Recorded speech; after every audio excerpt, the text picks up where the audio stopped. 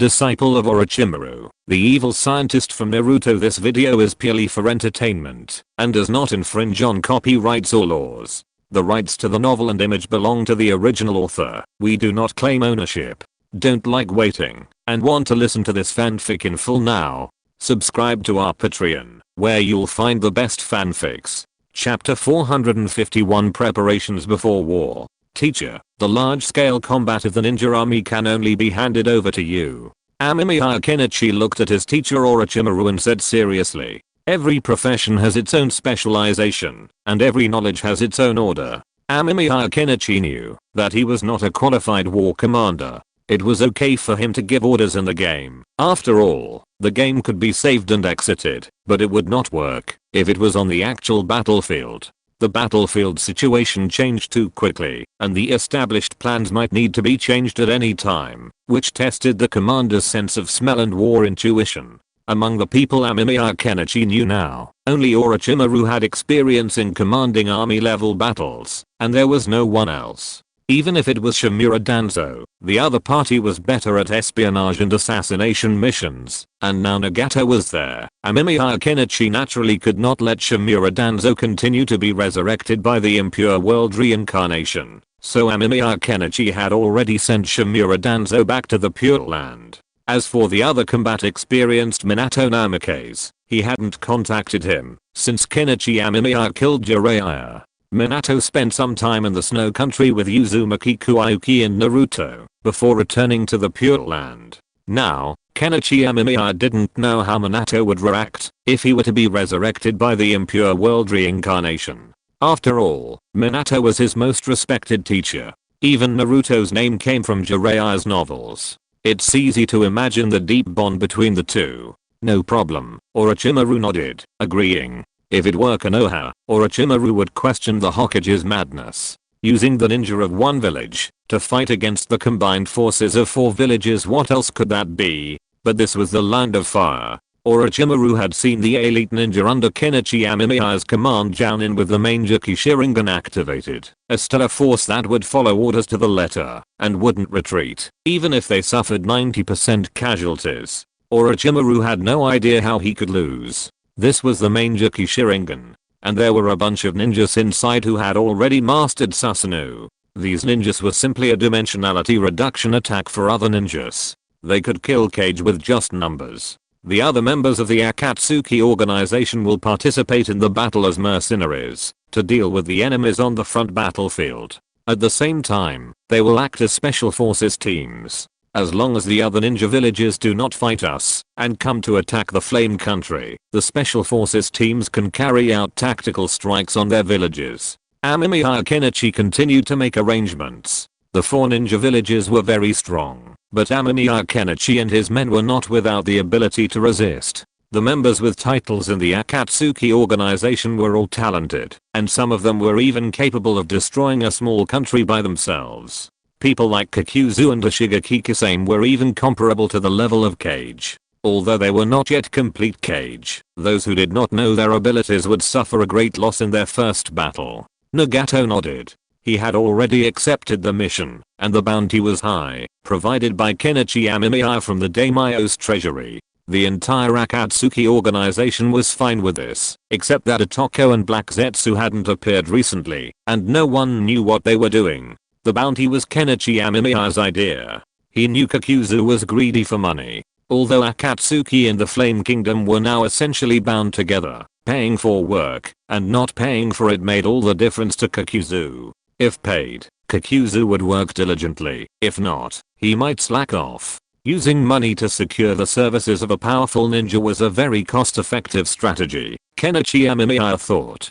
Furthermore, Kakuzu's unique abilities meant that many ninja would be at a disadvantage against him without intelligence, potentially replacing some key figures in the allied shinobi force. However, how to deal with Kakashi and Kei was a problem. Kakashi was very powerful, and Kenichi Amemiya had transplanted the Sharingan gene into him. If he activated his Manjaki, he would be a formidable opponent and a real problem. But with a teacher around, the problem shouldn't be too serious. The key lies with Kei. Thinking of Kei, who nearly delivered a decisive blow with a single kick during the final battle in the ninja world, makes Amemiya Kenichi's scalp tingle.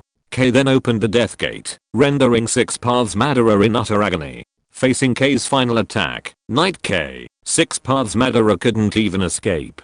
6 Paths Madara had said that the surrounding space was distorted, essentially locking Uchiha Madara in with Night K's aura. The kick was a sure hit. In that situation, Amemiya Kenichi wasn't even sure if Obito's Kamu could be used. It's fair to say that K, who had trained for countless years, burned through his life in that instant, unleashing the most dazzling kick. 6 Paths Madara was shattered in half by the kick. If it weren't for his special physique, he would have died. Even 6 Paths Madara, the formidable figure who nearly killed Naruto and Sasuke, couldn't withstand a few kicks from K. If K's Night K had been aimed at him, Amemiya Kenichi wouldn't have known what to do. Unless one mastered the 6 Paths mode and became a Jinchuriki of the 10 Tails, they would likely be unable to withstand a Night K kick from Akaji. Alternatively, they could use space ninjutsu to escape Akaji's attack range when Akaji's Night K was in full swing. Once the Night K was in full swing and locked onto the main body, there would be no escape.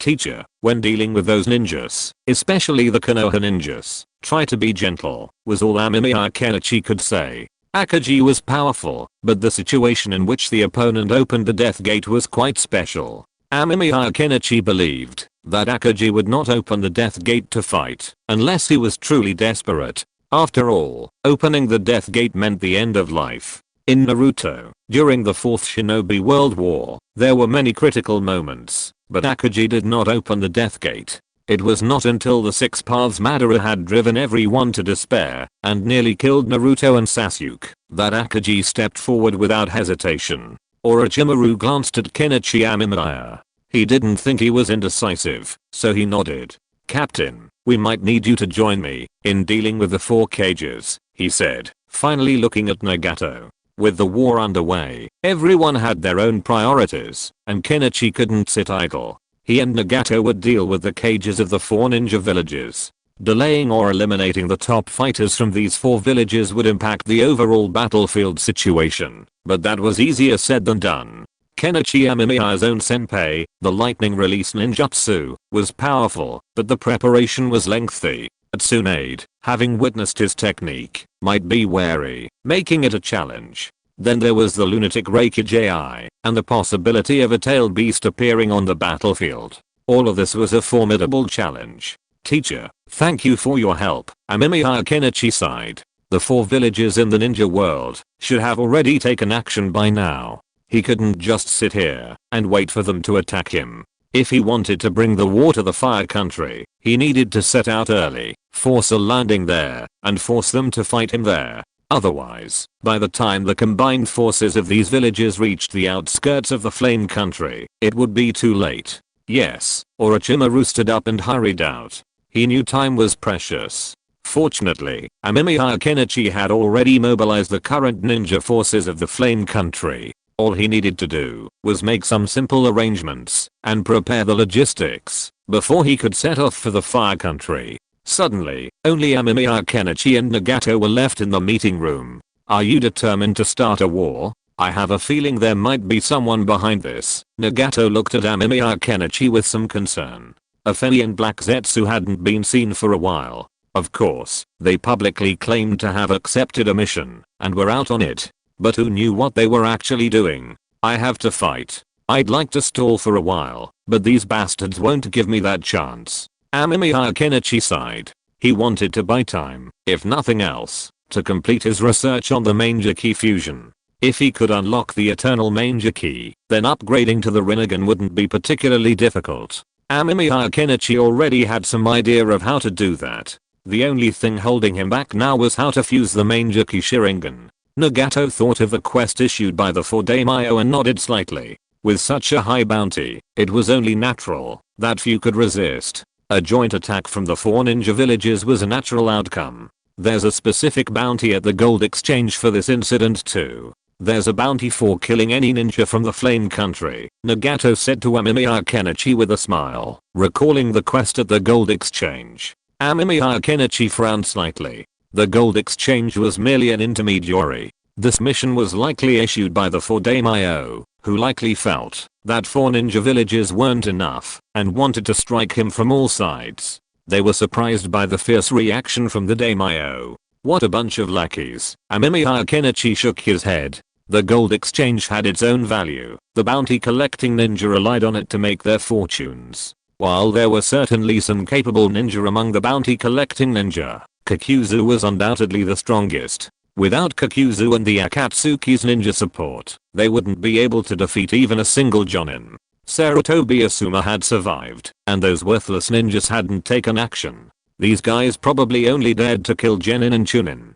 Appearing on the battlefield would be courting death. Both Amemiya Kenichi and the coalition were hostile to them. The coalition's hostility stemmed from uncertainty about whether they were bounty collecting ninja or spies sent by Amemiya Kenichi. The gold exchange was full of money-hungry ninjas. If Amemiya Kenichi offered a higher price, they would rebel in a heartbeat. The daimyo were undoubtedly aware of this, but they still issued the order, simply to annoy him. If it weren't for the fact that the gold exchange was not profitable, Kenichi Amemiya would have planned to destroy it first. I will do my best to help you.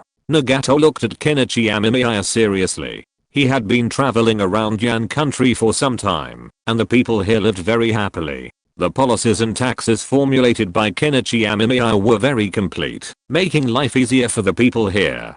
Some families were even willing to eat meat. This surprised Nagato, but he also recognized Kenichi Amemiya more and more in his heart. This man really had a plan. Nagato had lived a wandering life before, and he naturally knew that it was good for ordinary people to have some surplus food at home. But now, under Kenichi Amemiya's rule, the people here lived very happily. Although they were not very rich yet, the future had changed. Moreover, the governors arranged by Kenichi Amemiya were very diligent and did not accept bribes. Nagato naturally saw how Kenichi Amemiya controlled them, but Nagato had no objection to this. While in the Land of Rain, Nagato witnessed the extravagant lifestyles of some of the archons. Even in a poor village, an archon's home possessed numerous golden spears. Angered, Nagato slew many, but to no avail. It felt like he could never finish them all. However, Amemiya Kenichi used those strange insects to transform them into honest and compassionate archons, a feat Nagato greatly admired. Yes, Amemiya Kenichi stood up. The teacher was almost ready to depart, and they couldn't stop. Amemiya Kenichi needed to ensure that he and Nagato could capture the 4 cage when the teacher and his men launched their battle. This was no easy task, and he also had to ensure the other 3 ninja villages knew of his intention to fight in the Land of Fire, and he had to intimidate them. Otherwise, if they didn't receive any warning and attacked directly, wouldn't that be embarrassing?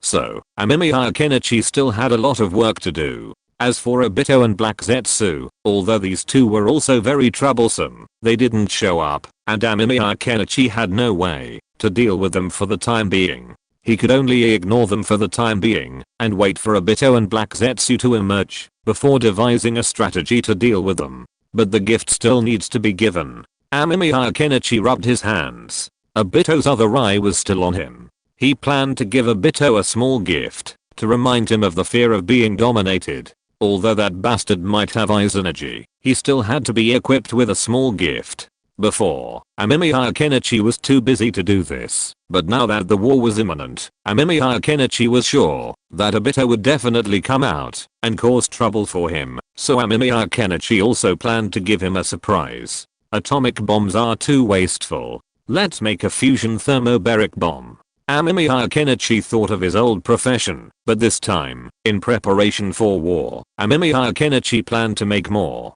Although the Shinobi Alliance would definitely be on guard, it could also be considered a means of attack. It's just that time is not very abundant. Fortunately, with the Shadow Clone, Amemiya Kenichi can do it faster. Chapter 452. When communication between people fails to resolve problems, yet differences persist, the monster of war is born. From its inception, war has drunk blood and devoured countless souls.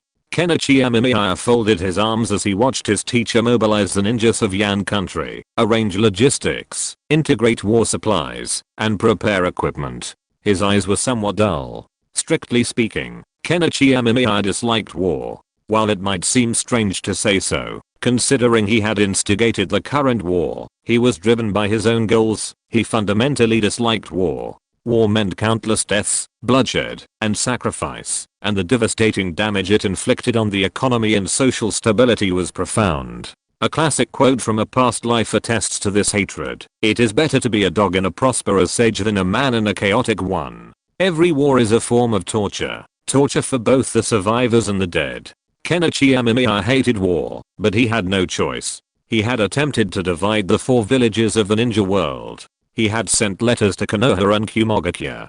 During that time, he had even prepared for the possibility of Konoha or Kumogakuya sending troops, even preparing for how to respond, and buying himself time to develop. But the war still began. The dark clouds of war seemed to have never dissipated from this world. Amemiya Kenichi sighed, gazing at the white clouds overhead. War certainly existed before Kaguya arrived to plant the sacred tree, but it was more retro back then. When Kaguya arrived, it was a civil war within the Tatsuki clan, with 2 filial sons sealing their elderly mother away. Then came the birth of the ninja, and the landscape of war suddenly shifted from cold weapons to supernatural warfare, resulting in even greater casualties and greater harm to ordinary people. Humanity took a firm step towards its own demise. Even after the establishment of the ninja village, the dark clouds of war hadn't dissipated. After 3 shinobi world wars, this was probably the 4th. Brother. A familiar voice brought a smile to Amemiya Kenichi's face. He knew who it was Uchiha Hikaru. So he lowered his head and glanced, then saw Uchiha Hikaru, but then Amemiya Kenichi's face turned ugly, because he saw that Uchiha Hikaru was wearing a very retro war suit, similar to the one that Uchiha Madara once wore. If it weren't for Uchiha Hikaru's age and gender, at this moment Amemiya Kenichi would even think that it was Uchiha Madara standing in front of him. It must be said that Hikaru had a unique temperament, the temperament of decisiveness and killing from the Warring States period. Hikaru, what are you doing? Amemiya Kenichi asked, frowning as he looked at Uchiha Hikaru. Although he knew what Uchiha Hikaru wanted to do by wearing this suit, it was definitely not to play a war game. After all, Hikaru had lived from the Warring States period to the present, and the meaning of him wearing this suit was self-evident. Brother Amemiya, I want to fight with you, Uchiha Hikaru said seriously, and looking at Uchiha Hikaru's eyes, Amemiya Kenichi also had a headache. Sure enough, Xiaoguang still wanted to go to the battle. Uchiha Hikaru had shown such a tendency before, but was rejected by Amemiya Kenichi. However, Amemiya Kenichi himself knew that for Uchiha Hikaru, war was not scary. After all, during the Warring States period, the Uchiha clan had no shortage of various fights. Every day they were either fighting this or that. Anyway, they were fighting every day, and Xiaoguang had long been accustomed to wars and life and death. Amemiya Kenichi wanted to refuse. He always felt that war should be kept away from children. But looking at Xiaoguang's determined eyes, Amemiya Kenichi also knew that Xiaoguang was serious at this moment, and the other party really intended to follow him to the battlefield. If he refused, it was hard to say whether Xiaoguang would sneak up on his own. Such a dramatic event wasn't impossible. If Uchiha Hikaru were a well-behaved child, then Amemiya Kenichi wouldn't have worried about it. However, after spending time with Hikaru, Amemiya Kenichi had come to understand that, while Uchiha Hikaru might appear sweet and obedient, he possessed a deep inner resolve. Suddenly, Amemiya Kenichi thought of his past life before time travel, when he'd watched warriors transformed into dandelions for their mothers, little girls who'd lost their parents in the ruins, and the little girl who'd dragged her brother along. Perhaps his own self in that world also needed some grease-removing artifact. Hikaru, the battlefield isn't your place, but if you want to help me, I have other ways. Amemiya Kenichi smiled gently, rubbing Hikaru's head. If persuasion doesn't work, then offer another path, a safer one.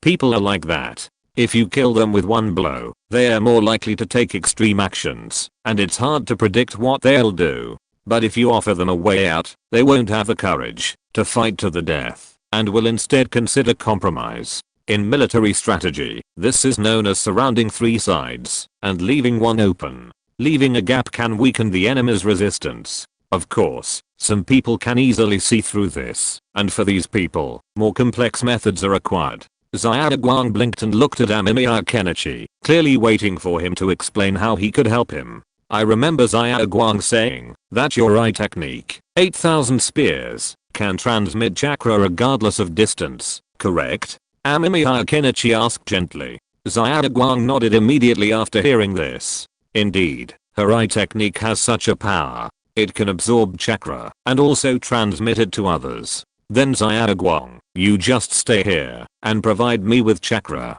Amemiya Kenichi made his decision. Xiaoguang's will was now firm, and forcibly stopping him would be useless, and would only allow Xiaoguang to sneak over on his own. In that case, it would be better to just let Hikaru stay here and act as a power bank. This would also ensure Hikaru's safety. Besides, Amemiya Kenichi himself didn't think Hikaru would need him to transfer chakra. He was a sage, and the amount of chakra in his body was so great that even he was afraid. Hikaru hesitated, but looking at Amemiya Kenichi and then at her brother, Uchiha, Hikaru nodded. She decided to do it. Her brother had said so, and if she didn't listen, he would definitely be unhappy. As Hikaru prepared, Amemiya Kenichi waved his hand, and Uchiha quietly appeared beside him. Send this letter to position 3, Amemiya Kenichi said calmly, handing her a letter. Uchiha silently took it, and then the letter blurred in her hand and disappeared. The letter had been delivered. How is Nohara in now? Amemiya Kenichi thought of Nohara. The only thing Kenichi Amemiya knew for sure about this war was that Obito would definitely not join the fray early on. It was inevitable.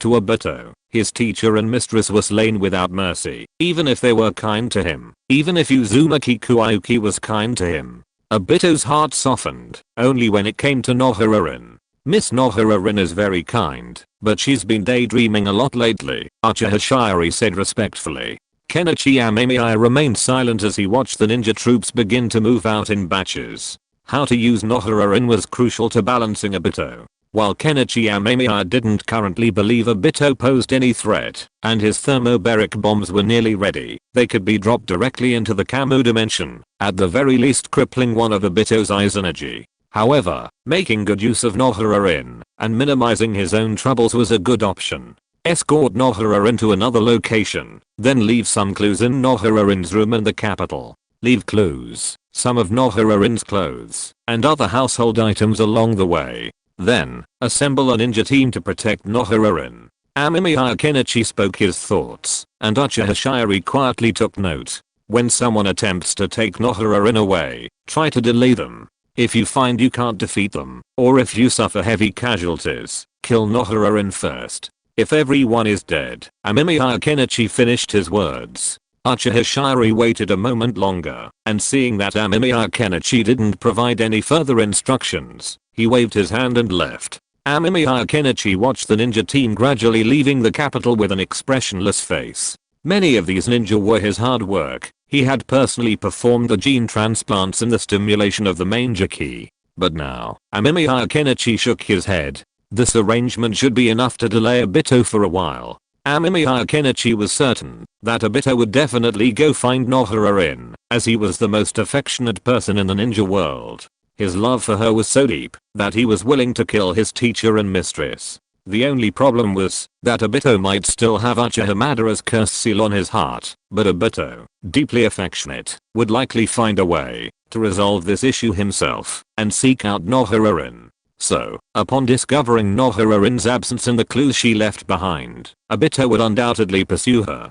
To prevent Obito from giving up, Kenichi Amemiya specifically instructed him to leave behind some daily necessities. If it weren't for the concern that this might affect Nohara's judgment, Kenichi Amemiya might even have considered leaving some of Nohara's parts behind to further fuel Obito's madness. Once Obito found Nohara, he would have to face the ninja team. While Obito's struggles against them wouldn't necessarily mean the same for Nohara. Nohara was only a chunin, defenseless against a close quarters attack. Obito would then have to protect Nohara, potentially giving him an opportunity to severely injure Obito or force him into the Kamu dimension, where a treasure awaited Obito's arrival. At worst, it could destroy Obito's eyes energy, and with luck, it could even kill him. If Obito perfectly defeated those ninja teams and protected Nohara from being killed, then Amemiya Kenichi would have a backup plan. Obito, I hope you like my gift. Amemiya Kenichi left. There was no point in staying here anymore. It would be better to go back and speed up the production of the fusion thermobaric bomb and send it to Obito's camo space. The war was about to break out, and Amemiya Kenichi didn't have much time to waste. Itachi. In the land of rice, the small village of the Uchiha clan, Uchiha Shizu found Uchiha Itachi training with Sasuke. His expression was heavy. What's wrong? Uchiha Itachi wiped the sweat from his forehead. Sasuke looked at his brother and Shizu curiously. He was no longer a child and knew a lot. Sasuke also noticed the heaviness in the air around him. Uchiha Itachi was content with his current life. Although his father was dead, his mother and brother were still alive. His mother had emerged from the shadows and smiled more often. While his life wasn't as affluent as in Konoha, it was free. For this harmonious existence, he would give anything. Shizu was silent for a moment, then handed the note to Uchiha Itachi. Uchiha Itachi took it, glanced at it, and then returned it to Shizu. I'll join, Uchiha Itachi said calmly. Shizu nodded. Neither of them wasted words. Itachi understood Shizu's meaning, and Shizu knew that Itachi understood his own thoughts, so no further communication was needed. The Uchiha clan owed Amemiya Kenichi too much. This debt was difficult to repay. Even after the previous attack on the ninja village, Shizu didn't feel he had repaid it. But now, Amemiya Kenichi offered him this opportunity. If the Uchiha clan could gather their forces and participate in this shinobi world war, then after the war, the Uchiha clan would no longer owe Amemiya Kenichi a favor. While favors are said to be weighty to those who care and a joke to those who don't, the Uchiha clan, steeped in deep affection, must repay Kenichi Amemiya's debt. Otherwise, Shizu would be unable to sleep or eat. However, Shizu didn't force everyone to participate in this battle. Kenichi Amemiya had already stated that this was the 4th Shinobi World War, with all 4 ninja villages attacking him, so he only needed ninja from the Uchiha clan willing to step forward and help. It didn't matter how many, even if it was just Shizu alone. Shizu summoned the Uchiha clan's currently combat capable ninja and read the note. 90% of the Uchiha present raised their hands, while the rest were ninja whose spouses had gone to battle, leaving him alone to care for their young children.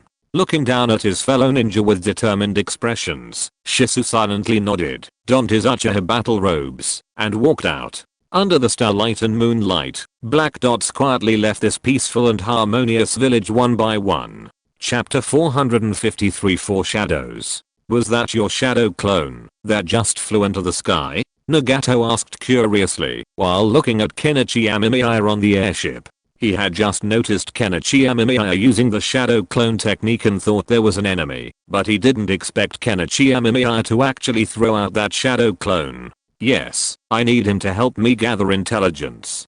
Kenichi Amemiya nodded, looking at the lush forest below with a mixed feeling. The war had begun, but this time, in order to prevent his own sphere of influence, the Flame Country, from being engulfed in the flames of war, Kenichi Amemiya initially sought to open up the battlefield in other countries. The only country Kenichi Amemiya felt was more suitable as a battlefield was the Far Country. Although most of the previous wars had been fought in small countries, Kenichi Amemiya's Flame Country did not border other countries in the ninja world, so naturally there were no small countries that could be used as a buffer zone for the war.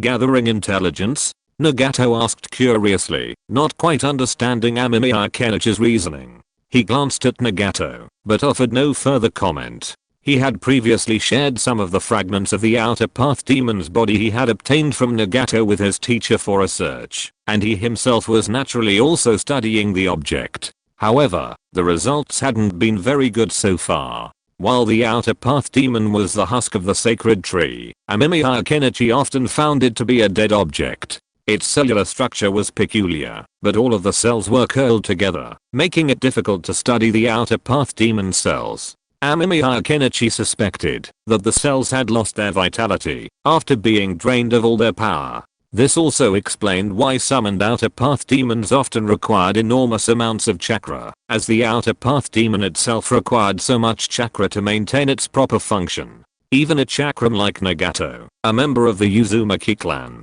couldn't withstand the drain of the Outer Path Demon statue. Restoring the Outer Path Demon statue to normal operation would require an immense amount of chakra, which couldn't be sustained without the tailed beasts. Only beings composed of chakra themselves could supply the Outer Path Demon statue's energy needs. From this perspective, the Outer Path Demon statue is like a large mecha robot, powerful but energy hungry. If Amemiya Kenichi hadn't been unable to build a nuclear fusion power station, he would have even considered replacing the Outer Path Demon statue's chakra needs with electricity to see if this would be feasible. I need to find where the troops of these ninja villages are gathering and send a message to each of them. Amemiya Kenichi nodded.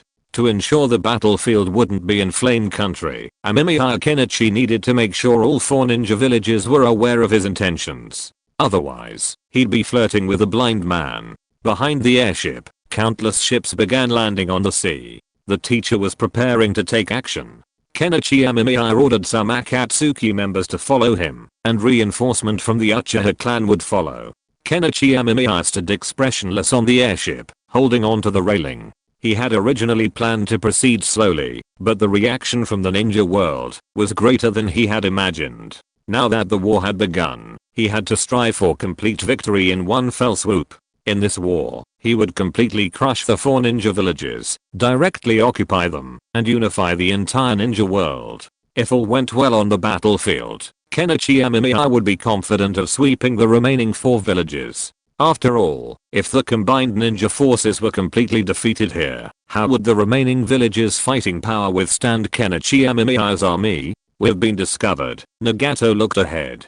Kenichi Amemiya followed his gaze. Ahead, an airship with the Konoha emblem was ahead. The enemy had clearly spotted them, and a ball of lightning shot towards them. Nagato didn't make a move, because Kenichi Amemiya used his wind escape technique to blow the object away. Immediately afterwards, there was a loud bang in the air, and the object that had just been blown away exploded.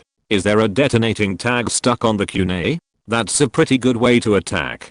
Kenichi Amemiya touched his chin. If this thing exploded in the airship would definitely be useless. However, since they were discovered, it proved that the Konoha coalition was nearby, which saved Kenichi Amemiya some effort. Thinking of this, Kenichi Amemiya cancelled his shadow clone. A flash of memory made Kenichi Amemiya's eyes blurry for a moment.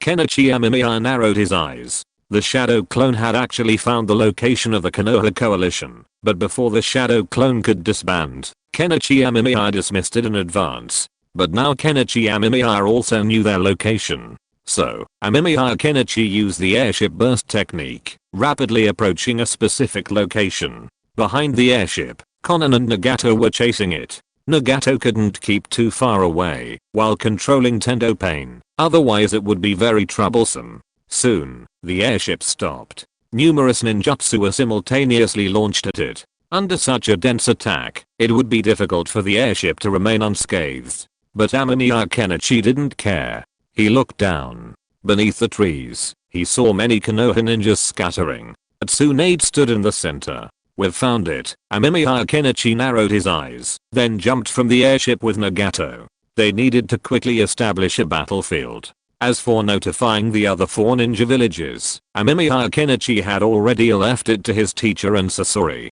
The whistling wind filled Amemiya Kenichi's ears. As the forest drew closer, Amemiya Kenichi's heart gradually calmed. He could clearly hear his own heartbeat and the sound of his own breathing. He could even see Tsunade's chest heaving with anger, and even the mist from her breath. Amemiya Kenichi landed gently on the treetops. Nagato, wearing a black robe with red patterns, stood beside him. Wearing the Akatsuki's black robe with red cloud patterns, he stood high above, gazing down at the shinobi of Konoha, their eyes filled with rage. Demon. Tsunade clenched her fists in anger, staring intently at the figure in the tree. She hadn't expected Amemiya Kenichi to come so close. Did he think there was still room for maneuver between him and Konoha? Hokage-sama, how disappointing. Are you planning to abandon your alliance with me and send these unfortunate creatures up here to die, just for the sake of Jiraiya's death? Amemiya Kenichi said with a smile. He knew Tsunade hadn't agreed to cooperate, otherwise Konoha would have sent an envoy to negotiate. But that didn't stop him from saying this to undermine the shinobi's confidence. You bastard. Tsunade stamped her foot in anger and charged at Kenichi Amemiya. Her fists were clenched so tightly that even Uchiha Madara's Susanoo would likely crack with a blow like this. Shinra Tensei. Tendo Pain extended his hand, and in the next second, Tsunade was sent flying backwards at a speed even faster than when she had charged, crashing to the ground. Are you sure you want to fight me here?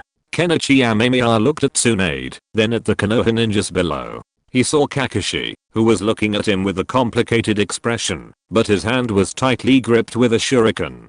Kakashi had already made up his mind. Regardless of whether the demon was Kenichi Amemiya or not, the demon was his enemy. If the demon was Kenichi Amemiya, Kakashi took a deep breath, then Kenichi Amemiya was also his enemy. Tsunade frowned at Kenichi Amemiya. What did this mean? Was Kenichi Amemiya planning to fight elsewhere? What exactly was he planning? It's not impossible to fight here, but I don't know how many of you will die. Amemiya Kenichi looked at the ninjas below, and then his eyelids twitched. He saw Ake, who was looking at him with high spirits, which made Amemiya Kenichi a little panicked. Ake was a very unreasonable guy. Facing Ake's 8 gates, Amemiya Kenichi felt that, even if Nagato's body was locked, he would be helpless against Ake's kick. Tsunade wiped the blood from the corner of her mouth. Konoha now didn't have many high-end combat forces. The Ninetales Jinchuriki was also taken away by Amemiya Kenichi. It would be very dangerous for Tsunade to face Amemiya Kenichi and the guy beside him alone. Tsunade knew some of Tendo Pain's abilities. The last time he came to Konoha, he killed the Konoha elder Shimura Danzo. But she didn't expect that he would act together with Amemiya Kenichi now. This made it even more difficult. I'll wait for you at the place where the Sandaime died. Amemiya Kenichi left with Nagato, the same place he and the cage of the other 3 ninja villages had agreed to fight. As for the rest of the ninja coalition, Amemiya Kenichi intended to leave it to his teacher. With so many Mangeki ninjas at his side, Amemiya Kenichi didn't think he'd lose. Watching Amemiya Kenichi's departure, Tsunade clenched her fists.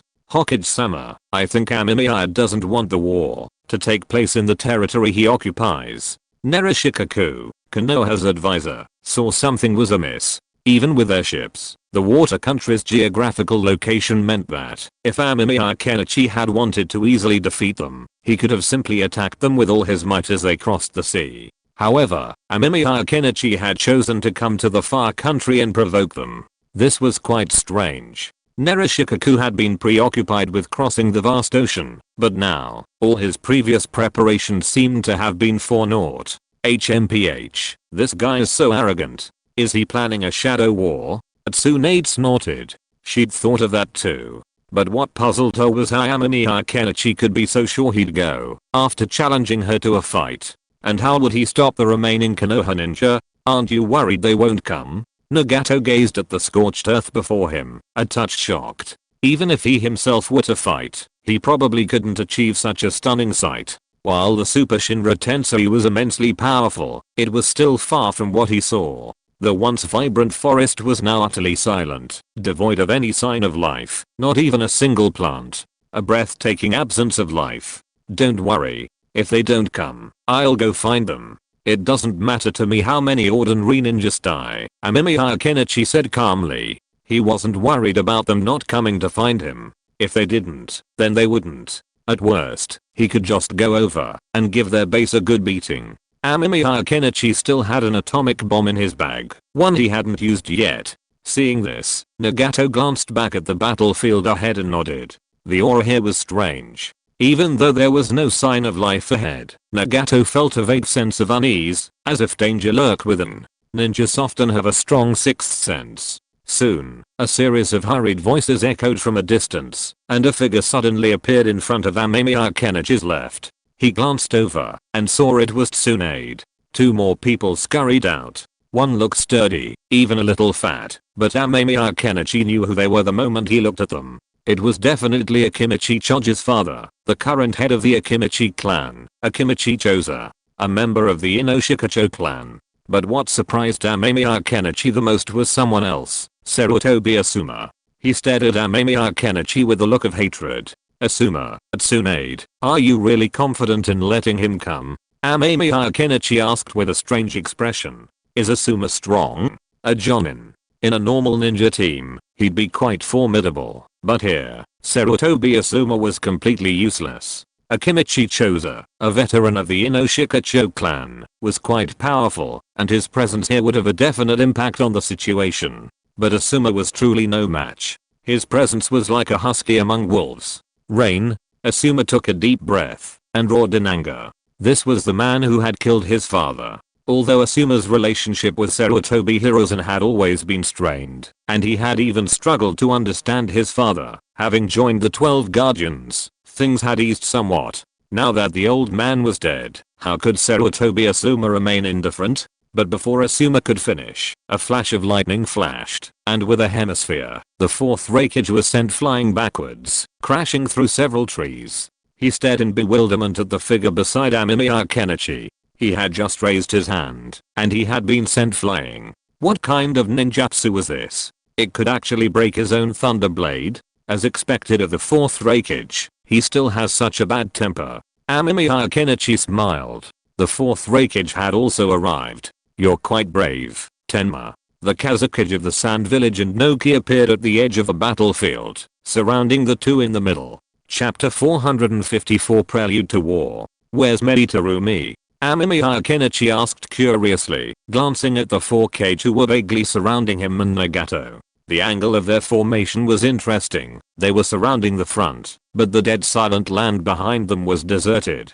But then again, that land affected by nuclear radiation always evoked a sense of unease, a place no one would normally want to visit. Naturally, Amemiya Kenichi wouldn't go either. He wasn't sure what the consequences of nuclear radiation entering this world would be. What if it caused genetic mutations that affected his manger ki fusion? Wouldn't that be a huge disadvantage? The other three Kage instinctively glanced at Tsunade. Everyone knew that Meditarumi had joined Konoha on the condition of avenging the Land of Water, but Meditarumi was clearly not there. Tsunade didn't answer Amemiya Kenichi's question. Meditarumi was no less powerful, but she had her own ideas about how to deal with her. She stared intently at Amemiya Kenichi, but couldn't help but glance at the people around her. The fourth Reikage, AI, hadn't seen Killer Bee. Was he on the battlefield, or did the Reikage have other plans? The Kazakage, a figure of unknown strength, hadn't fought much, and Tsunade wasn't sure of his true strength. However, having reached the rank of Kage, he shouldn't be a complete loser. Then there was Noki, a veteran powerhouse whose dust release was a formidable threat. Facing these opponents, even the Kazakage, whose strength was unknown, Tsunade didn't dare underestimate them. She knew full well that any ninja who reached the rank of Kage was no weakling, and underestimating them would only bring disaster. Suddenly, Tsunade wondered if Amemiya Kenichi was being too arrogant. Two people dared to confront four Kage in public. Remember, that was just their apparent strength. Behind the scenes, no one knew what else the Kage had in store. If Tsunade herself didn't dare to do that, it was likely only the first Hokage would have done it. After all, according to records, her grandfather was incredibly powerful, and the Ninetales was just a toy in his hands. Tenma, you're surrounded. Anoki narrowed his eyes. He'd once collaborated with Tenma, but that didn't matter. Then was then, now was now. Even Konoha couldn't possibly get into a fight with him over this. His voice was tinged with anger. In all his life, Anoki had rarely encountered someone as brazen as Kenichi Amemiya. And he'd even threatened to attack Iwagakure if he didn't come. Anoki's nose was red with anger. Kenichi Amemiya smiled, then slowly raised his hand, holding his face, and removed his mask. He solemnly gazed at the four Kage level warriors before him, their expressions uncertain. He licked his lips. Surrounded? We're the ones surrounding you. Kenichi Amemiya dropped the mask, lightning streaks crawling around the corners of his eyes. Nagato, standing nearby, glanced silently at Kenichi Amemiya. Didn't this guy feel a little embarrassed to say that? Inexplicably, Nagato took a step aside. But he silently summoned several other pains, and in an instant, 6 pains stood beside Kenichi Amemiya. Summoning jutsu? No, hidden ninja? Anoki was puzzled.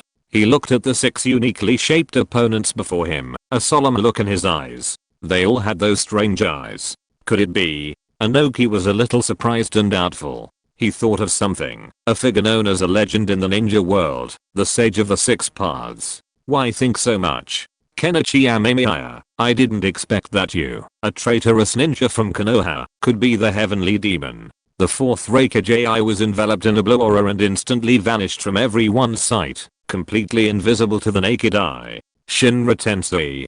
Tendao extended his hand, and the repulsive force reappeared, but this time, the fourth Reikage stopped at the edge of the repulsive force. He looked at the man before him with some surprise. His eyes were cold and ruthless, as if he were looking at a weakling. This made the fourth Reikage's face solemn. What exactly was this ability of his? Seeing the Reikage attack, the other cages immediately attacked simultaneously. Although the Kazekage and Noki were surprised that the demon was actually Amemiya Kenichi, Konoha's S-rank traitor, now that he had stood against them, they had to take him down first. As for the matter of Amemiya Kenichi being the demon, the cages of the three ninja villages had already decided to settle their scores with Konoha later, and when they did, they would definitely take a bite out of Konoha. Amemiya Kenichi.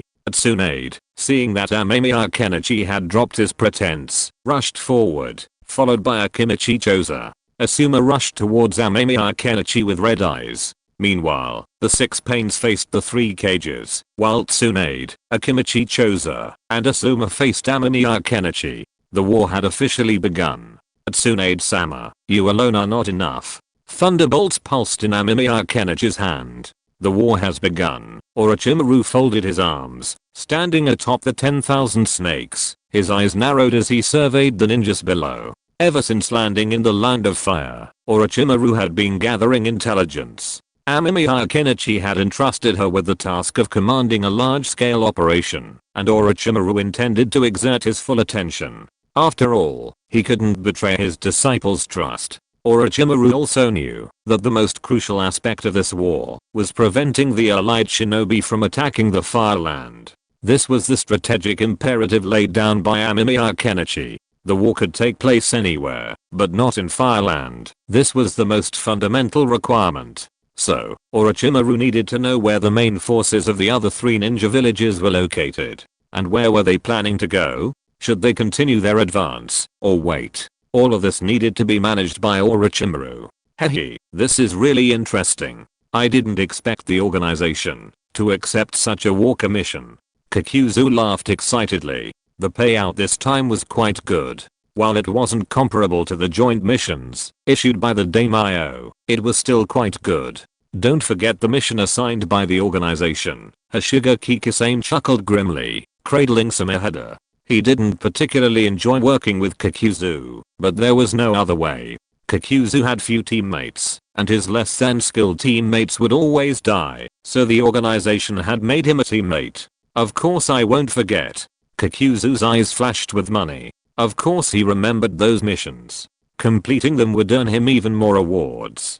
That was all money. Orochimaru glanced at the excited Akatsuki members below him. Unlike the ninjas his student had entrusted to him, these Akatsuki members were incredibly lively, a liveliness that even Orochimaru found somewhat distasteful. Okay, I'll assign the missions this time, Orochimaru began. The Akatsuki members exchanged glances, then Sasori and Deidara took the lead, followed by the others.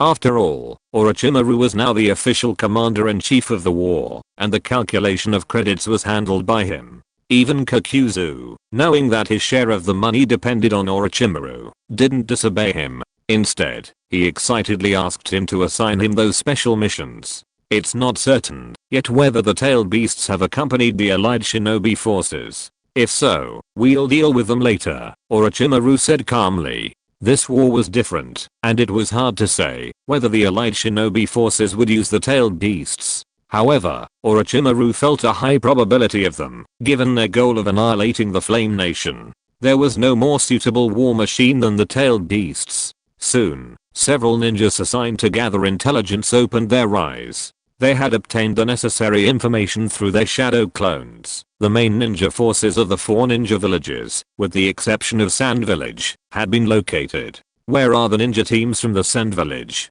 Orochimaru narrowed his eyes, looking at the map in his hand. It showed a detailed map of the Land of Fire. There was also a map of the Land of Wind, but it didn't cover much. but judging by the map alone, if the Sand Village ninja team didn't want to waste too much time on the ship, they would have to go through the line of fire. Or were they planning to go by air? Impossible. The fire country's proactive attack was unknown to others, and they couldn't possibly know. The spies within the fire country were basically unable to leave, and the efficiency of intelligence transmission was very low, making it difficult for surrounding countries to learn immediately. Therefore, it was unlikely that the Sand Village would know they were going to attack. Furthermore, although Amemiya Kenichi had already led his leader to deal with the 4-cage, they couldn't immediately deduce that the far country had few defenses. So, where were the ninjas from the Sand Village? Orochimaru was puzzled.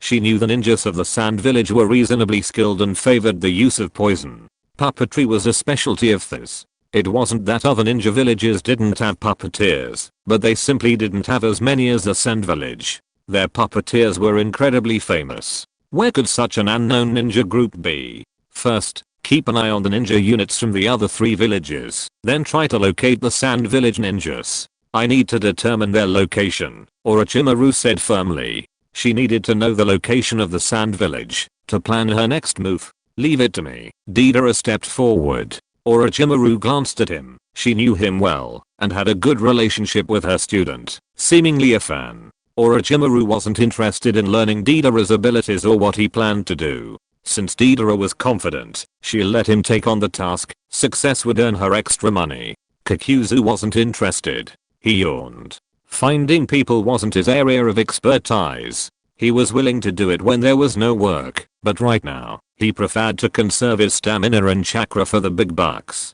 The next second, Deidara took off on his clay bird, searching for the Sand Village ninja team. Orochimaru drew 3 circles on the map, marking the locations of the ninja units from Konoha's Kumo village and Iwagakure village. The ninja's direction was clear, the Flame Country. But what about the Sand Village ninja? What were they planning? Orochimaru narrowed his eyes, finding himself somewhat confused. He couldn't understand what these Sand Village ninjas were up to. Kenichi Amemiya and the others have left. Obito stood in the cave, watching Uchiha Madara, who was refining the impure world reincarnation jutsu. According to Uchiha, the jutsu was too basic, with so many flaws, that could be corrected. And then, Uchiha's voice was calm, his head lowered, fiddling with something. The rejuvenated Uchiha Madara liked his current self. Although not his full self yet, he was content with his youthful body. Old age had been awful. Do we need it? Obito asked tentatively, his eyes narrowed.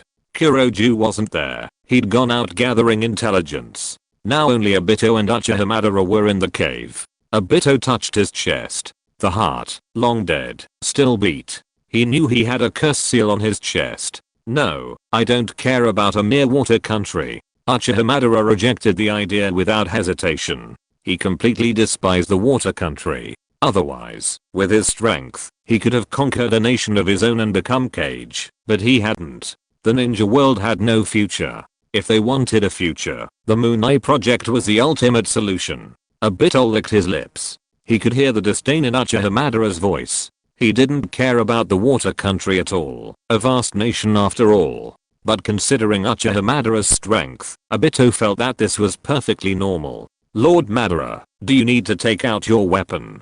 Uchiha asked, pursing his lips. He was talking about the Uchiha clan's fan, which was also Uchiha Madara's most powerful weapon. Uchiha Madara paused, then said to take it, and Uchiha Obito turned and left. He was going to find the base and take out the Uchiha fan from it. After Uchiha Obito left, Uchiha Madara sat alone in the cave, studying the impure world reincarnation. He knew that Obito had some thoughts, and he also knew from Black Zetsu that Nohara-in was resurrected, but Uchiha Madara didn't care. He didn't care. Would a heavyweight boxing champion care about a baby? Uchiha Madara would not care about Obito's thoughts. Chapter 455, a battlefield where no Jonin can intervene. The attack was strong, but the intention was too obvious. You can improve on that next time. Kenichi Amemiya dodged in an instant, flames bursting behind him, and Asuma Sarutobi's pupils reflected the flames. The opponent's eyes were red, and he looked at Kenichi Amemiya in anger. He gripped his kunai tightly and rushed towards Kenichi Amemiya, then kicked him in the chest with the kunai. At the same time, Tsunade also launched a swift kick, blocking Kenichi Amemiya's escape route. If Kenichi Amemiya tried to dodge Asuma Sarutobi's attack, he would inevitably be hit by Tsunade. As a Sannin, Tsunade's combat instincts were very sharp.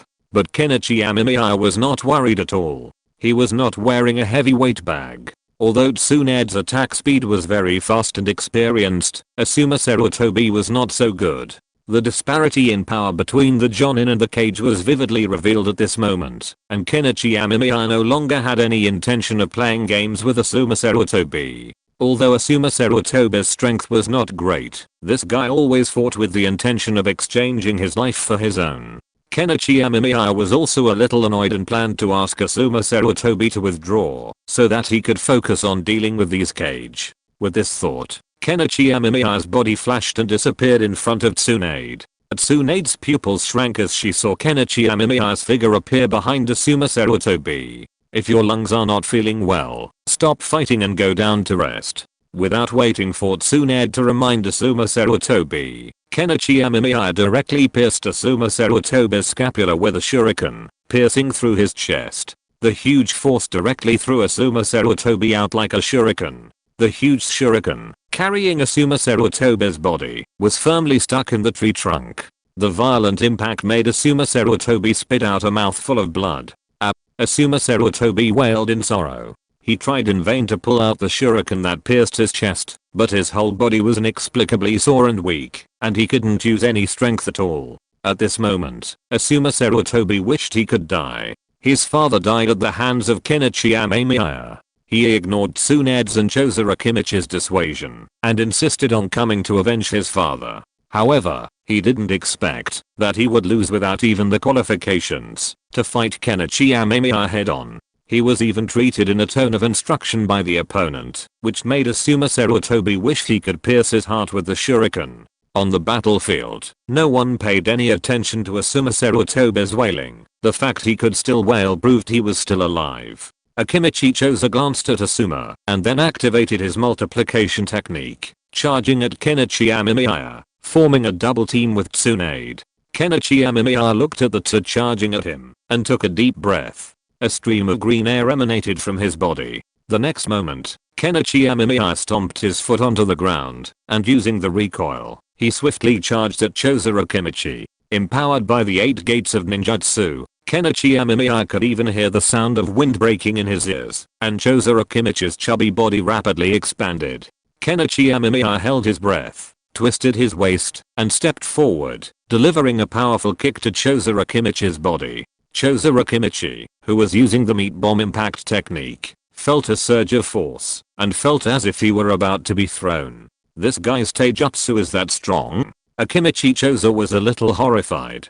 The kick interrupted his meatball impact technique, and he rolled back several times, before coming to a stop. It's really heavy. Amemiya Kenichi twisted his ankle. He had activated the 8 gates of ninjutsu, but he didn't expect that kicking this big meatball would still feel a bit heavy. However, Amemiya Kenichi didn't have time to sigh, because behind him, a strong wind came. Amemiya Kenichi knew that it was Tsunade, so he instantly left the spot. A shockwave spread in the direction where Amemiya Kenichi had just stood, and countless trees collapsed in an instant. At the same time, Tsunade saw Amemiya Kenichi dodging. The green aura around him made her instantly determine that Amemiya Kenichi had also practiced the 8 gates of ninjutsu, the forbidden technique of Konoha. This made Tsunade's heart even heavier. That little bastard, Kenichi Amemiya, is growing stronger and stronger, so strong that even Tsunade finds it a bit unbelievable. You have to know that the forbidden physical technique of the 8 gates ninja is very difficult to master. Not all ninjas can master it, otherwise Konoha would definitely have trained an entire 8 gates ninja squad. The 8 gates ninja requires daily practice, which is extremely demanding on the body. In Konoha, only my guy and his father practiced this forbidden technique. No one else did, because it was too arduous and the benefits were uncertain. Unlike ninjutsu, which can be practiced immediately, the 8 gates ninja is powerful, but it requires continuous practice to see results. The longer you practice, the stronger your physical fitness becomes, and the more terrifying the explosive power of the 8 gates ninja becomes. However, the daily food consumption during training is enormous. As a jonin, Might Guy spends almost all of his earnings on physical training and nutritional supplements. Clearly, Tsunade doesn't know the true value of the 8 Gates ninja. If she knew, she might have formed a squad. When the time came, opening the Death Gate and kicking Yagay to death would be no big deal. Konoha would then have unified the ninja world. What a hassle. Watching Tsunade charging towards him, Amemiya Kenichi, using the 8 gates to enhance his physical strength, dodged Tsunade's attack once again. At that moment, he heard a loud bang from behind him. Turning, he saw a giant figure appear behind him. It was a Kenichi Choza. Super multiplication jutsu? Amemiya Kenichi muttered. He was actually curious about how this somewhat inhumane ninjutsu, the multiplication jutsu, was performed. A person's weight rarely fluctuates dramatically in a short period of time. Unless it's an accident like a car accident or amputation, changes typically take years to form. Even if one eats a lot every day, it takes several days to see results. Losing weight is even more so. Normally, a person's weight doesn't change much in 24 hours. If you shorten that to a minute, there's hardly any change at all. But the Akimichi clan had mastered the secret arts of multiplication and super multiplication, allowing them to dramatically increase their weight in an instant. Even Amemiya Kenichi had just kicked him, just to test his own ideas, and he'd actually discovered that Akimichi Choza had grown enormous, not just puffed up. The immense weight of that kick had also reacted back on Amemiya Kenichi, only to intensify his curiosity about Akimichi Choza. This secret art the Akimichi clan possessed was truly remarkable, capable of increasing flesh, bones, and blood in proportion. How did it work? Was it simply through the consumption of chakra? But after the technique was used, it would return to its original size. What about the extra flesh, bones, and blood? Did it shrink proportionally again? If one of Akimichi Choza's legs were cut off with a knife, would it shrink after the technique ended, or would it remain the same size? Amemiya Kenichi remembered that the Akimichi Choza clan also had a localized multiplication technique. Could that be used? Sure enough, the raikages often featured in the manga were too conservative. The Akimichi clan were the true kings of the manga. If it weren't for the awkward situation, Amemiya Kenichi would have wanted to study it. The giant Akimichi Choza kicked forward, unleashing a powerful gust of wind that carried Konoha leaves and gravel into Amemiya Kenichi's eyes. Tsunade, obviously not wanting to miss this golden opportunity, activated her yin seal and charged at Amemiya Kenichi. You're not the only one who can grow larger. Amemiya Kenichi took a deep breath, then released his 8 gates. He clapped his hands downward, and a wooden figure emerged, emitting a deafening roar. Tsunade's punch broke one of the figure's legs, but the rapidly growing wood rendered her attack ineffective. Amemiya Kenichi also controlled the wooden figure to grasp the fist of the super magnified Akimichi Choza. Taking advantage of this opportunity, Kenichi Amemiya glanced around. Nagata was controlling the 6 paths of pain to deal with the 3 cage, but it was obviously difficult to deal with all 3 at the same time. Fortunately, these cage were not clear about Nagato's abilities and were still in the stage of testing intelligence. I can't be a drag. Kenichi Amemiya looked at Tsunade and Akimichi Choza. Although he also had 3 people here, the concept was different. Asuma Sarutobi was out, Akimichi Choza's combat power was limited, and the only real cage was Tsunade. Nagata was alone against 3, and he still had to fight Tsunade back and forth. This was not possible. The huge Akimichi Choza raised his fist and swung another punch quickly, and at the same time, Tsunade's figure disappeared. Kenichi Amemiya looked at Akimichi Choza and said, "It's time for you to leave." A kaleidoscope appeared in Amemiya Kenichi's eyes, and then an ominous chakra quickly enveloped the wooden figure, forming a giant armor. Simultaneously, the wooden figure took a step back, and with a swift strike of the katana in his left hand, he chopped off Akimichi Choza's left hand, which fell to the ground. However, to Amemiya Kenichi's disappointment, the moment it fell, the hand returned to its original size, and it seemed that it would not last forever. Akimichi Choza gritted his teeth, blood gushing out. He struck at Amemiya Kenichi with his remaining right hand. Amemiya Kenichi frowned slightly, thinking something was wrong. Akimichi Choza was also an experienced ninja. What was the point of him doing this? but Amemiya Kenichi still chopped it down with his sword. No matter what Akimichi Choza planned to do, Amemiya Kenichi would make him leave. Ah! Akimichi Choza cried out, lunging forward and catching Amemiya Kenichi's blow with his shoulder.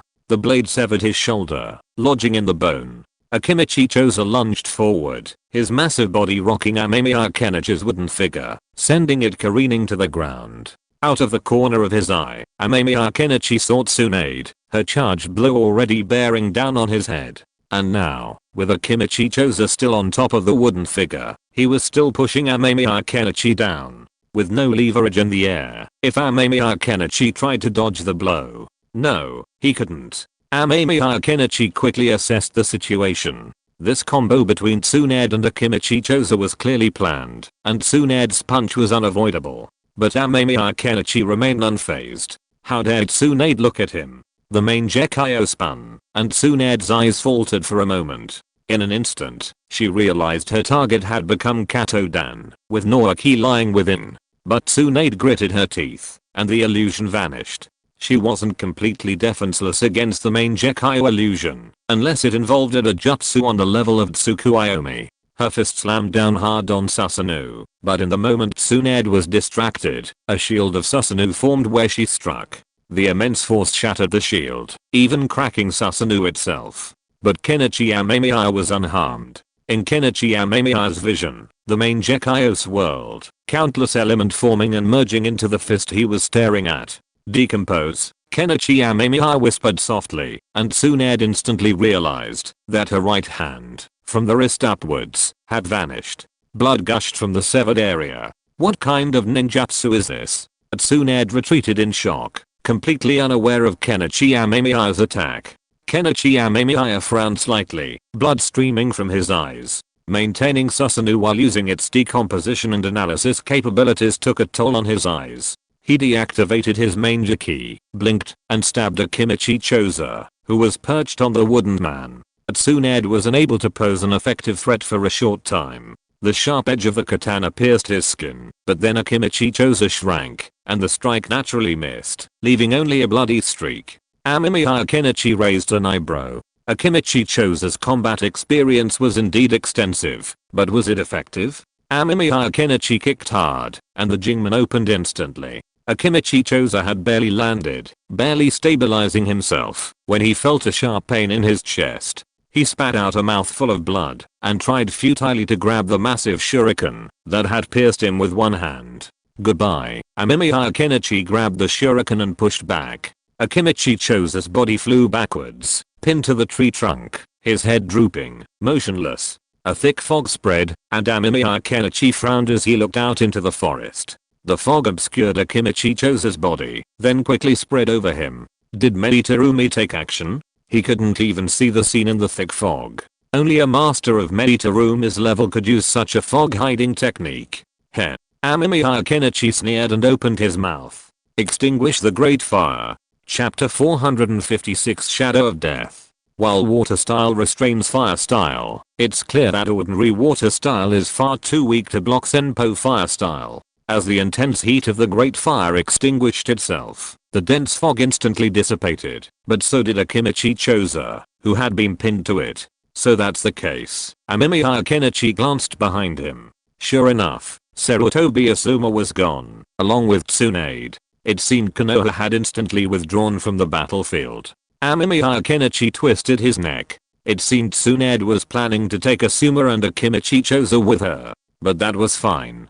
What right did Amir Jonin have to interfere in a fight between Kage? If it was Konoha's future strongest genin, that would be another matter. Amemiya Kenichi turned his head as a shuriken grazed his head. He then raised his hand to block the kick. The shuriken had been formed by a transformation technique, and Terumi Medi had used this method to get behind him. This reminded Amemiya Kenichi of a similar tactic used by Naruto in the original story. Meditarumi. Amemiya Kenichi glanced behind him. Meditarumi was rapidly forming hand seals. The moment he turned his head, a ball of water suddenly erupted from her mouth. Amemiya Kenichi clapped his hands, causing the ground to tremble, and then the earthen wall rose high. But even so, the mighty torrent of water crumbled the wall. Water style, water formation pillar. This was truly interesting. Such a powerful water style ninjutsu. Amemiya Kenichi used the momentum to leap backward, landing on a tree trunk.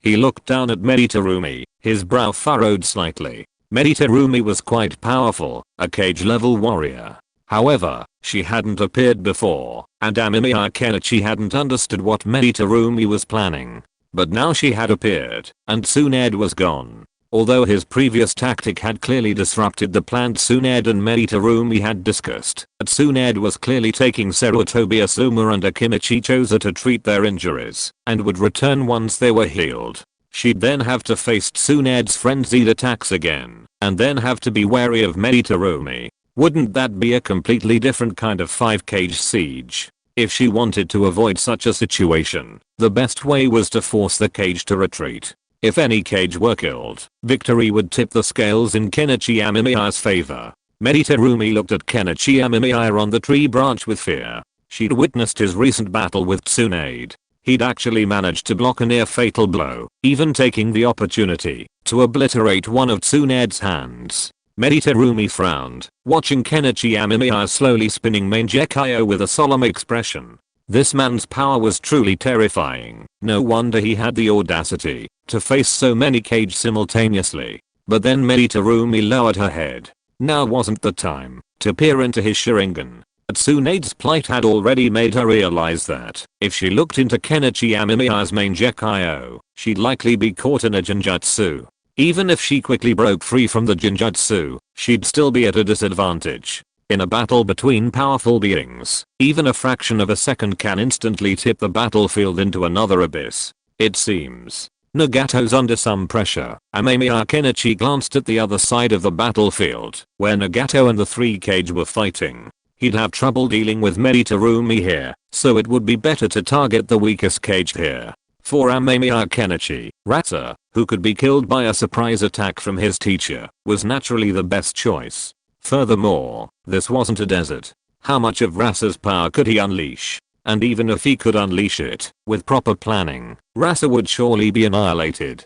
And while Nagato possessed the Rinnegan, and possessed immense strength, his health was severely depleted. Furthermore, facing 3-cage simultaneously was a significant burden. Rasa, while seemingly inferior to the other two, was still a cage, and with 2 veterans, Reikage and Noki, among them, he was still a cage. Relieving Nagato's pressure would also benefit Amemiya Kenichi in his battles against Meditarumi and Tsunade. While Nagato's Rinnegan power was immense, it depended on the opponent he faced. Furthermore, the current battlefield wasn't suitable for Nagato to use the Super Shinra Tensei. While the Super Shinra Tensei was incredibly powerful, it required preparation and wasted chakra. Kenichi Amemiya didn't think Nagato would use this jutsu in a place like this. You actually have the time to care about others? Meditarumi clenched her fists in anger. How could this guy even have the energy to watch others fight when he was facing her? She opened her mouth without hesitation, and the misty technique jutsu gushed out. The high temperature mist instantly turned the surrounding trees to charcoal, and the acidic corrosion within emitted a strange, foul odor. Kenichi Amemiya turned his head and a shield made of wood release rose from the ground, blocking the attack from the misty technique, but the shield was also corroded with several holes. Meditarumi lunged forward without hesitation, unleashing a water-style water formation to slam into Kenichi Amemiya. Faced with such a powerful jutsu, Kenichi Amemiya was forced to focus. He unleashed another earth-style jutsu to block Meditarumi's onslaught, but the water dragon roared and charged at Kenichi. It seemed he couldn't free up his hands to help Nagato without first restraining Meditarumi. What a hassle, Kenichi said, looking at Meditarumi. This woman's Kekoi Genkai was truly a bit disgusting, but there were ways to counter it. But Kenichi needed to relieve Nagato's burden quickly. Although Nagato hadn't asked for his help, Kenichi wouldn't underestimate the 4th Reikage, Ai and Noki. These two were formidable figures. Lightning gathered in Kenichi Amemiya's hand, drawing a long stream of electricity. He didn't stop, but continued to pour chakra into it. A cloud of acid erupted, and even before it reached him, Amemiya Kenichi could smell its strange odor. No wonder no one dares to marry you. Amemiya Kenichi observed the rapidly approaching acid. He kicked off with his left foot and quickly leaped to the right, but even then, He had to use his wood-release shield to block the attack. Meanwhile, a thick fog quietly spreading once more. Amemiya Kenichi watched the fog sweeping around him, then glanced down at the lightning release jutsu in his hand. He immediately understood what this woman, Meditarumi, was planning. Lightning release, while powerful, was easily electrocuted when surrounded by conductive materials. Meditarumi had clearly noticed the lightning release jutsu in his hand and used the fog to contain her. There was a reason why Meditarumi had become the Mizukage. Amemiya Kenichi narrowed his eyes. It seemed he couldn't use this jutsu against Meditarumi, but that didn't matter. He had another goal. With that, Kenichi Amemiya threw the already pulsating lightning bolt in his hand. With a dull roar, the lightning bolt rushed to the other side of the battlefield at lightning speed. The high voltage current of the lightning bolt continuously radiated electricity as it passed through plants and other conductive objects in its path, creating a chain reaction. The dull sound instantly caught the attention of the Kazekage, who instinctively looked behind him, and then he saw the rapidly approaching lightning bolt. Targeting me? A flicker of anger flashed through Rasa's heart, but he knew this was not the time to resist the jutsu head-on, so he instinctively turned and dodged. However, the summoned creatures before him kept stopping him, making Rasa increasingly frustrated. He opened his hands, and gold dust gushed out, pulling the summoned beasts down into the ground. This time, he had specially brought the gold dust needed for his jutsu, as finding gold in the land of fire would be difficult. But the muffled thunder not only caught the attention of the Kazekage, but also of Nagato, who was distracted by the three cage. Seeing the thunder aimed at the Kazekage, Nagato attacked without hesitation. He had Hungry Ghost Path use a sealing technique to absorb Noki's Earth Release ninjutsu. Then, controlling Tendo Pain, Nagato used Shinra Tensei to blast Noki away and charged towards the Kazekage without hesitation. Having just dodged the Kazekage, Rasa suddenly felt a powerful suction tug at him. What kind of jutsu is this? Rasa was stunned. He flew directly towards Tendo Pain, the thunder in the air closing in on him. Noki's eyes narrowed. Could this attraction also be his opponent's ability? However, despite noticing Rasa's danger, Noki had no intention of attacking immediately, as at such a cage, he wasn't close to the Kazekage. In other words, none of the four cage had any intention of joining forces. They simply wanted to test the abilities of the others and make them suffer, thus weakening their combat power, and then reap the benefits themselves. If they had otherwise united and worked together, Nagato's pains would have been wiped out long ago.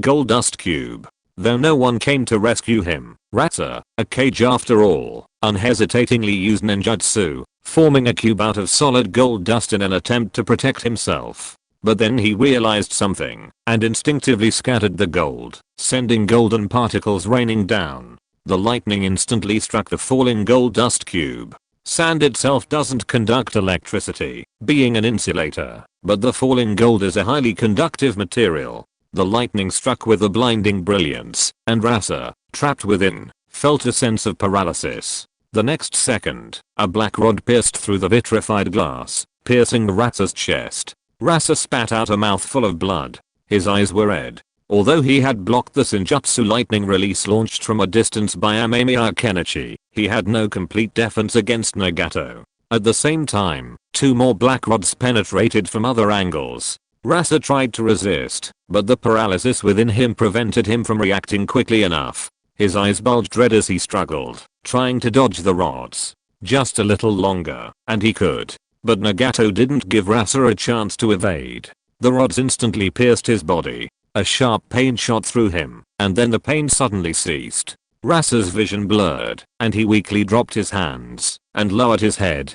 Countless figures flashed through his mind. The long-dead Chiyo seemed to be watching him from afar. Was that the Pure Land? The blood choked Rasa's words, and he let out a gurgling sound. A black rod pierced his trachea, and blood continued to pour in. Thinking of the invitation to the final battle, Rasa felt a wave of daze.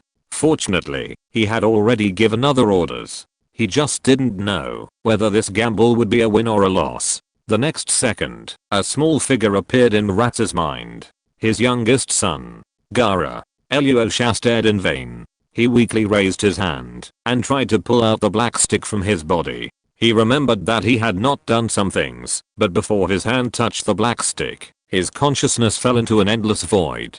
Damn it. AI rushed over angrily. He naturally noticed the scene just now, but he originally thought that Uchiha should be able to deal with this situation by himself, so AI was still concentrating on dealing with the three guys in front of him. But who would have thought that this Kazakage would be so weak? Anoki's expression was not very good either. Although the strength of the Kazakage was not very good, the other party was a cage after all. But he did not expect that he did not think about saving Uchiha for a moment, and something bad would happen. A cage died here, which made Anoki's expression much more serious. When he received the threat before, he was still full of confidence, but now Anoki had a trace of worry in his heart.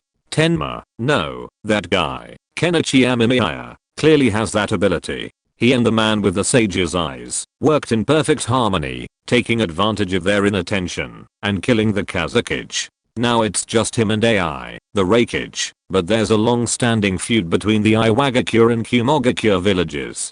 Especially since AI, the current 4th Reikage, is the son of the 3rd Reikage, and his death at the hands of the Iwagakure village is a vengeance for his father's murder.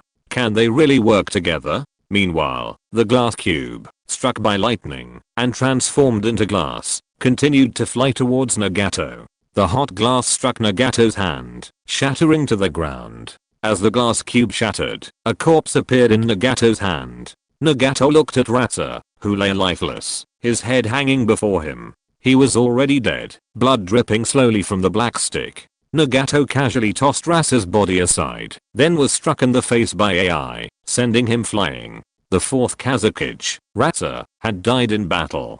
Chapter 457, the Sand Village wants to gamble on the country's destiny? As Ratsa died, another, even more massive battle unfolded in the border forests of the Land of Fire. Have these Sand Village ninjas gone mad? Orochimaru glanced at the map in her hand. She hadn't expected the Sand Village ninja force she'd been searching for so long to actually be at sea. And judging by their appearances, they were planning a surprise attack on the Far Country's mainland. Are they planning to take advantage of Kenichi's decision not to bring the war to the mainland and forcefully relocate? Orochimaru pondered, perhaps harboring a vague suspicion about the Sand Village ninja's intentions. First, her student, Kenichi Amemiya's plan, was flawless. He had already pulled the cages of the other 4 ninja villages out, leaving them without their cage-level warriors. The only problem was the unknown whereabouts of the tailed beasts of each village. Fortunately, Konoha's Ninetales was still a happy child in the land of snow, enjoying a wonderful life with his mother. The ninja forces from the other ninja villages had largely halted their advances.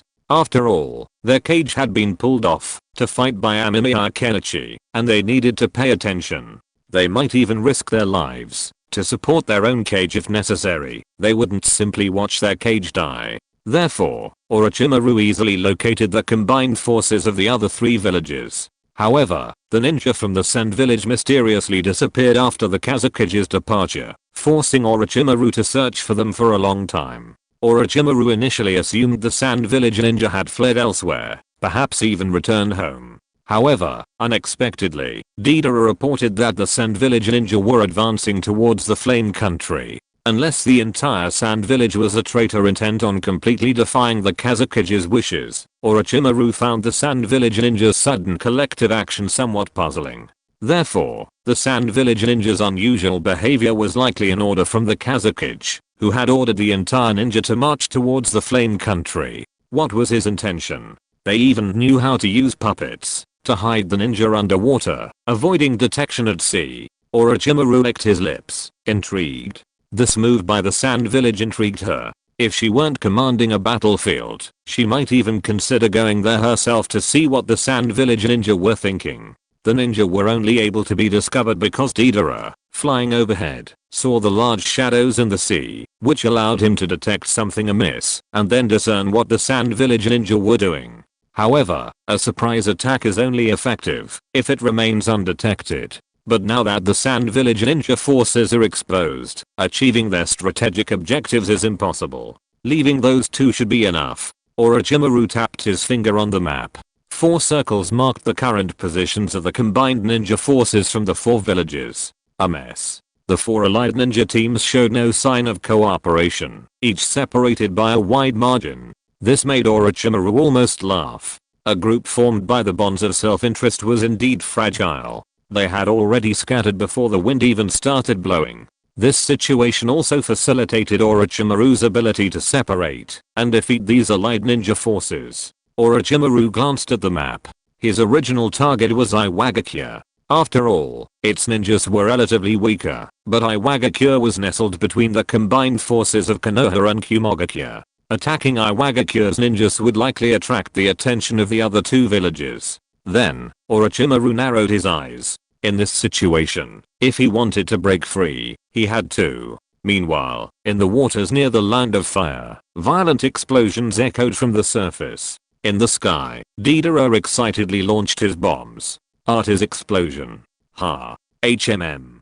Deidara exclaimed excitedly, watching the black object below slow down as his attacks progressed. His heart leaped with joy. This guy has some strange abilities. On the edge of the cliff, Hashirama Kikisame undid his clothes, took them off, and set them aside. Then, he looked at Deidara soaring through the sky and smacked his lips. He had been assigned by Orochimaru to accompany Deidara on this mission, without any other reinforcement.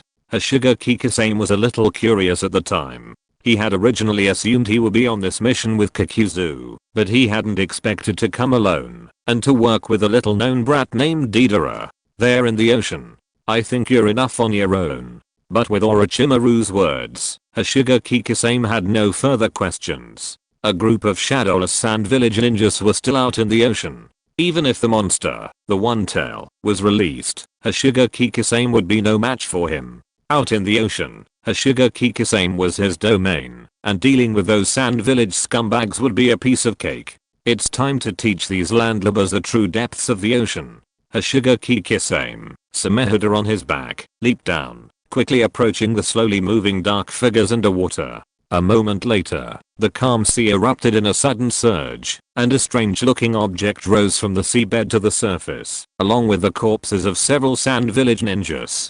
Wow, this guy is truly formidable. Deidara, watching the battle from the sky, licked his lips. His ally's power was truly formidable. But soon, Deidara sensed something was amiss. The dark figures beneath the surface had surfaced, along with the bodies of some sand village ninjas, but the number was. We've been tricked. Hashirama Kikisame emerged from the sea, his expression grim. He gazed angrily at the corpses before him, then climbed out of the sea, stepping on the battered puppet. Unlike Deidara, who lacked much combat experience, Hashirama Kikisame, after all, had been a ninja, and even an ANBU member of the Hidden Mist village, easily discerned that the number of ninja corpses before him was completely disproportionate to the combined forces of a single village. Unless the Sand Village intended to send out the Tail Beasts and the Wind Shadow to bolster their influence after the war, such a small number of ninja would be insufficient.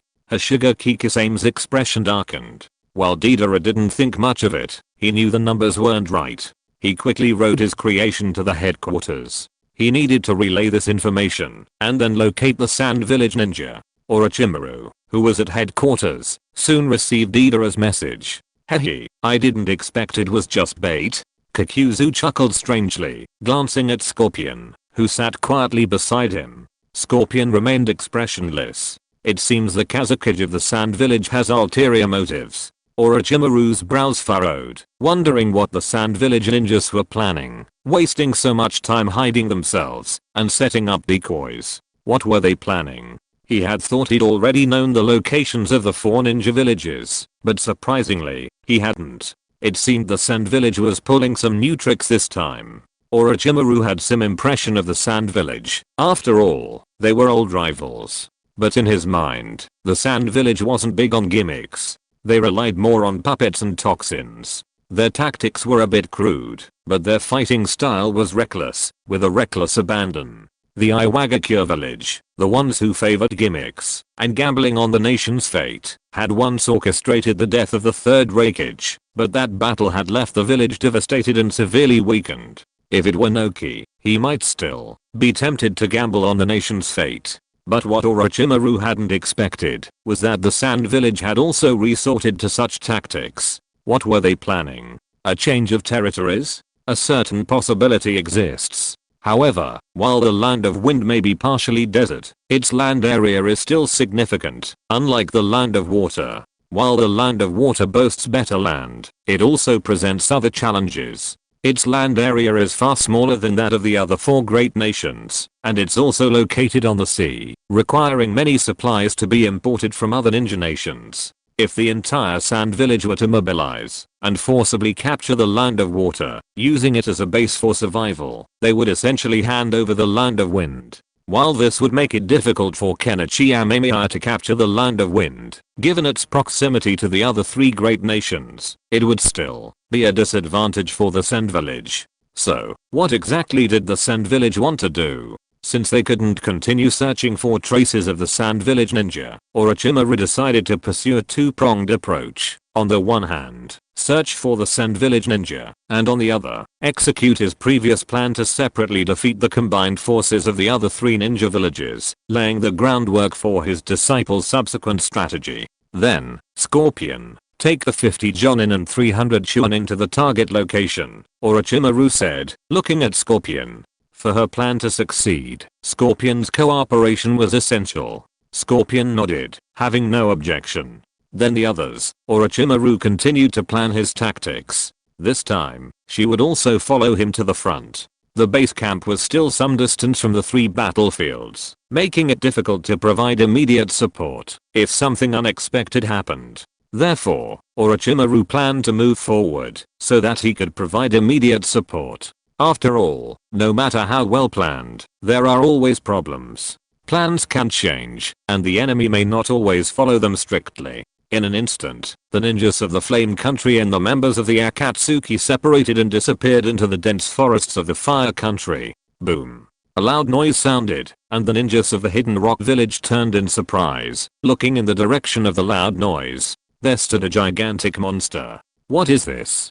Huang Tu stared in amazement at the gigantic creature before him. It looked like a humanoid creature, but it was different from a normal person. And wasn't it a little too big? The nearby trees were so small they barely reached the creature's knees. Enemy attack. But Huang Tu reacted instantly. Whatever the creature was, it was clearly not coming to help them. In an instant, countless ninjutsu flew towards the massive monster, but then the Iwagakure ninjas discovered that behind it, a large group of ninjas were attacking them. Enemy attack. A sharp cry ripped through the Iwagakure ninja camp. There's movement over there. At Konoha's gathering place, Narushikaku frowned and looked into the distance. That was the Iwagakure ninja gathering place. After Tsunade was called out by Amemiya Kenichi, Konoha's ninjas took the initiative to explore outside and learned the locations of the Kumogakure and Iwagakure ninjas. Therefore, Narushikaku easily determined that the commotion was coming from the direction of Iwagakure. Do you need support? The only ninjas who could attack now are probably those occupying the water country. Yamanaka Inochi glanced at his old friend. The 5th Hokage had his own battlefield, but the ninjas of Konoha also had their own. I don't think something's right. Narushikaku rubbed his temple. We all know the location of Iwagakure. It's between us and Kumogakure. If I were the commander of the water country, I wouldn't attack Iwagakure, because that would easily provoke a reaction from both us and Kumogakure. Narushikaku narrowed his eyes. Kenichi Amemiya was a known figure in the water country. He was probably still fighting Tsunade, so he definitely couldn't be the commander. So who was the commander now? Without much thought, a name popped into Narushikaku's mind. Orochimaru. After all, Orochimaru was Kenichi Amemiya's teacher, had commanded some of Konoha's major battles, and was very powerful. He was qualified to be a battlefield commander, but if Orochimaru were the commander, it would be even more unlikely. Could it be that they want to make a feint to the east and attack in the west? Yamanaka Inochi also agreed in his heart. If he were the commander, he would never attack the open Iwagakure village. Wouldn't it be better to attack the Sand Village? No one knows where the Sand Village's ninja army is now. They seem to have hidden themselves. The ninjas sent by Konoha to look for them have not found any trace of them. Then who do you think they want to attack? Narushikaku looked at the map. The only thing he was not sure about now was where the water country's ninja army was. Yamanaka Inochi was not sure either. But the next second, a deafening sound resounded through the forest. Chapter 458 The earth explodes into the sky. Meditarumi, you have such a bad temper. Aren't you worried you won't be able to get married in the future? Amemiya Kenichi dodged Meditarumi's attack, and countless wooden shields rose up beside him. But before he could even catch his breath, they were all shattered as Tsunade's furious fist struck Amemiya Kenichi hard. Watching the dissipating shadow clone, Tsunade's face grimaced. This guy. Tsunade gritted her teeth, looking at her severed wrist. Her hand was gone. Strangely enough, it vanished without pain or care. Tsunade's medical ninjutsu weren't very effective against such a severed limb, but now she had a better understanding of Amemiya Kenichi's abilities. Meditarumi, Amemiya Kenichi's manjaki is very special. It seems to be able to instantly vanish parts of our body tissues. You must be careful during battle, Tsunade whispered, searching for Amemiya Kenichi. At the same time, they had to be wary of Kenichi Amemiya cooperating with the Akatsuki leader. Just now, these two had combined to kill Kazekage. If another Kage died, the situation would be even more serious. Kenichi Amemiya crouched in the treetops, looking down at Tsunade and Meditarumi, feeling a sense of unease. Meditarumi was formidable, as was Tsunade. Although Kenichi had previously exploited Tsunade's lack of understanding of his manjaki jutsu to take away one of Tsunade's hands, this had clearly intensified Tsunade's rage. Seeing the yin seal on Tsunade's forehead, Kenichi Amemiya knew she was now at full power. She might be in the same position to face Uchiha Madara in the future. The good news was that Nagato was there to help.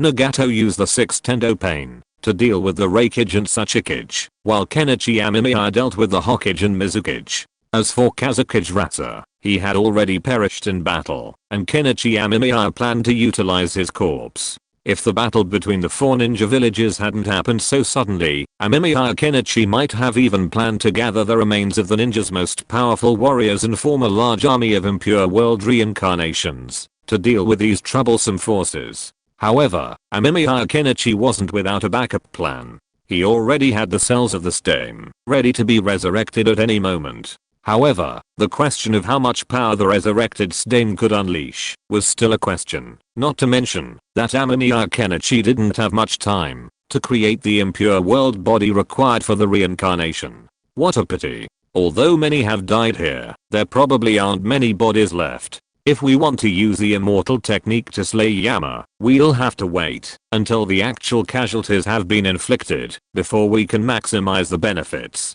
Amemiya Kenichi narrowed his eyes and stared into the distance, wondering what his teacher was doing. Before he came to deal with Tsunade and the others, Amemiya Kenichi had also equipped his teacher with his own special tactical team. However, due to the limited technological capacity of the ninja world, the tactical team had limited ammunition, and even though Kenichi Amemiya's shadow clones hadn't produced many, if used wisely, they could still be quite effective. As Kenichi Amemiya pondered this, a tree fell. A furious Tsunade located Kenichi Amemiya and launched a fierce attack. Meditarumi, standing nearby, also attacked without mercy, each blow aimed for death. You guys are truly ruthless, Kenichi Amemiya teased with a smile, and then he was nearly struck by a kick from Tsunade. Tsunade had no intention of reminiscing with Kenichi Amemiya. Despite the loss of a hand, Tsunade's incredible strength hadn't been significantly affected. Kenichi Amemiya dodged the combined attack of Tsunade and Meditarumi in an instant, frowning slightly. He could still win if he continued this tussle, but it would consume a considerable amount of chakra. While Hikari would replenish it, Kenichi Amemiya didn't want to go through the trouble. He had to find an opportunity, a chance to severely injure either Meditarumi or Tsunade. Kenichi Amemiya tapped his toes and drifted back, dodging Tsunade's pursuit. Tsunade was now missing a hand. While her fighting style was unique and she used ninjutsu less frequently, wouldn't the loss of a hand have some impact? Furthermore, as a medical ninja, a Kage level 1 at that, her presence on the battlefield would be a significant benefit to the allied ninja forces. Kenichi Amemiya had decided on his target this time. He wanted to severely injure Tsunade. If she fought to the death like Jiraiya, Kenichi Amemiya would be forced to send her to the Pure Land to accompany him. However, judging by Tsunade's current attitude and fighting spirit, Kenichi Amemiya felt he couldn't ensure a peaceful end for her. Unless he possessed the overwhelming power of Six Paths Madara, he couldn't hold back against a formidable opponent of Tsunade's caliber. I need some time. Amemiya Kenichi narrowed his eyes. Tsunade and Meditarumi were constantly pestering him, leaving him with little time to prepare. He had to find a way to buy himself a little time, not much, just a minute. With this thought, Amemiya Kenichi decided on a jutsu to use. As Amemiya Kenichi quickly formed hand seals, a thick fog quickly spread out from him, thick enough that Meditarumi couldn't even see Tsunade standing across from her. That guy. Meditarumi gritted her teeth. Speaking of the mist hidden gem, Meditarumi was an absolute expert. She could tell that the one Amemiya Kenichi was performing was of high quality, and a considerable amount of chakra was infused into it to achieve such an effect. Meditarumi felt a little uneasy. Just how much chakra did that bastard Amemiya Kenichi have to squander so much? Painful sky kick. Tsunade stomped her foot hard on the ground, sending a massive shockwave through the surrounding fog, but it quickly enveloped her again. Seeing this, Tsunade didn't hesitate and retreated. She knew some intel on Kenichi Amemiya's battles, including one mentioning his preference for combining the mist hidden jutsu with the lightning release jutsu to strike his enemies. Meditarumi was forced to retreat in the thick fog, and she had also seen some of Kenichi Amemiya's intelligence. Kenichi Amemiya had no intention of attacking Meditarumi and Tsunade with ninjutsu. He headed straight for the spot where Asa had fallen. His remains lay prominently visible on the ground, while Nagato and the Reikage were still engaged in battle from a distance. Kazekage, although you're not as strong, but... Kenichi Amemiya placed a hand on Ratsu's forehead. The fog dissipated, and Kenichi Amemiya wasn't surprised. While he was using Senjutsu, who was his opponent?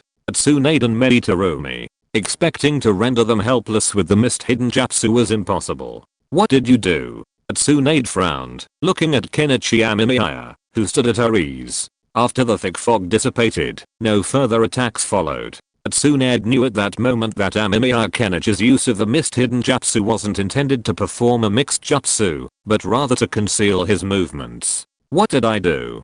Hehe, Amemiya Kenichi asked with a smile, and Tsunade clenched her remaining fist even tighter. This guy is so annoying.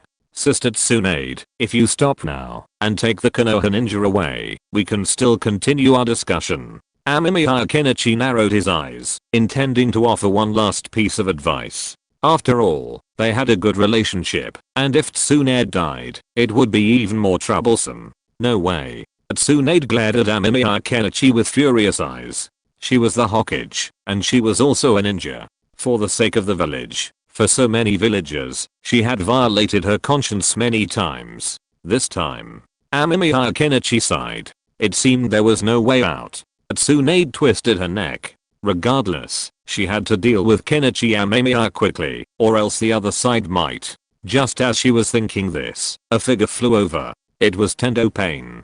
His shirt had been ripped off, but his eyes remained icy. Tsunade-chan, you're having such a hard time dealing with a little brat? Thunder rumbled in the distance, and a man rushed over at full speed, wielding a lightning blade. Kenichi Amemiya frowned slightly. Though a sage, he wasn't arrogant enough to take the lightning blade head on. So he used his lightning clones, causing them to explode, while he supported Nagato. Overturned? Kenichi Amemiya looked at Nagato, almost wanting to laugh. It was rare to see Nagato in such a state of disarray. Unoka's in trouble, Nagato said calmly. In the distance, the battle continued in the forest, with Unoki dealing with Nagato's other pain. Kid, you'll get killed if you think too highly of yourself. The Reikage was full of confidence. He'd already been irritated by this fellow with the sage's eyes. They were all ninjas, so why were they all so pretentious? And he even called himself a god. That was laughable. Nagato looked coldly at the Reikage AI before him. In the midst of endless suffering, I have gained a power beyond the mundane. Nagato remained calm. Tendo Pain raised his hands to his chest, palms facing each other. Amemiya Kenichi's pupils shrank. Could it be? Kid, stop boasting. AI, though unaware of what Tendo Pain was doing, instinctively tried to stop him. But as he and Tsunade charged forward, they were met with a mighty blaze. Great fire extinguishing. This jutsu only delayed AI and Tsunade briefly before Tsunade's brute force blasted a path through the flames. But it was enough. Chibaku Tensei. Tendo Pain threw the black ball in his hand. It quickly rose into the air, its powerful suction pulling everything nearby. Rocks were sucked in, trees flew up, and even Ratsu's body was carried away by the rising dirt. What kind of ninjutsu is this? Tsunade was a little stunned. She had never seen such a unique ninjutsu before, and even with such a strong suction force, she found it a bit troubling. The ground shook, making it difficult for anyone to stand. This is useless. AI rushed towards Tendo Pain with lightning. Tendo Pain raised his hand, and AI's body suddenly paused, but then he realized something was wrong. This guy hadn't used his strange ninjutsu. Nagato rushed towards AI, and once he was close enough, he launched a Shinra Tensei, sending AI flying. AI was sucked into the air by the Chibaku Tensei, crashing into the rising boulders. Kenichi Amemiya didn't hesitate. He knew Chibaku Tensei was a powerful ninjutsu, but it wasn't invincible. In the original story, Nagato's Chibaku Tensei against a rampaging Naruto was broken. Reikage AI's strength was not to be underestimated. Expecting Chibaku Tensei to defeat AI, a being capable of battling the Eight Tails, was impossible.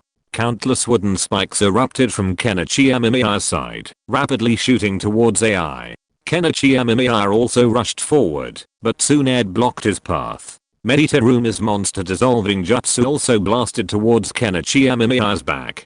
Kenichi Amemiya's hand shook, and a sword made of lightning appeared in his hand, its violent lightning pulsing continuously. A wooden shield appeared behind him, blocking the dissolving jutsu. Layer by layer, the wooden shield was corroded, but Kenichi Amemiya seemed endless. Mediterumi, preparing to pursue, was about to form a hand seal when a powerful suction force swept over her, sending her body careening backwards towards Nagato. Tendo Pain, holding the black rod in his hand, poised to strike. Amemiya Kenichi. Tsunade roared in anger. She delivered her last remaining punch to Amemiya Kenichi's face, and he slashed down with his lightning sword. The nearly condensed lightning collided violently with Tsunade's fist, sending countless bolts of lightning scattering. Tsunade gritted her teeth. After the 100 healing seal was released, the wounds on her body healed automatically. With a full force blow, Tsunade shattered the lightning sword in Amemiya Kenichi's hand. She then struck Amemiya Kenichi's head with a powerful fist. "You think you can restrain me like this?" With a furious cry, the fourth Reikage, AI, stepped on the rocks of the Chibaku Tensei and swooped down, aiming his wrist at Amemiya Kenichi's neck. Or Thunderplow Hot Blade Repeater. Amemiya Kenichi was speechless. Couldn't this AI have some other tricks? Why was it always the Thunderplow Hot Blade? Amemiya Kenichi was terrified that when he pulled back the covers at night, he'd find them all covered in Thunderplow Hot Blades. Meanwhile, Luosha, who had been sucked onto the rock, staggered to his feet. He raised his hands and aimed them at the Reikage, AI, and Tsunade, who had their backs turned. Gold dust gathered around him, forming sharp spikes that stabbed fiercely at the backs of Tsunade and AI. Two massive wooden hands appeared before Amemiya Kenichi, grabbing at Tsunade and AI respectively. Something's wrong. Tsunade noticed the sound of air piercing behind her. Glancing out of the corner of her eye, she spotted the rapidly approaching gold dust. Seeing the wooden hands, easily shattered by her blow, and Amemiya Kenichi behind her, Tsunade gnashed her teeth in anger.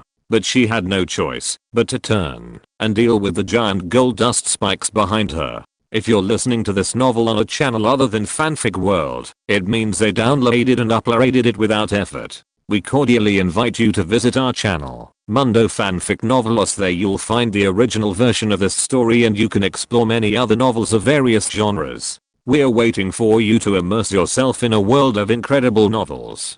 Chapter 459. The Bird and the Five-Tailed Bird Break Free. The Fan. I remember it's in this place. Just when Amemiya Kenichi and the four Kage were fighting fiercely, Uchiha Obito walked into a dead silent cave. Looking at the cave in front of him, Obito suddenly felt that his life seemed to have some wonderful fate with caves. He thought he was going to die at the beginning, but he didn't expect to meet Uchiha Madara and survive. Also in the cave. This cave hidden under the rock blocked the sunlight. Uchiha Obito rubbed his hands and observed the surroundings vigilantly. Black Zetsu has not come out yet. The other party should still be monitoring this ninja world war. Thinking of this, Uchiha Obito also breathed a sigh of relief. He came here this time to take away Uchiha Madara's fan, but in addition to this, Uchiha Obito wanted to do something else, which was to remove the curse seal next to his heart. This curse seal was used by Madara Uchiha to restrain him, allowing Obito to serve the Moon Eye project more wholeheartedly. Like a bird in a cage, Obito knew this, but before, he had been completely helpless against it. Now, he finally had his chance. I never thought I'd one day have to thank that bastard Amemiya Kenichi, Obito muttered, stroking his chest. Ever since he was chosen by Madara Uchiha as his successor, to complete the Moon Eye project, Obito had diligently fulfilled his duties. That was until he encountered Kenichi Amemiya, the man he considered the most detestable person in his life. Ever since he appeared before Obito, that bastard had been constantly causing trouble for him. Uchiha lost count of how many times he'd been disgusted by him, even having been killed by him once in a previous battle. If Black Zetsu hadn't given him the Eye of Eyes energy as a precaution, Uchiha Obito would likely have gone to the Pure Land to find Nohararin. However, this resurrection from the dead also presented Uchiha Obito with a golden opportunity. For unknown reasons, after his resurrection, Uchiha Obito discovered that the curse seal around his heart was developing problems, no longer as indestructible as before. Now, Obito felt as if he had found a way to break it. Technically, he did need to thank Amemiya Kenichi, that bastard, for he had truly given him an opportunity, a chance, to break free of his control and become his own person. He had come to this place specifically to retrieve Uchiha Madara's weapon, precisely to buy himself the time and space to remove the curse seal. Previously, Uchiha Obito hadn't considered this, as he had wanted to create a world with Nohararin. But now, with Nohararin already in this world, he wavered. Looking at the smiling girl shopping, Uchiha Obito had, for the first time, hesitated about implementing the Moon Eye project. If Uchiha Obito had been asked to kill Nohararin, he wouldn't have been able to do it. He'd thought he could. After all, this filthy world was suffocating him. But when he saw Nohararin, his courage deflated like a balloon. Obito's eyes were solemn. He wanted to be himself again, to take control of his own life.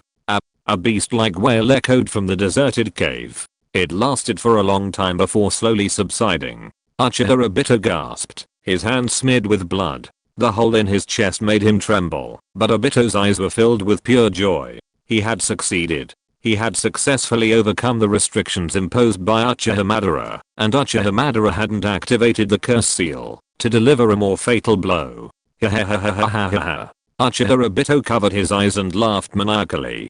Before, he had been completely unable to attack himself, but now, Uchiha Obito was finally free from Uchiha Madara's clutches. Looking at the Uchiha fan, Obito's eyes flickered with hesitation, but then he grabbed it and hurried out. This weapon, valued by Madara, must have its own unique qualities. Uchiha Obito needed strength now, the strength to protect Nohararin. As long as he could escape the land of water, out on the vast ocean, he didn't think anyone would find him. Uchiha Obito's eyes seemed to glow. Now that he had successfully released his curse and freed himself from Madara's constraints, he now had the opportunity to forge his own path. Thinking of Nohararin, smiling and shopping in the land of water's capital, Uchiha Obito's eyes filled with tears. He gripped the fan tightly, his pace quickening. He wanted to see Nohararin, take her away, and find a secluded place to live with her.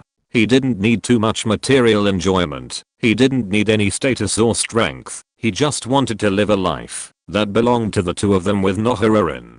Obito just wanted to have a few children with Nohararin, and then take care of them. Finally, holding the hand of Nohararin, who also had white hair, he sat on a chair and watched the sunset and slowly closed his eyes. That was enough. Obito was in a joyful mood, just like a bird in a cage that had escaped from its constraints and finally welcomed freedom. He kept running, and the dark cave was left behind at this moment. The sunny forest embraced him. And just after Obito broke the curse seal, Uchiha Madara's hand, who was still in the cave of the water country, paused for a moment, but it was only for a moment, and Uchiha Madara continued to do his own thing. He didn't care what Obito, the waste, was doing, whether he died or broke free from the control of the curse seal. He didn't care. Just an ant.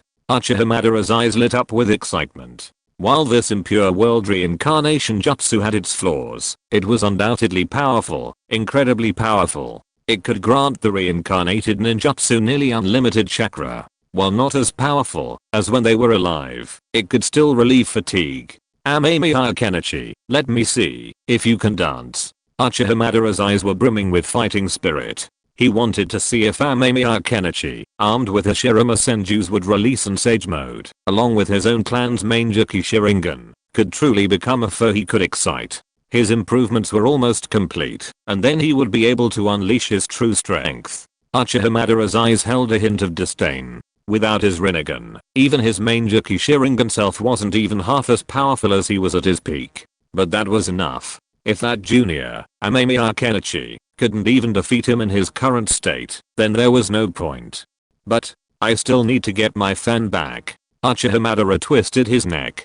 Did Obito get his fan? Did he take it with him, or did he leave it where it was? He hoped that idiot would be smart enough to bring it to him, otherwise he would have to waste time looking for it. The cave fell silent again. Enemy attack. The roars of the Iwagakure ninjas continued to ring out, but the monster that launched the attack from the front, the huge monster, still raised its legs and walked towards them.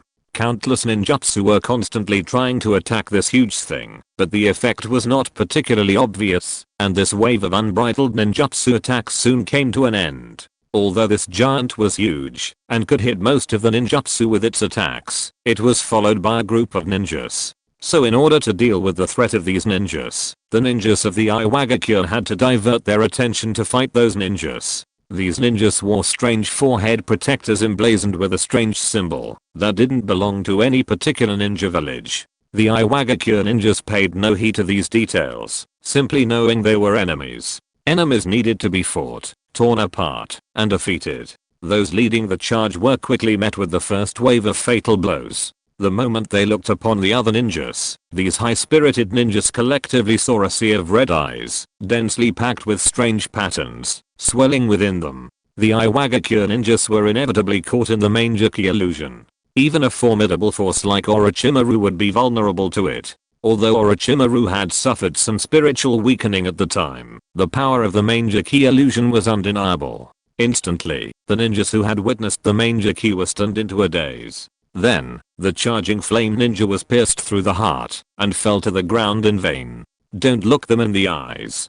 Huangta shouted anxiously. He hadn't expected so many of the charging ninja to possess Sharingan. Were they all Uchiha clan ninja? Hadn't some of the Uchiha clan defected, others been exterminated? Why were there still so many? Scorpion controlled the massive Unit 01 and stomped on it. The Iwagakure ninja, whose quick reactions hadn't been affected by the stomping, were instantly reduced to pulp.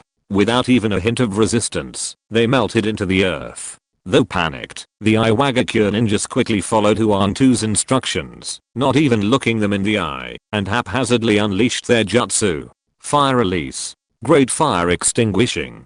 The flame ninjas charging ahead opened their mouths collectively, rapidly forming hand seals. Under the parasite's control, they unleashed the jutsu almost simultaneously. A blanket of flames instantly descended upon the Iwagakure ninjas. In Huangtu's eyes, these fire release jutsu seemed to have set the entire world ablaze. A wall of earth quickly rose, blocking the blazing flames. Its spreading wall displayed the immense chakra of its wielder. What a formidable opponent. A man in red armor stood in front, his gaze focused. Han.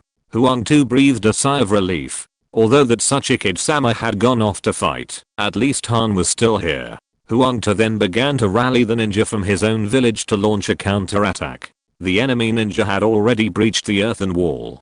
Jinkriki? Scorpion frowned slightly at the figure below. Akatsuki possessed a wealth of intelligence within the organization, especially on the Jinkriki, and even Scorpion knew some of their details. Take the one before him. Han, the Five-Tails Jinkriki, the Jinkriki of the Iwagakure village. Jinkriki were monsters, and within them lay an even more terrifying monster. Scorpion controlled the puppet. The massive puppet raised its hand, drew the heavy sword from its waist, and slashed down. The heavy sword sliced through the air with such force that it seemed to split even the very air. HMPH. Han snorted coldly, a tail appearing from behind him as he quickly dodged the attack. But then a group of flame ninja charged in. Han quickly averted his gaze, only to notice a multitude of black lines covering his body.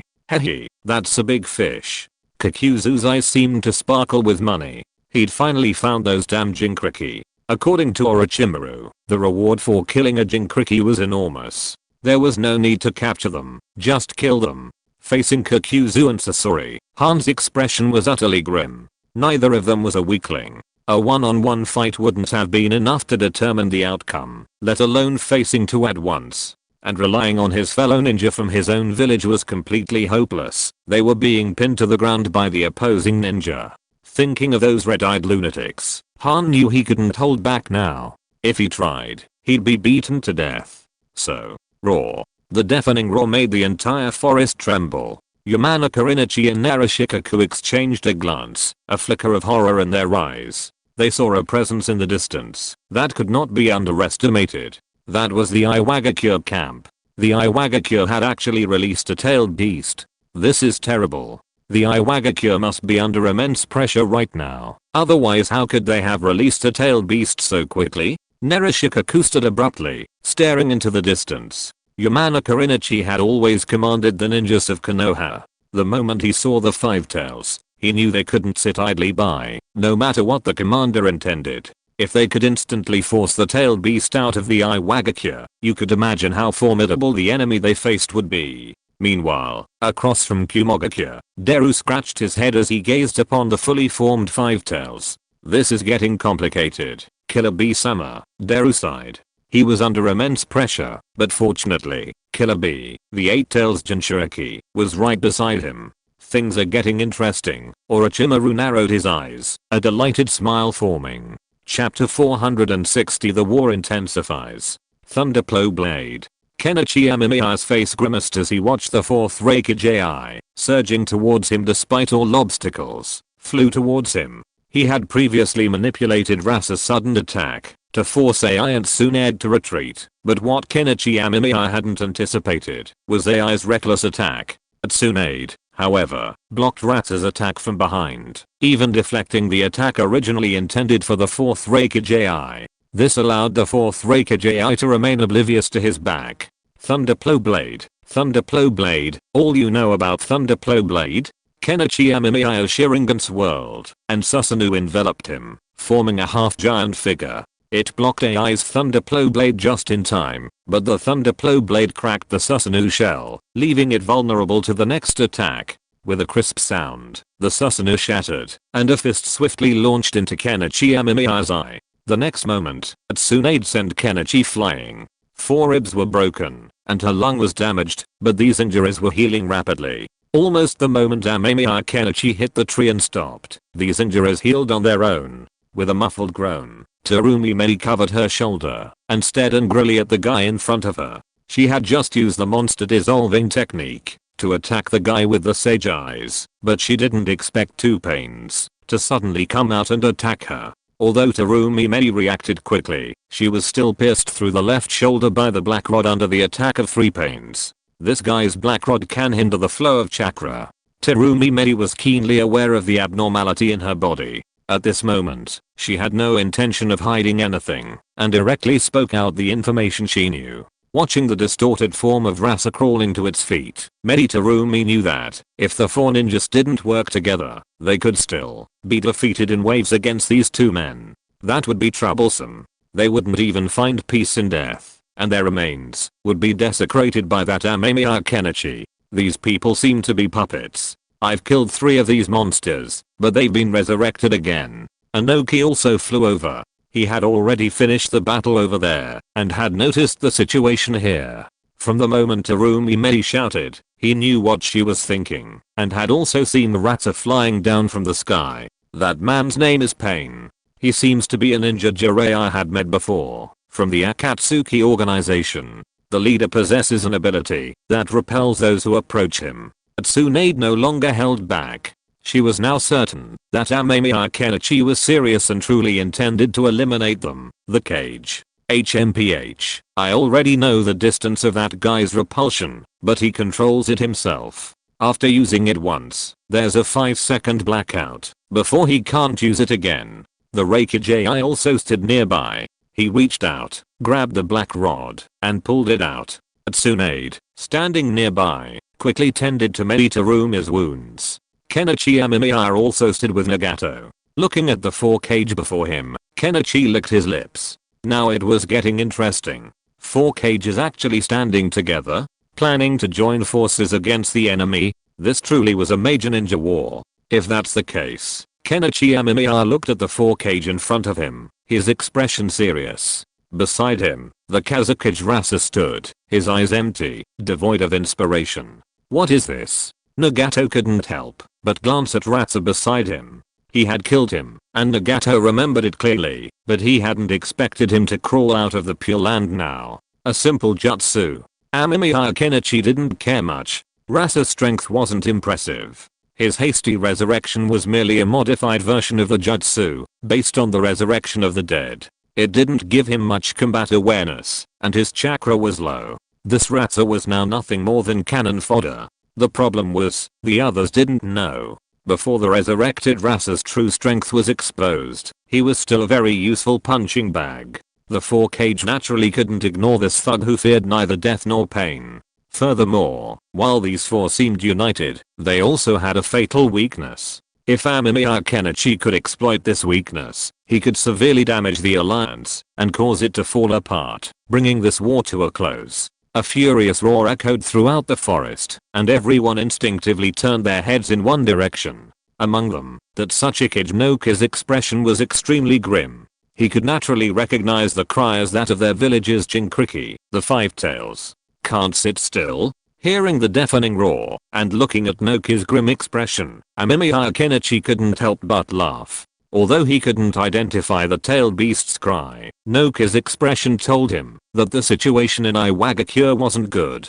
No doubt Noki was desperate to return. It looked like his teacher had already begun to take action. As for the tailed beasts, Amemiya Kenichi wasn't particularly worried. It would be strange if these beasts could still display their power amidst a swarm of Mangekyo Sharingan ninjas. It could even be said that the tailed beasts, once the ultimate weapon in the ninja world war, had become the greatest trap in this war. It would be fine if these idiots didn't deploy their tailed beasts. If they did, it would be their doing. You idiot. Noki's nose was red with anger. He wished he could fly back to the Iwagakure ninja forces and find out what had happened, and why the Iwagakure ninjas had deployed their tailed beasts. Isn't it too early to leave now? Amemiya Kenichi leaped from the ground, a wooden figure appearing before the 4 cage. His main Gekyo spun, Susanoo covering the figure's upper body. Without hesitation, Amemiya Kenichi struck down with his sword. Though he had no idea how his teacher had assigned him the war mission, he knew that all he needed to do now was hold the 4 cage back. The balance of power would eventually swing in his favor. With so many ninja lost, not only the cage of the village, but also their own, what would the ninjas of the 4 villages have to offer? In this war, any village that deployed its tailed beasts would ultimately lose their own. Before leaving Flame Country, Amemiya Kenichi had sent someone to the Snow Country to fetch Uzumaki Kushina. This was to leverage the Uzumaki clan's sealing power to find a suitable Jinkriki within Flame Country. He could then extract the tailed beasts from these Jinkriki and insert them into the body of the Flame Country Jinkriki. This would completely sever the other villages' potential for resistance. Kenichi Amemiya's heart surged with passion. In this battle, he intended to sever the foundations of the 4 ninja villages in one fell swoop. Then, he could completely annex them and unify the ninja world. What nonsense. Nagato gazed at the giant wooden figure beside him, feeling insignificant for the first time. But Kenichi Amemiya's overwhelming strength also excited him. The stronger the ally, the more likely the future they envisioned would be realized. Rather than letting those insects swarm the people, it would be better to crush them completely and bring true peace to the ninja world. Stop boasting. The 4th Reikage, AI, bore the brunt of the attack. His hair stood on end, his chakra erupting to its fullest. He leaped to his feet, and Kenichi Amemiya was surprised to discover he couldn't even see the 4th Reikage. The next moment, a flash of lightning shattered the Susanoo armor, shattering it into pieces. Even the wooden figure beneath Kenichi Amemiya was split open, a crack running from the head all the way down to the base, splitting the figure in two. That bastard. Kenichi Amemiya crouched in the treetops, licking his lips as he gazed at the fourth Reikage AI, who was completely encased in a lightning technique. Was the fourth Reikage AI using all his strength? He had actually split the Susanoo encased wooden figure with a single blade. Even the Susanoo armor and the power of wood release couldn't withstand this blow. Chiyomei's lightning-powered technique was truly worthy of a powerful ninjutsu capable of shattering Susanoo in its original form. Combined with the Reikage's physical prowess, Kenichi Amemiya frowned. It looked like dealing with these four would be no easy task. A sense of deadly danger washed over him, and Kenichi Amemiya lunged forward, instantly shredding the trees behind him. Then, a clod of earth descended from the sky, seemingly crushing him to dust. Unoki, you're really anxious. You've even used the origin separation technique, Kenichi Amemiya grumbled. He looked at the panting Reikage, knowing that the ninjutsu he'd just unleashed had probably taken a toll on him. But while the Reikage could rest, he couldn't. Shinra Tensei, Tsunaden AI, ready to charge at Kenichi Amemiya, were sent flying by Nagato Shinra Tensei. Kenichi Amemiya twisted his neck. These bastards were truly troublesome. Kenichi Amemiya glanced at the sky. While it wasn't raining today, it wasn't perfectly clear either. There were a few clouds, but not many. If he wanted to use the power of heaven to perform that lightning release, it would take some time to prepare. But Tsunade might know some information about him. Would they just sit back and watch?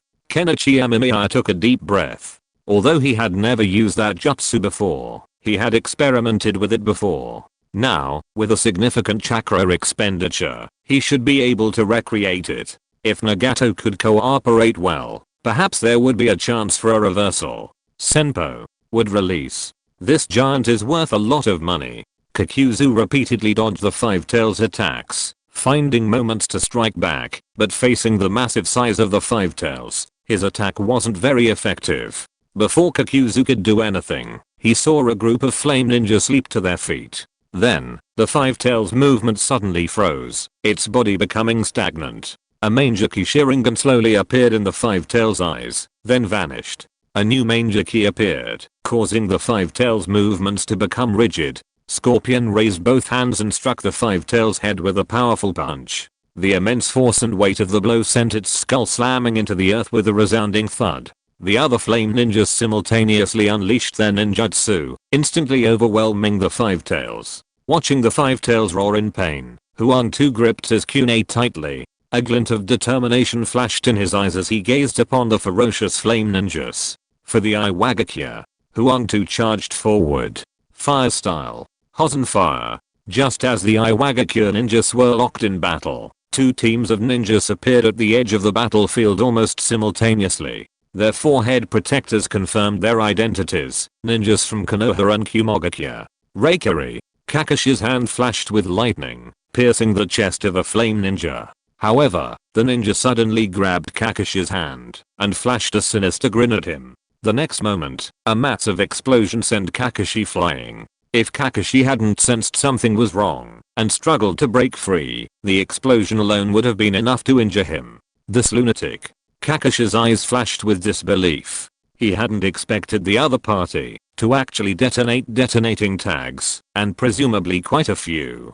Something's wrong. A Hyuga ninja helped Kakashi up, looking at the battlefield in front of him in disbelief. What's wrong? Kakashi asked the Hyuga ninja next to him. The other's ferocious Byakugan proved that he was using his clan's Byakugan. So what did he see?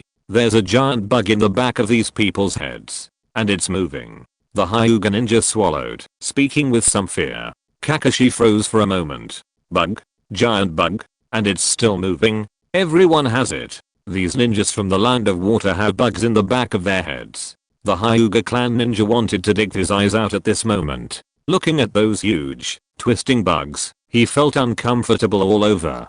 Kakashi stared blankly at those ninjas who fought without caring about their lives, and even fought without expression, even if their companions died beside them. A chill flashed through his heart. So what exactly happened? What did his good friend do? Why do these ninjas have bugs in the back of their heads? But Kakashi also knew that this was very important information and he needed to report it to Narashikaku quickly. You should convey this information back quickly. Kakashi whispered, and then Kakashi picked up his weapon and rushed forward again. No matter what, he needed to help the Iwagakure village to prevent them from being wiped out. Chapter 461, Obito. How can I be as big as Rin? I thought it was some strange ninjutsu, but it turned out to be this woodman jutsu. AI sneered at the wooden figure rising from the ground before him. While the wooden figure's size made it look intimidating, AI, who had chopped it down with his hands, felt it was at its wit's end. He had assumed from his observation that Amemiya Kenichi was planning to unleash some powerful new wood-release ninjutsu, but it turned out to be this woodman jutsu. Tsunade looked at the wooden figure before her. This time, Amemiya Kenichi hadn't clad it in Susanoo armor, and it seemed to have lost its fighting power. But Tsunade sensed something was amiss. This little bastard, Amemiya Kenichi, was a natural in ninjutsu, having mastered Sage Mode, as evidenced by the powerful Senso Jutsu he was unleashing. But Amemiya Kenichi's battle instincts were still sharp. Why would he continue to use this jutsu when he knew it wouldn't pose a significant threat? Tsunade knew that little bastard, Kenichi Amemiya, had plenty of tricks up his sleeve. There was no reason for him to continue using this jutsu after the fourth Raikage had forcibly dismantled his wooden figurine in Susanoo, not even donning the Susanoo armor this time. If this was truly all Kenichi Amemiya had, then there was no way he could kill Jiraiya. Although Kenichi didn't yet unleash the terrifying lightning-based jutsu that Sage Fukasaku had mentioned, Tsunade's vigilance remained high. Shadow Clone Jutsu. Kenichi didn't hesitate, creating two shadow clones. Two more wooden figurines rose from the ground, and this depletion of chakra drained Kenichi's energy. However, with the strength of his sage's constitution, he was able to withstand it. At this moment, Kenichi felt a surge of pure chakra, replenishing the amount he had previously depleted. He was stunned for a moment, but he quickly realized it was Uchiha Hikaru replenishing his chakra. This little girl. Amemiya Kenichi shook his head. He didn't actually need this chakra boost. With Nagato's help, he didn't think he'd be at his wit's end against the 4-Kage. Nagato, a descendant of the Uzumaki clan, possessed a vast reservoir of chakra. As long as Nagato didn't use the Shinra Tensei, which had devastated Konoha, he'd have plenty of chakra left. The only thing that worried Amemiya Kenichi was Black Zetsu and Obito. They were nowhere to be found. Amemiya Kenichi worried that Black Zetsu would discover his collaboration with Nagato and attempt to reclaim his Rinnegan. What would he do then? Nagato's current strength was inseparable from his Rinnegan. If it were taken away and given to Obito, it would be even more troublesome. Amemiya Kenichi shook his head. He didn't want to dwell on such matters right now. He looked at the 4-Kage with a serious expression. The three wooden figures standing there simultaneously created a powerful intimidation, but that intimidation only affected ordinary ninjas. To intimidate the 4-Kage, they would likely need to be equipped with Susanoo. However, Kenichi Amemiya had no such plans. Using Susanoo continuously in a short period of time would be very draining on the eyes. Unless one had reached the Eternal Manji, maintaining the Susanoo of three wooden figures was not cost effective. Kenichi Amemiya knew that none of the four men before him were easy to defeat. Each had their own methods of dealing with the Susanoo equipped wooden figures. Rather than wasting time, it would be better to. Kenichi Amemiya narrowed his eyes as he stared at the fourth Raikage AI's legs. Countless elements surfaced in his vision, then slowly. Don't let him stare at you for too long. He has an ability to make things disappear. Tsunade stomped on the ground, sending dirt flying and blocking Kenichi Amemiya's view.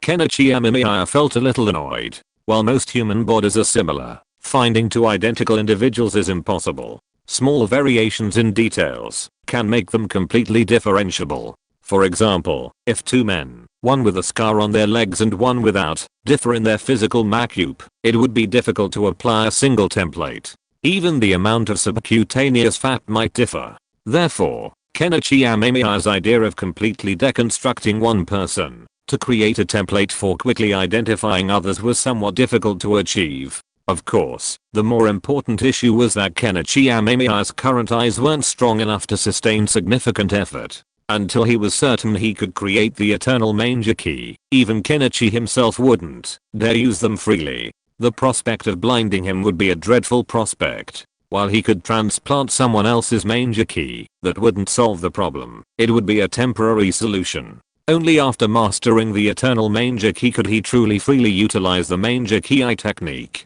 Kenichi Amemiya didn't have time to dwell on this, because with Tsunade's strike and those words, the battle had begun once again. The giant wooden figure swung its fist and smashed down on Meditarumi's head. Me's wounds hadn't fully healed, and despite Tsunade's help, she was still somewhat clumsy. The pain of an injury can restrict movement. Although Tsunade quickly healed Meditarumi, her body still needs time to adjust, and during this time, she might experience some clumsiness from her previous injuries. Dissolving Monster Jutsu.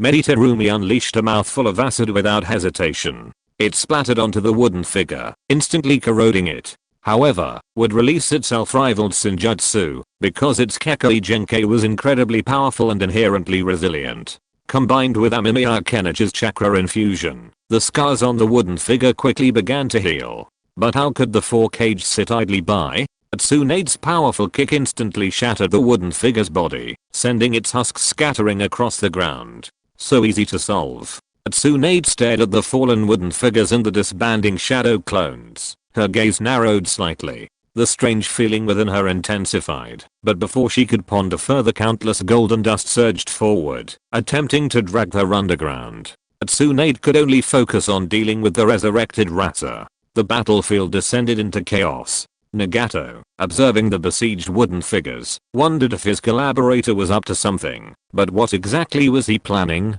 While these wooden figures looked intimidating, they were in reality mere figurines, all show and no use. Universal attraction. Nagato extended his hand, pulling Meditarumi in with suction. Meanwhile, Noki, who was preparing to attack him, had his prepared jutsu absorbed. Nagato silently selected his two opponents. As for the two taijutsu focus ninjas, Airake and Tsunade, their full attention was drawn to Amemiya Kenichi's wooden figures, momentarily ignoring the much smaller Nagato below them. The sky gradually darkened. Amemiya Kenichi narrowed his eyes. This battle had dragged on for quite a while, but by now, all of the wooden figures he had previously created had been dismantled, leaving wooden debris scattered across the ground. Amemiya Kenichi and Nagato exchanged a glance, and Nagato instantly understood what Amemiya meant. The fight between the two gradually drew closer, and when the 4-cage were close together, Amemiya Kenichi launched a fierce attack.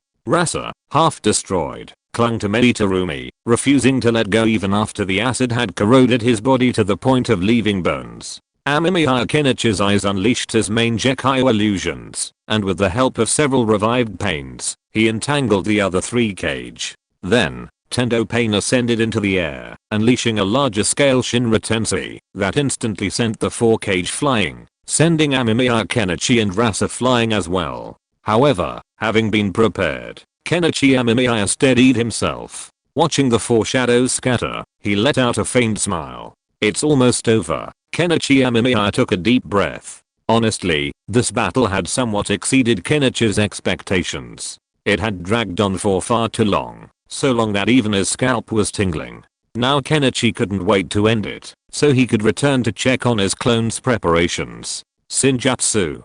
Kenichi Amemiya mobilized a massive amount of chakra. The dissolution of his shadow clones had left Kenichi with significantly more chakra, more than enough to handle the current situation. A surge of chakra continuously poured into the fallen wood release fragments, and trees sprouted from them, almost instantly covering the entire forest. Is this the arrival of the tree world?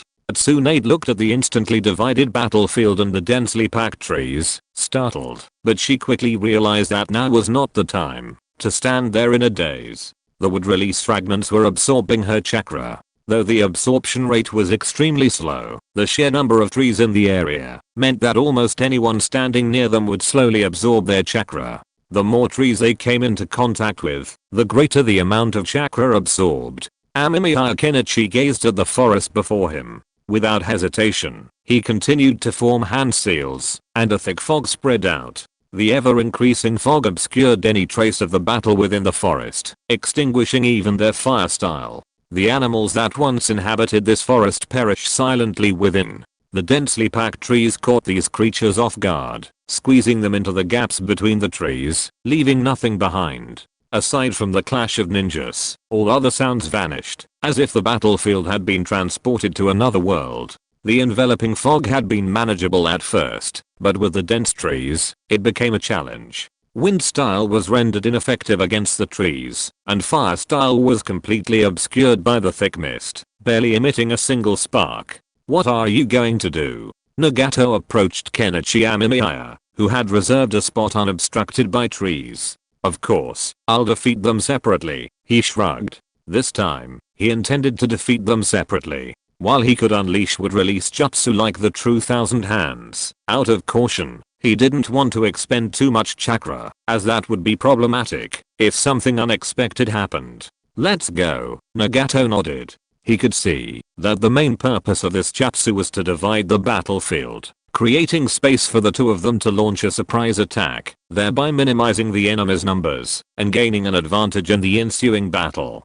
So who would be the first target? Of course, the weakest one. It was a shame that Rasa was already dead, otherwise Kenichi Amemiya wouldn't have had to think about it. But now that Rasa was dead, Kenichi Amemiya's target was set on one person. Meditarumi. Was Meditarumi really weak? In truth, Amemiya Kenichi felt the other party was still capable, otherwise he wouldn't have become the new Mizukage. However, compared to Noki and the fourth Reikage AI, Meditarumi was easier to bully. As for Tsunade, though she was missing a fist, Amemiya Kenichi worried that killing her would prompt one of Konoha's blue beasts to believe she was the one needed to sacrifice her and give her a swift, deadly kick. That kick would be best left to the unfortunate Uchiha Madara. Therefore, Meditarumi was the natural choice. Uchiha Obito descended from the sky into the capital of the Land of Water, Rin. Looking at the strange yet familiar city before him, a fiery glint flashed in his eyes. The journey had been smooth, with few obstacles. He also noticed that the Land of Water's defenses seemed somewhat weakened, with few ninjas on the streets. This gave Obito some confidence in taking Nohara-rin. Thinking of the wonderful life with Nohara-rin in the future, Obito couldn't help but feel excited. He hurried in and found the place where Nohara-rin used to live. But there was no one here. Uchiha Obito was stunned for a moment. He found a piece of paper on the table, which was pressed by a cup, and a pair of socks next to it. Obito walked over with confusion. Nohara-rin socks. If you want to find Nohara-rin, please go to the place where the sun sets, where you can hold up the sun. Obito typed a few question marks. What does this mean? Chapter 460 to the final song of war. What the hell is that Amemiya Kenichi doing? Uchiha Obito sprinted through the woods, chewing his fingers as he pondered. He couldn't understand what that bastard Kenichi Amemiya meant by doing this. The place where the sun sets, the place where you can scoop up the sun. This puzzle wasn't difficult to solve, even requiring some ingenuity. After all, the sun couldn't normally be scooped up, but what if it were in water? Wouldn't scooping up the water be the same as scooping up the sun? And the specific location was even given, the place where the sun sets, which meant west of the water country capital. Only this place met the conditions on the note. As for Nohara-rin socks, Obito had taken them too, but out of pure concern for Nohara-rin. What if she happened to need those socks? So, Uchiha Obito decided to take them. But what puzzled Uchiha Obito was the meaning of Kenichi Amemiya's actions. He should know I care deeply about Nohara-rin, but I've shown that from my previous behavior. So, could he be deliberately provoking me? Uchiha Obito scratched his head, feeling a bit overwhelmed. Could that bastard Amemiya Kenichi already know my identity? A flicker of fear crossed his mind, but upon closer inspection, it seemed quite possible. He hesitated for a moment, thinking, if Amemiya Kenichi already knew his identity, then everything he did seemed to have a reason. This guy was just teasing him, and every time, perfectly timed, Amemiya Kenichi would do something to provoke him, like desecrating Nohara-rin's remains, taking her arm, and now, resurrecting her, even hugging her right in front of him. All of this was just to provoke him. But Uchiha Obito couldn't understand it. You have to know that Uchiha Obito is already dead. He died on that battlefield. Both Kakashi and his former mentor Minato Namikaze believed so. Even when Uchiha Obito stood in front of his former mentor Minato Namikaze, the other party could not recognize his true identity at all. This made Uchiha Obito's inner guilt completely disappear. Anyway, the teacher could not recognize him, so no matter what he did, it didn't matter. Moreover, Uchiha Obito never revealed anything related to himself afterwards. Even his own grave, Uchiha Obito did not touch it. During the war, there were many people like him who died without remains, and only had cenotaphs. Moreover, Uchiha Obito never remembered the presence of the bastard Kenichi Amemiya in his life. Kenichi Amemiya was a pure stranger to him at that time, the kind he didn't know at all, and the other party had no reason to pay attention to him. You see, to avoid revealing his identity, Obito knew his Sharingan was in Kakashi's possession, and he never considered taking it from him. Kakashi had carried out countless missions, but Obito had never intervened, precisely to avoid arousing unnecessary suspicion and potentially ruining the Moon Eye project. He was incredibly cautious. So how had he been exposed? Obito couldn't figure it out.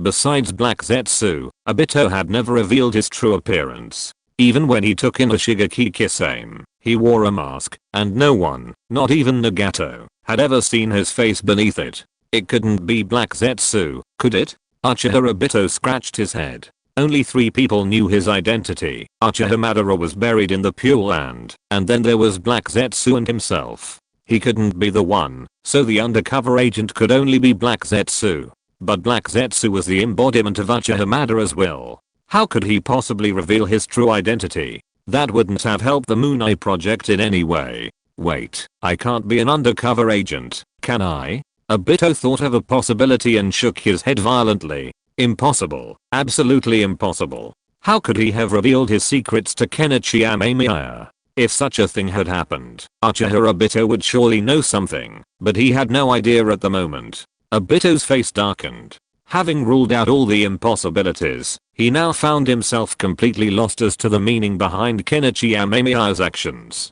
Of course it was for fun.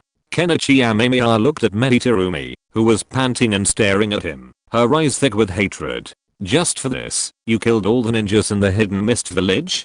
Meditarumi was so angry that she spat out a mouthful of blood. She clutched her stomach, where a hideous wound lay, blood oozing from it, soaking the dirt. Nagato stood aside, silent. Of course not. I simply want to unify the ninja world and eradicate war forever. Amemiya Kenichi narrowed his eyes. His previous words had been a lie. He wasn't so bored. To massacre an entire ninja village for the sheer amusement of it wouldn't be a perverted act. And it would be a monstrous waste. The population of a single ninja village, that's a tremendous amount of wealth. If Amemiya Kenichi hadn't nuked the Hidden Mist village with an atomic bomb, he'd be even more confident facing the 4 villages now. He could even bring all 4 cages and their ninja forces together to attack them. After all, the Hidden Mist village had so many ninjas, so many jounins. If they all activated their main Jiki Sharingan, even the Ninetales would be forced to kneel and sing Bluebird. One main Jiki Jinjutsu per person who could withstand it. Then, he could induce the awakening of Katamatsukami and forcefully implant loyalty in the 4 cages' subconscious minds. Then, he could just wait and reap the harvest. War. Meditarumi's eyes were a little dazed. She was also a ninja, so she naturally knew how difficult and idealistic it was to want to completely eliminate war in this hellhole of the ninja world. But the madman in front of her was actually trying to do so, which surprised Meditarumi a little bit. But only a little. Although Meditarumi herself thought that Kenichi Amemiya's idea was idealistic, even if the other party was really working hard for this, why was the first to sacrifice the Hidden Mist village? Why couldn't it be another ninja village? Kenichi Amemiya didn't know what Meditarumi was thinking. If he knew, he would only sigh that hatred made people lose their minds. Even if he chose another ninja village to detonate the nuclear bomb, the ones who were angry and hated him here might be Inoki, AI, or Tsunade.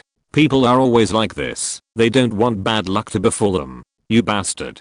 Meditarumi gritted her teeth and tried to form hand seals, but before she could, 4 pains clutching black rods leaped down from the sky. The rods pierced Tarumi's body, blocking her chakra flow and forcing her to lie on the ground in humiliation. Listening to the noises around him, Kenichi Amemiya didn't waste any time. He pulled a bug egg from his arms and forced it to hatch with his chakra. The bug writhed in his grasp. Nothing in this world can be changed without bloodshed. The Hidden Mist village has had bad luck, that's all. Kenichi Amemiya said softly, looking at Terumi. He then grabbed her hair and used a kunai to incise a small wound on the back of her neck. He then placed the bug inside. The bug writhed and burrowed into Terumi's body. "What did you put in me?" Terumi looked at Kenichi Amemiya in horror. She saw the insect in his hand, but she still couldn't accept it. Such a large insect, and this bastard actually put it in her neck.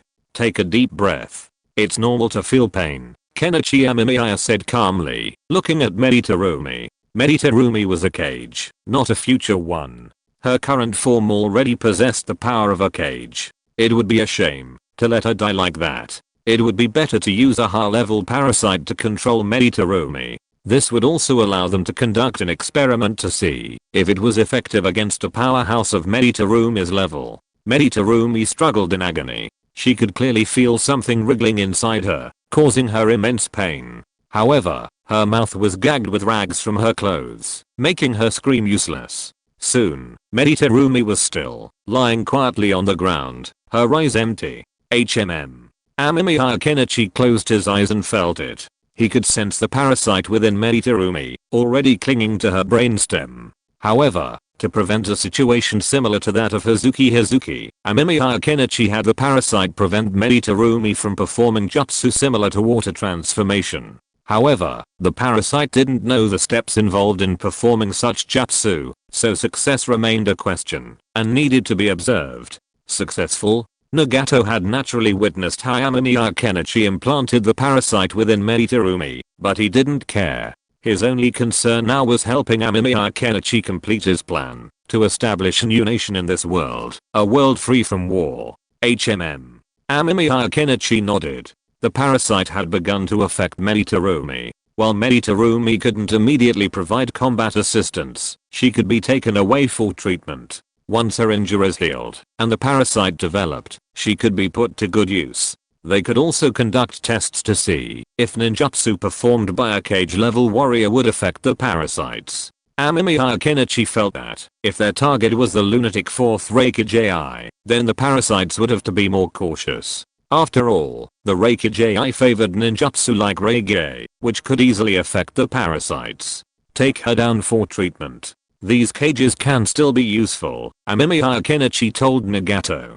Nagato agreed and dispatched a pain to carry the hollowed out Terumi away. "I get the feeling you're nervous. What are you nervous about?" Nagato asked, looking at Amemiya Kenichi as he escorted Terumi out of the foggy forest. Nagato was confused. With 5 cage-level warriors now dead, one was about to become their own, and 3 more, including Tsunade, were missing a hand. Winning this war was only a matter of time. Once Noki, AI, and Tsunade were wiped out, Nagato felt that Amemiya Kenichi's wooden figure alone would be enough to cause headaches for the other ninjas for a long time. Although our strength seems strong now, that's only for now. Amemiya Kenichi shrugged. If Naruto is regarded as a novel, then it is a novel of upgrading. In one chapter, they are invincible, and in the next, enemies come from the sky. Naruto and Sasuke basically encounter enemies stronger than themselves, and then fight monsters all the way up. Finally, with Kaguya-sama, it can be considered the end of Naruto. However, it was unexpected that there was another Boruto next. However, Naruto and Sasuke are already invincible, so what to do? Naturally, they can only deal with enemies from outer space. Oh. Nagato looked at Amemiya Kenichi with a hint of curiosity in his tone. He had a feeling that Amemiya Kenichi seemed to be hinting at something, that this man seemed to know something very secret. But Amemiya Kenichi didn't say it, and he didn't know it either. Let's go. While they haven't reunited yet, find a way to move quickly. Amemiya Kenichi shook his head. Now was not the time to ponder these questions. First, all they had to do was deal with all 4 cage. But before Amemiya Kenichi could finish, several trees flew out, and 3 figures appeared before Nagato and Amemiya Kenichi. "Where's Terumi?" Tsunade looked at Amemiya Kenichi. She was a bit disheveled, looking unwell. The Reikage and Noki beside her also looked unhappy. "Dead." Amemiya Kenichi smiled, then waved the cloth in his hand. It was Terumi's clothes. A moment of silence fell. Tsunade and the others didn't speak, didn't roar, didn't talk about revenge for Terumi. They simply charged forward. but Amemiya Kenichi sensed the pressure. These cages were even more serious, and this time, they were truly cooperating. Yondame Reikijai, are you going to let go of your father's murder just like that? Amemiya Kenichi teased, dodging AI's attack. He was met with a fierce attack from the silent AI and Noki. Amemiya Kenichi knew that at this moment, the battle had entered its final moments. Either the three cages would defeat him and Nagato and achieve ultimate victory, or he and Nagato would crush the three cages' hopes and bring the war in the ninja world to an end. Then let us begin. Chapter 463, A New Way of Warfare, The Baptism of Ammunition Base. The power of the Mangeki ninja is far greater than I imagined. Orochimaru stood in the treetops, gazing at the battlefield ahead. The mighty Five Tails was defeated in such a fierce battlefield. If this had happened in previous wars, it would have been unimaginable. You have to remember that this is a tailed beast, and the Five Tails is quite powerful among the tailed beasts. Normally, dealing with a tailed beast is extremely difficult. The fourth Hokage, Minato Namikaze, died on the night the Nine Tails invaded the village. Although Orochimaru knew some of the circumstances at the time, Minato Namikaze did not die at the hands of the Nine Tails. His death was more like a responsibility, a sacrifice forced upon him to prevent further casualties in Konoha. There were also other hidden secrets involved, but the fourth Hokage's cause of death was indeed related to the Nine Tails. However, being a tailed beast as well, the Five Tails was now trapped here, unable to move. Oh, Nerishikaku and Yamanaka Inoichi. Orochimaru smiled at the sight of two old acquaintances. The arrival of Nerishikaku and Yamanaka Inoichi proved the battle plan had succeeded. Orochimaru also spotted Deru, who had also arrived at the battlefield, but there was no sign of Killer Bee. It would be a shame if Killer Bee had come too. Orochimaru licked his lips.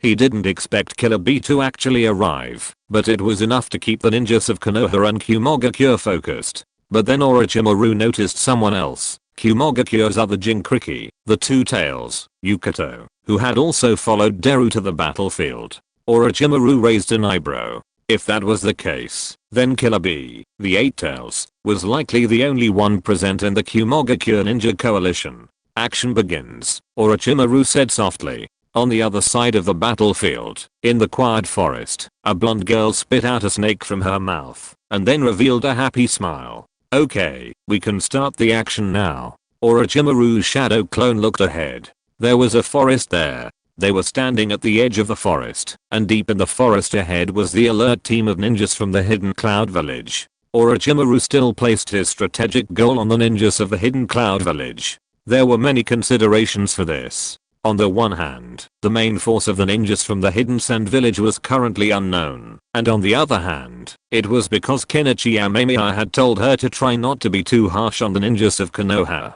Although Orochimaru didn't know why, she noticed the seriousness of her student's words at the time, so Orochimaru chose not to be harsh on Konoha. Otherwise, Orochimaru's eyes held a chill. She had once considered bringing about Konoha's complete collapse, thereby striking a blow against the old Sandaime. However, after hearing his student's remarks about how tiring it was to be Hokage and completely unworthy, Orochimaru felt his words were reasonable and gradually let go. However, if given the opportunity, Orochimaru would have preferred to confront Konoha's ninja. After all, she knew them all too well. She knew exactly what they would do. Commander, shall we launch the attack now? A flame ninja ran over and asked quietly. Yes, launch a saturation attack on the target now, firing all available ammunition. Orochimaru nodded. Kumogakure was a large ninja village, home to a considerable number of ninja. Furthermore, according to intelligence relayed from the main body, Deru of Kumogakure led the team there, but did not see Killer Bee.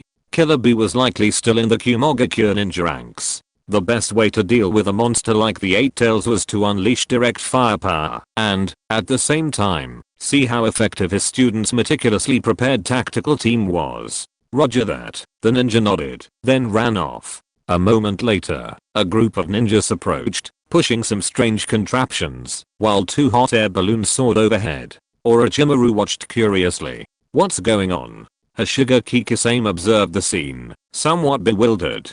He had originally planned to accompany Deidara in the search for ninjas from the Sand Village, but Deidara was more flexible when it came to ninja hunting, so Hashigaki Kasame followed Orochimaru's shadow clones. However, seeing Orochimaru, with his blonde hair and impressive figure, beside him, Kasame's expression was a bit strange. He hadn't expected Orochimaru, one of the 3 most famous ninjas in the ninja world, to behave like this. It was clear that rumors in the ninja world weren't always reliable.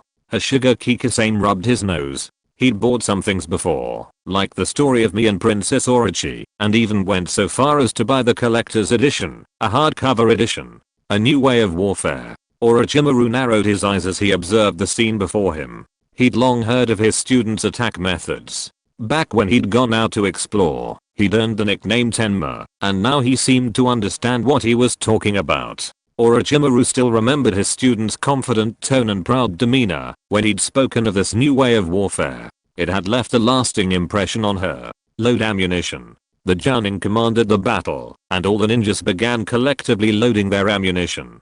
The rocket launchers were loaded with special ammunition, and the ninjas in the hot air balloons took off with fusion thermobaric bombs. For this battle, Amemiya Kenichi handed over his specially crafted tactical team to his teacher, asking him to find a suitable role for them to perform. Orochimaru narrowed his eyes, curiously watching as he took notes, recording his own insights and observations. Target at 11 o'clock, wind speed correction. The Jounin observed and recited some data. Orochimaru waited patiently. Hashigaki Kasame seemed a little confused, but he didn't say anything. He would jump into battle without hesitation when needed. The Jounin paused, as if waiting for something.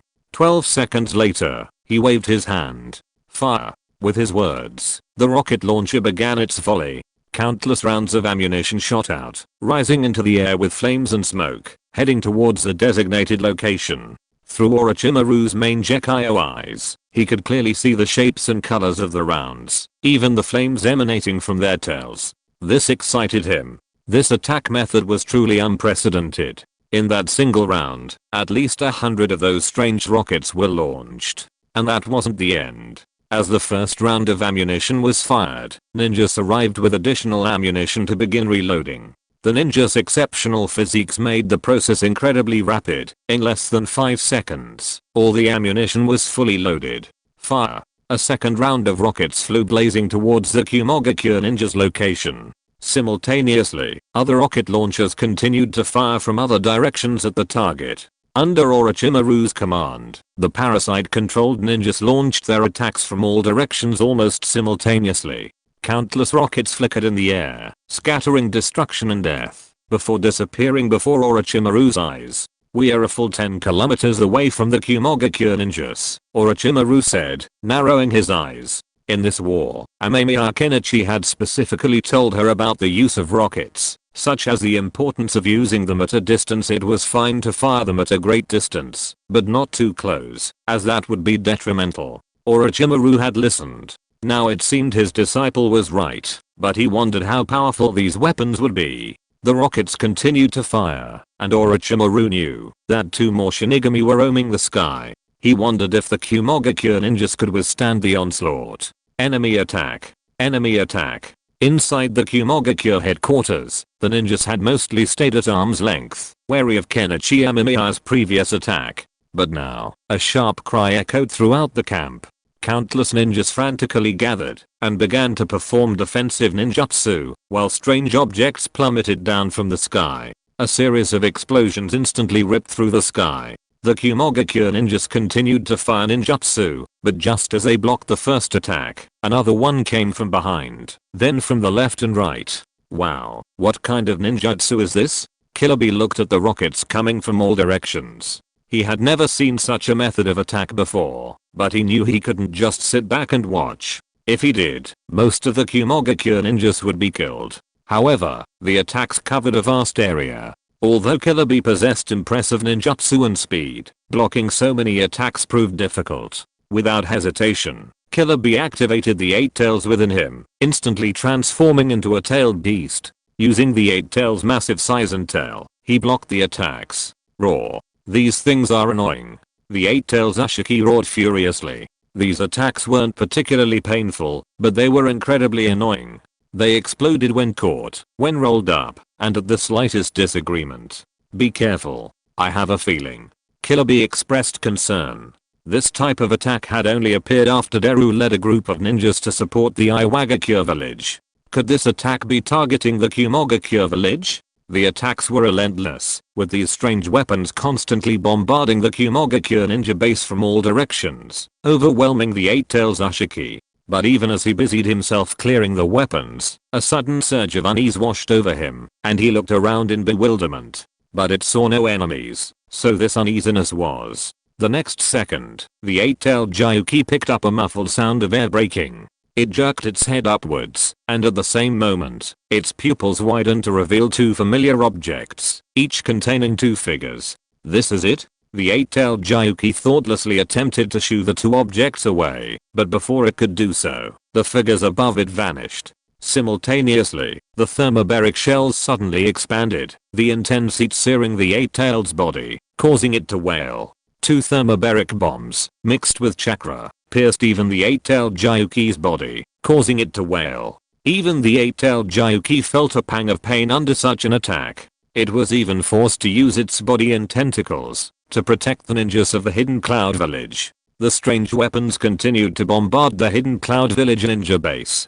The ninjas, already busy dealing with them, were caught off guard by the high temperature, lightning-powered thermobaric bombs from behind, instantly killing and injuring most of them. Only a small number of ninjas managed to survive, thanks to the protection of the eight-tailed Gyuki. The intense heat and explosions continued, seemingly endless. The eight-tailed Gyuki was overwhelmed by the onslaught. It roared and raged, but all it felt was scorching heat and pain. Countless rockets pelted the eight-tailed Gyuki, blasting away layers of flesh, and the assault continued. Fire! Fire! The flame ninja commanded. He had requested instructions, and the commander had instructed them to fire all their ammunition, so the rocket barrage would not cease. However, the onslaught could not last long. The ammunition supply was depleting too quickly. Orochimaru gazed at the mushroom cloud and black smoke in the distance, and licked his lips. The ninjas of the Hidden Cloud Village had already suffered a devastating blow. Facing such a massive attack, who knew how many would survive? But surely the main force would have noticed that Deru and the others had begun to retreat. If so, the plan could proceed to the next step. Hashirama Kisame. Wait until the mushroom cloud dissipates, then you will enter the battlefield. Your goal is to observe the survival of the Eight Tails. If he is still alive, kill him directly, if you have the chance. If he is dead, retreat. Orochimaru gave the next combat mission. Hashirama Kisame showed a sunny smile. Is it finally my turn to take action? The tailed beasts, this is really interesting. Hashirama Kisame was a little excited. He rushed into the forest with his weapon Samehada. The bombing continued. All the ammunition that Amemiya Kenichi had made before were consumed in this combat mission, and even the target was only the Hidden Cloud Village. Orochimaru squinted his eyes. Now everything is going according to plan, so the last question is here. Where did the disappeared Sand Village ninja go? Chapter 464 Uchiha Madara, stepping onto the battlefield. Something has changed. At Konoha's headquarters, Narushikaku's face looked grim.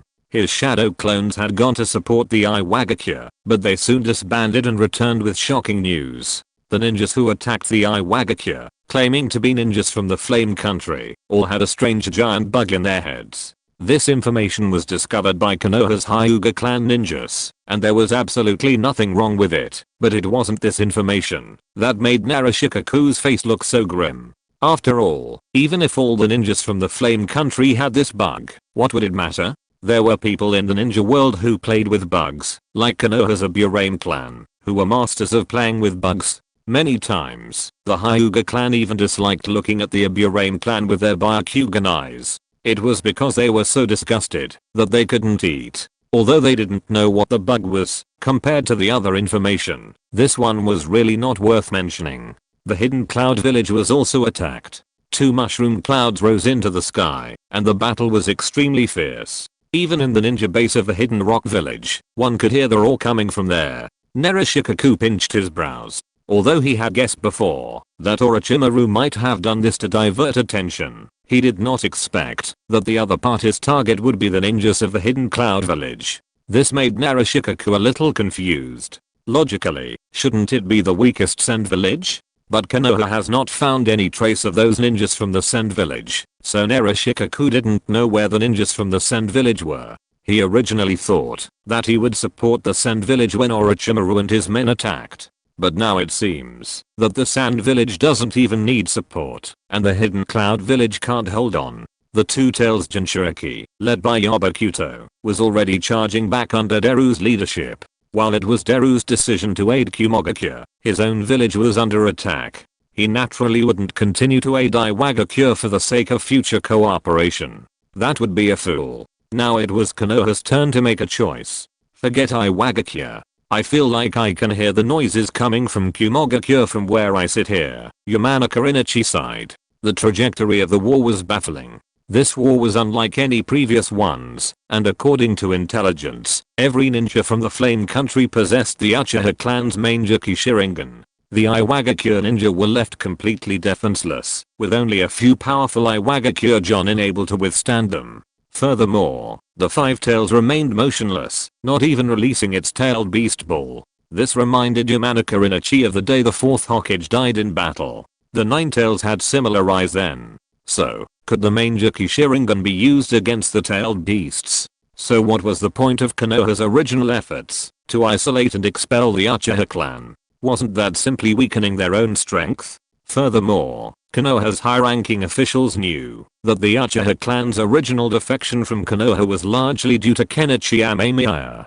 Now that Kenichi had become the ruler of the Flame Kingdom, where would the Uchiha clan's ninja be? When would they emerge? Then what should we do? Yamanaka Inochi looked at his old friend. With Lady Tsunade away, and according to the war plan she had set, all decisions for Konoha now rested with Narushikaku. Even the Konoha elders agreed with this. Narushikaku was a renowned figure, one of Konoha's think tanks. He was known for his intelligence, and decisions made by him were rarely erroneous. Mitaman and Mutatane Koharu knew this as well. Sent 10 ninja teams to support Kumogakure. Also, expand the perimeter of defense. We need to keep an eye on the Uchiha clan. Narushikaku narrowed his eyes. He had a feeling Orochimaru's plan wasn't so simple. Attacking Iwagakure to draw the attention of the other two ninja villages? It wasn't impossible, but it was too early. Orochimaru's attack on Kumogakure was premature. He could have simply increased his offensive there, drawing more troops from Kumogakure and Konoha. A surprise attack on Kumogakure at this point would have been even more effective. Unless Orochimaru thought it was completely unnecessary, that simply drawing their attention would allow him to swallow Kumogakure. But Kumogakure had Killer Bee, the Eight Tails. How could Orochimaru be so confident?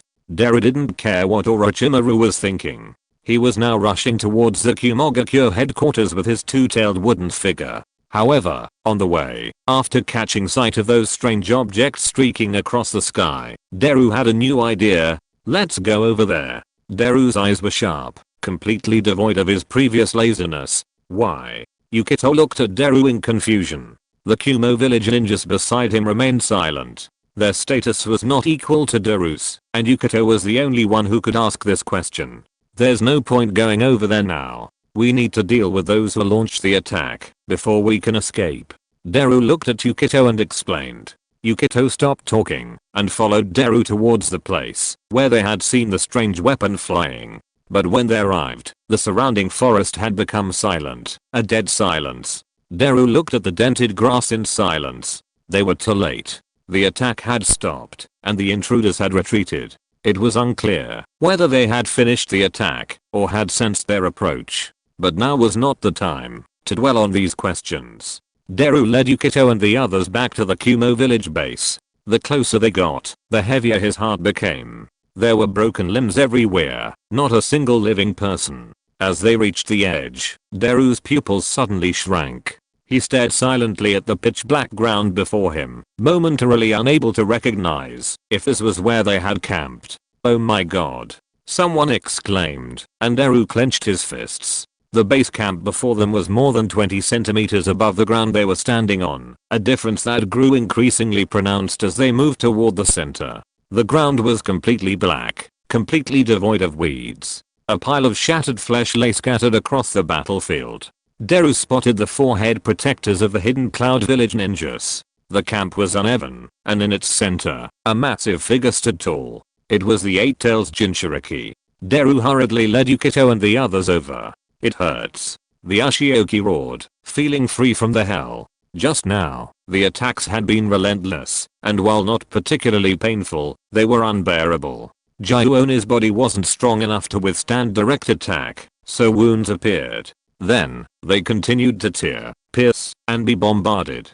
Combined with the 2 fusion thermobaric bombs, Gyuoni now had lost a small portion of his body, and 5 of his 8 tails were broken. The constant pummeling of his wounds nearly drove Gyuoni to madness with hatred. If it weren't for Killer Bee's desire to protect the ninjas of the Hidden Cloud Village, Gyuoni would have rushed over and killed those who launched the strange weapon. Raw. Seeing the blurry figures approaching from a distance, Gyuoni, without a second thought, prepared to unleash a tailed beast ball. But before he could launch his attack, Killer Bee stopped him. Killer Bee could clearly see that it was Bakuto and Aru and the others approaching.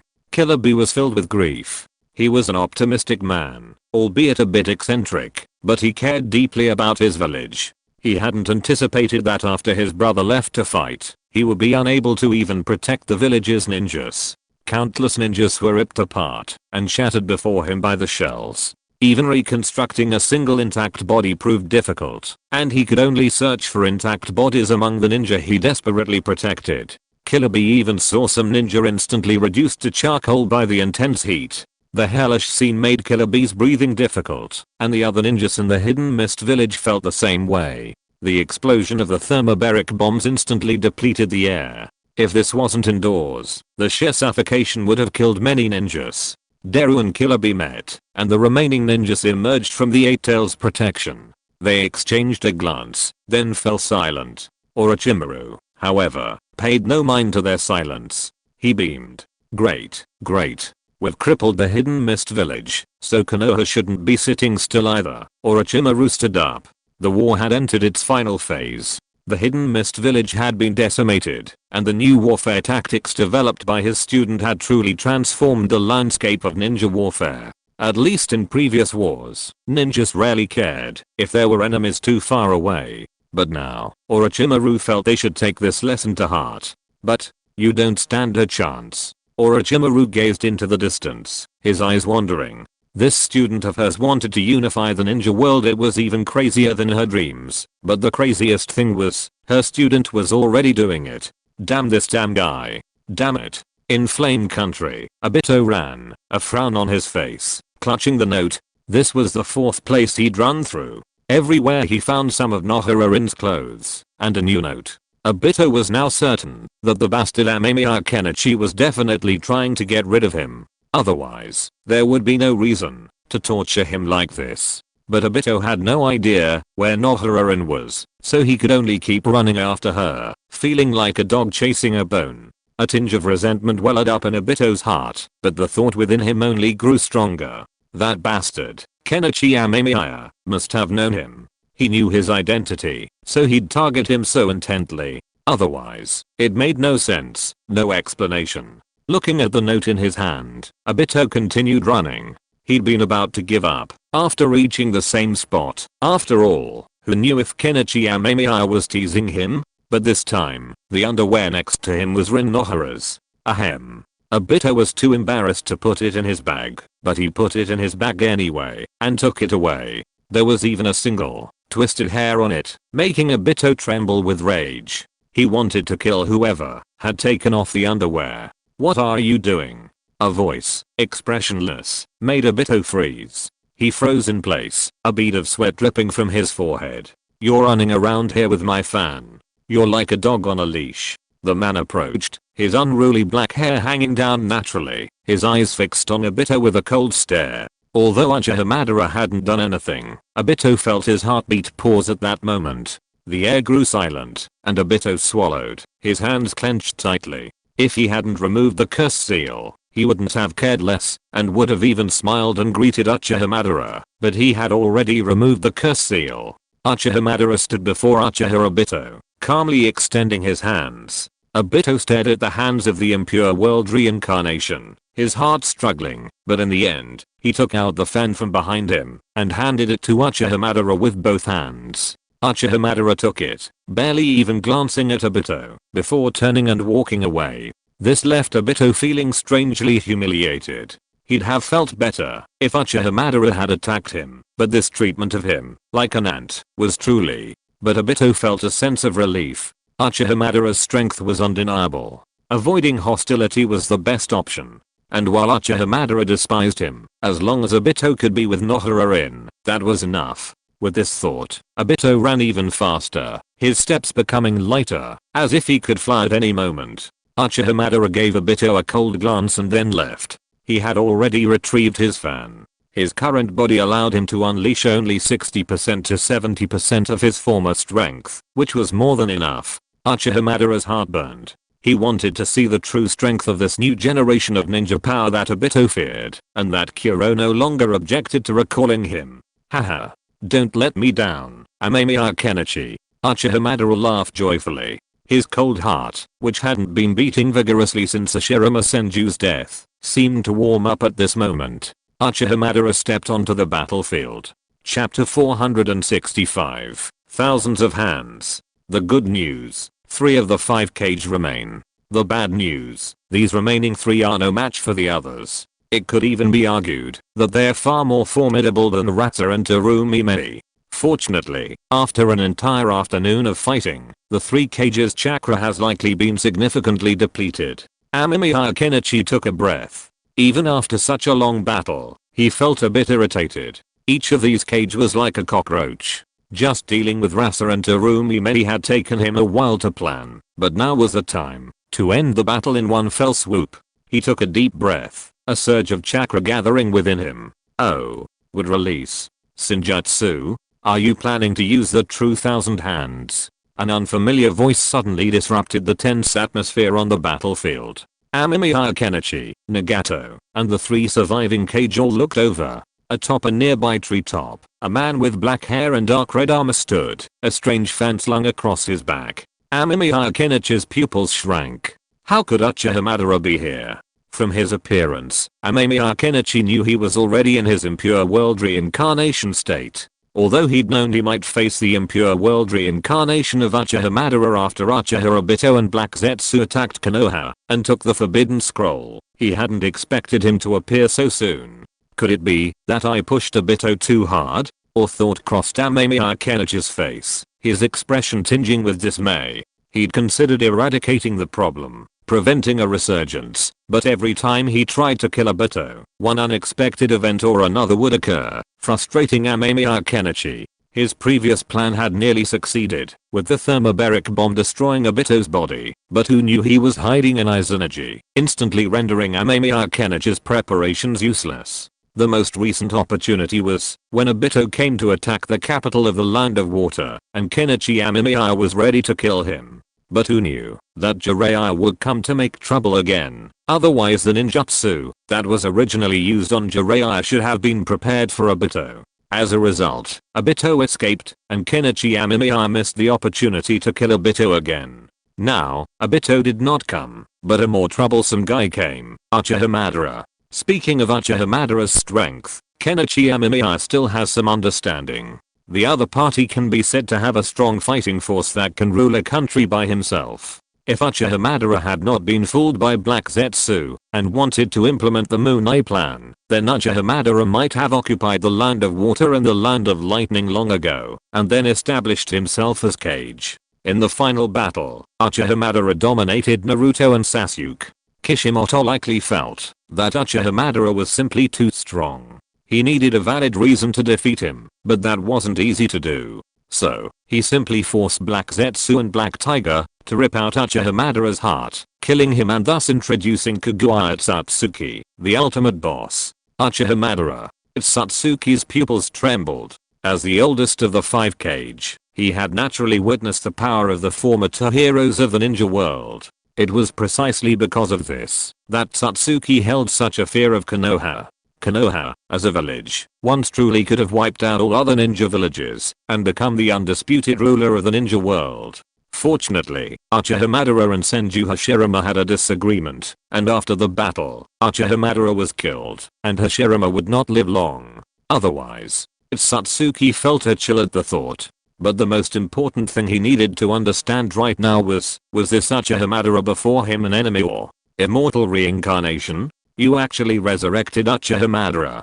Tsunade looked at Amemiya Kenichi in shock and anger, roaring furiously. She instantly recognized Uchiha Madara's current state. Only the reincarnated could be like this. If Uchiha Madara had been resurrected, then what about her grandfather, Senju Hashirama? So he's an enemy then? The furious Reikage couldn't bear to hear anymore. He had just noticed the mushroom cloud rising from the direction of the hidden cloud village, accompanied by a deafening roar. All he wanted now was to return home and see what was happening to his village. So, he bolted, Thunderbolt, and his blazing blade, charging towards Uchiha Madara, who stood not far away. Lightning release. Uchiha Madara casually dodged the Reikage AI's attack with a sideways motion. He then found the energy to kick AI in the back and swung his fan. Without a second thought, AI was slammed to the ground, leaving a crater. Go all out against Uchiha Madara. He's a monster. No ki ascended, forming hand seals and unleashing dust release, but it didn't even touch Madara's fur. You look familiar. Flying. Uchiha Madara felt a tinge of excitement. He had witnessed ninja battles during his previous trip from the Land of Water, but those battles had left him unimpressed. Only battles with the cage could elevate him. Tsunade, however, stood in front of Noki, observing Uchiha Madara intently. A powerful ninja, comparable to her grandfather, Hashirama Senju. Tsunade never underestimated his opponent's strength. What's going on? Nagato surveyed the chaotic situation. He had been contemplating how to cooperate with Amemiya Kenichi to defeat these cage, but unexpectedly, a man suddenly appeared the next moment and engaged the three cage in a back and forth battle. Nagato could see that the black-haired man fought with remarkable ease, almost like he was teasing a child. Uchiha Madara. I didn't expect this guy to be resurrected through the impure world reincarnation. Amemiya Kenichi pinched his brow, feeling a little irritated. Once again, things were out of his control. Amemiya Kenichi's plan had been well thought out. Defeat the 5 cage, control those who could, then weaken the other 4 villages directly on the battlefield. Then, he could annex the Land of Lightning in one fell swoop, establishing a road link with the Land of Flame, to avoid restrictions on the transportation of goods. Then, he could slowly annex other countries, while simultaneously finding a way to kill Obito, and prevent him from causing trouble. But now, all his plans had been shattered. Uchiha Madara had appeared, a monster. Nagato. Amemiya Kenichi looked at Nagato beside him with a serious expression. Nagato looked at Amemiya Kenichi with confusion. He knew Uchiha Madara, who had once joined the Akatsuki, but his strength was relatively average, at least not compared to himself, who possessed the Sage's Eye. Therefore, he didn't understand why his collaborator was so nervous. According to my research, after attaining the Mangekyou Sharingan, further advancement is extremely difficult. However, once you reach that level, there's a chance of attaining the Rinnegan, if you meet the necessary conditions, Amemiya Kenichi said seriously. Nagato listened quietly. The battle ahead continued, and Uchiha Madara seemed to be warming up. The 3 cage, all renowned figures in the ninja world, were like children fighting over lollipops in Uchiha Madara's hands, posing no threat at all. It's almost impossible to acquire the Rinnegan yourself, Amemiya Kenichi said. Nagato understood his meaning. Amemiya Kenichi meant that his eyes were likely given to him by someone else. This made Nagato frown. I gained these eyes when I witnessed my parents being killed by the enemy as a child, which activated my hidden bloodline.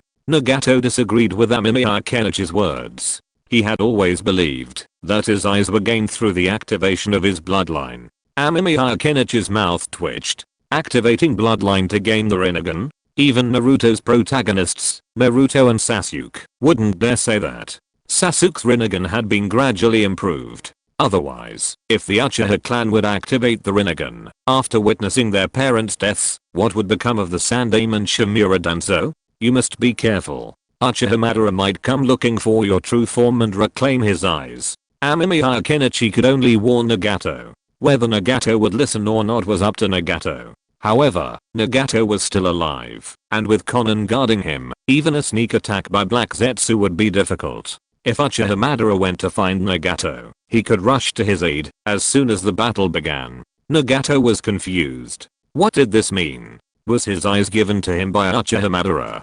Didn't he obtain it himself? And what did Amemiya Kenichi mean by that? Uchiha Madara might come to reclaim his eyes? Amemiya Kenichi took a deep breath. He ignored Nagato's bewilderment and glanced up at the sky. The weather wasn't great, with a few clouds, but not enough to perform the celestial lightning technique.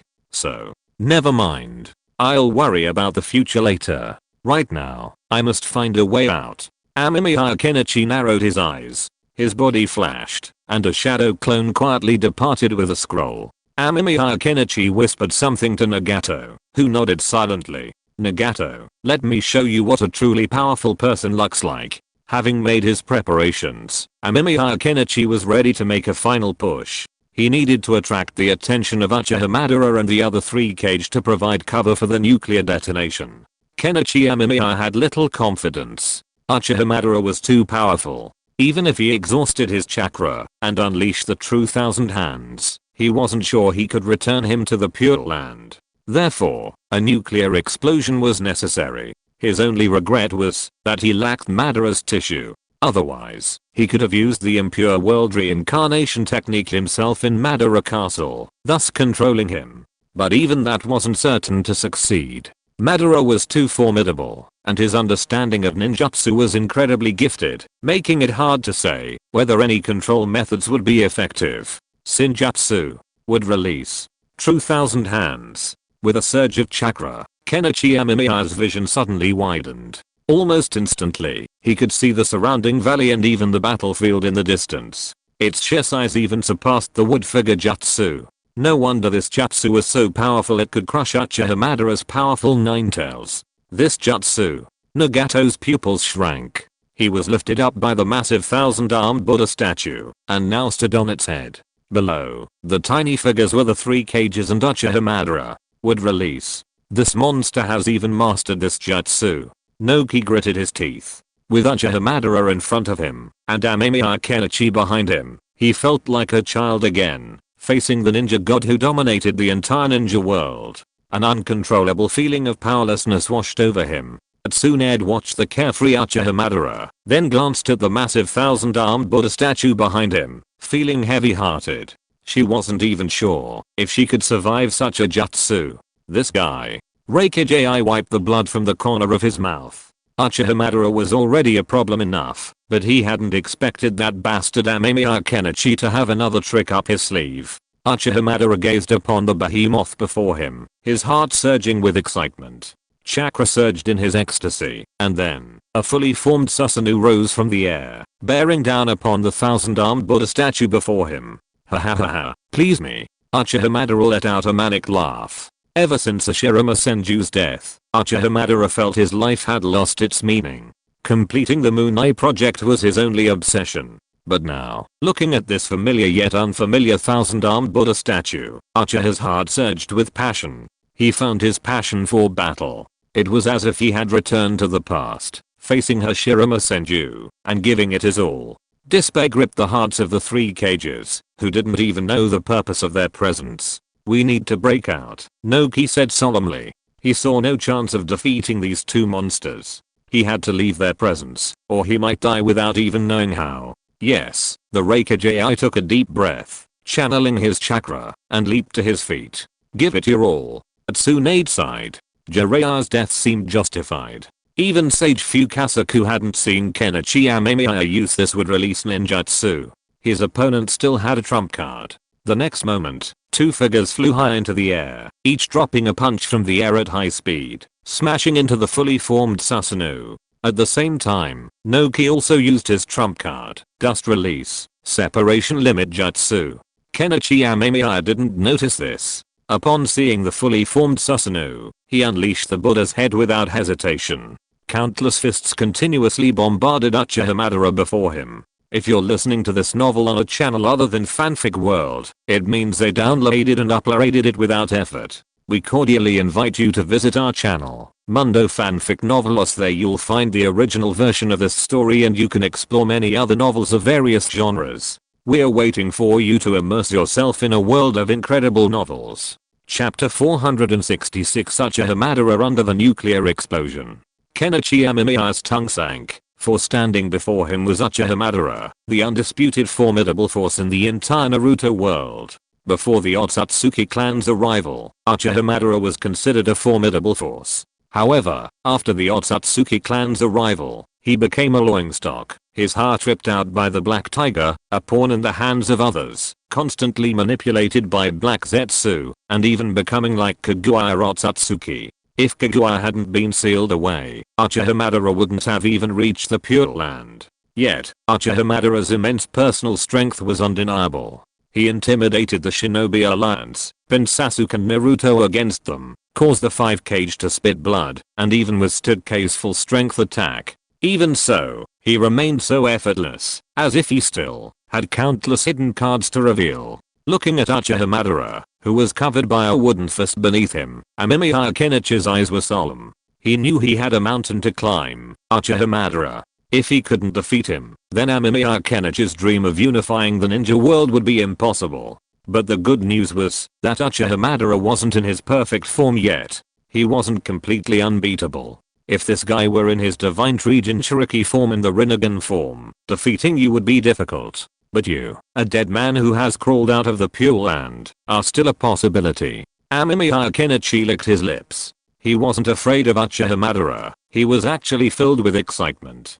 Being able to defeat Uchiha Madara in this place was a pleasant surprise. Even more surprising was that Tsunade and the others actually thought Uchiha Madara was their accomplice and attacked him directly. Judging by these ninjutsu, Amemiya Kenichi knew the 3 Kage had given it their all. Combined with his true thousand hands and the Buddha, defeating a mere impure world reincarnation Uchiha Madara shouldn't be a problem, especially since he lacks the Rinnegan, preventing him from using those powerful Rinnegan techniques. How interesting. Madara was feeling immense pressure. He had originally planned to fight against Kenichi Amemiya, to see if his Senjutsu would release technique could hold a candle to Hashirama's thousand hands, but he hadn't expected his opponent to be so powerful. However, looking at the 3 Kage level powerhouses before him, Madara felt a pang of displeasure. In his view, the protagonists of this battle were undoubtedly him and Kenichi Amemiya. These 3 Kage had no business intervening in such a battlefield.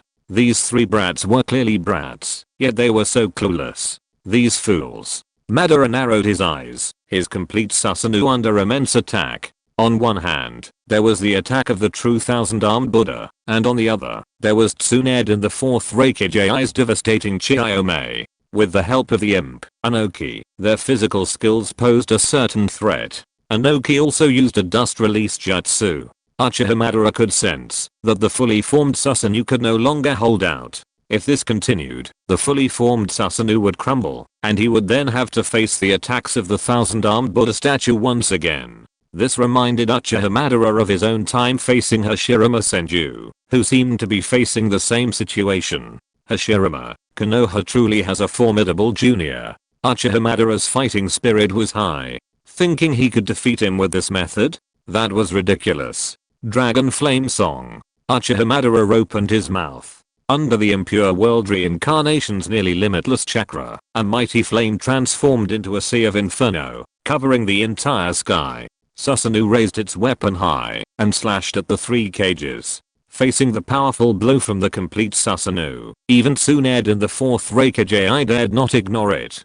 Being hit by this sword would literally kill them. Is this guy planning to clear the field? Amemiya Kenichi narrowed his eyes. He knew that at this moment, Uchiha Madara had not yet fully displayed all his trump cards. He had not even started to use wood release, and Uchiha Madara now seemed to be fighting with ease. However, Amemiya Kenichi did not intend to give Uchiha Madara the opportunity to fully unleash his strength and use wood release or other ninjutsu. Nagato, let's get out of here quickly. Amemiya Kenichi said to Nagato, while controlling the thousand-armed Buddha statue to continuously attack the complete Susanoo. This time, he hadn't sent Nagato to attack Uchiha Madara, precisely to prevent excessive losses of Nagato's puppets. Furthermore, this statement had been addressed to Nagato's true form. Amemiya Kenichi knew Nagato's true form was surely nearby. If he didn't leave, the atomic bomb would likely detonate, and Nagato would likely be severely injured. It would be a farce if Nagato died prematurely. Amemiya Kenichi looked at Nagato and had an idea. Uchiha Madara's complete form required the Rinnegan. If he completely destroyed the Rinnegan beforehand, crushed it, burned it, and scattered the ashes, would Uchiha Madara still be as powerful? But that wasn't the case yet. Okay, Nagato nodded, understanding what Amemiya Kenichi meant. A second later, Amemiya Kenichi continued to infuse more chakra, nearly draining it completely. Only then did he leave behind a clone standing atop the thousand-armed Buddha statue, while he, pulled by tendo pain, flew rapidly into the distance. Uchiha Madara was oblivious to this. He was intent on clearing the battlefield, getting those 3 annoying brats off the battlefield, so he could focus on fighting Amemiya Kenichi. This Amemiya Kenichi was like a replica of Hashirama Senju, and it fueled Madara's inner passion. Had he not sealed Ai's energy within his own eyes during their previous battle, he might have truly died at Hashirama's hands. The final bite of flesh from Hashirama's arm was a sliver of his anger. He was angry that he was too weak to defeat Hashirama, but now that Hashirama was dead, he had no way to redeem himself, so he took on Amemiya Kenichi as a new opponent. Something's wrong. Madara, having slashed Tsunade and AI with his sword, raised his head.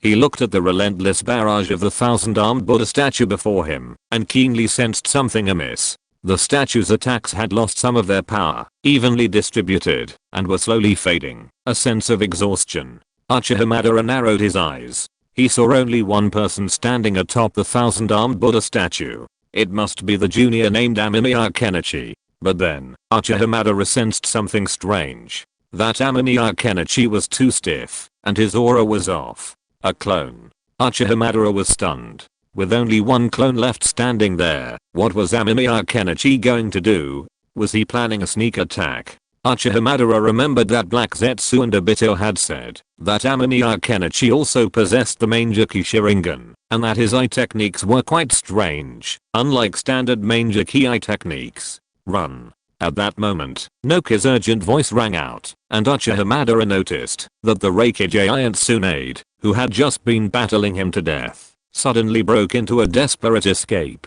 Confused, Uchiha Madara looked up and saw a blinding white light bloom above him. The speed was so fast that Uchiha Madara could see the flames instantly appear, but he had no way of escaping. A destructive aura washed over him. The blinding white light and the sudden surge of heat and pressure instantly shattered the fully formed Susanoo. An intense discomfort washed over Uchiha Madara, as if his entire body were on fire. Under attack from a weapon of this caliber, his body instantly shattered. Ha ha ha ha, Amemiya Kenichi, I, Uchiha Madara, accept you. He hadn't finished his words when the explosion and high pressure engulfed everything, annihilating the battlefield.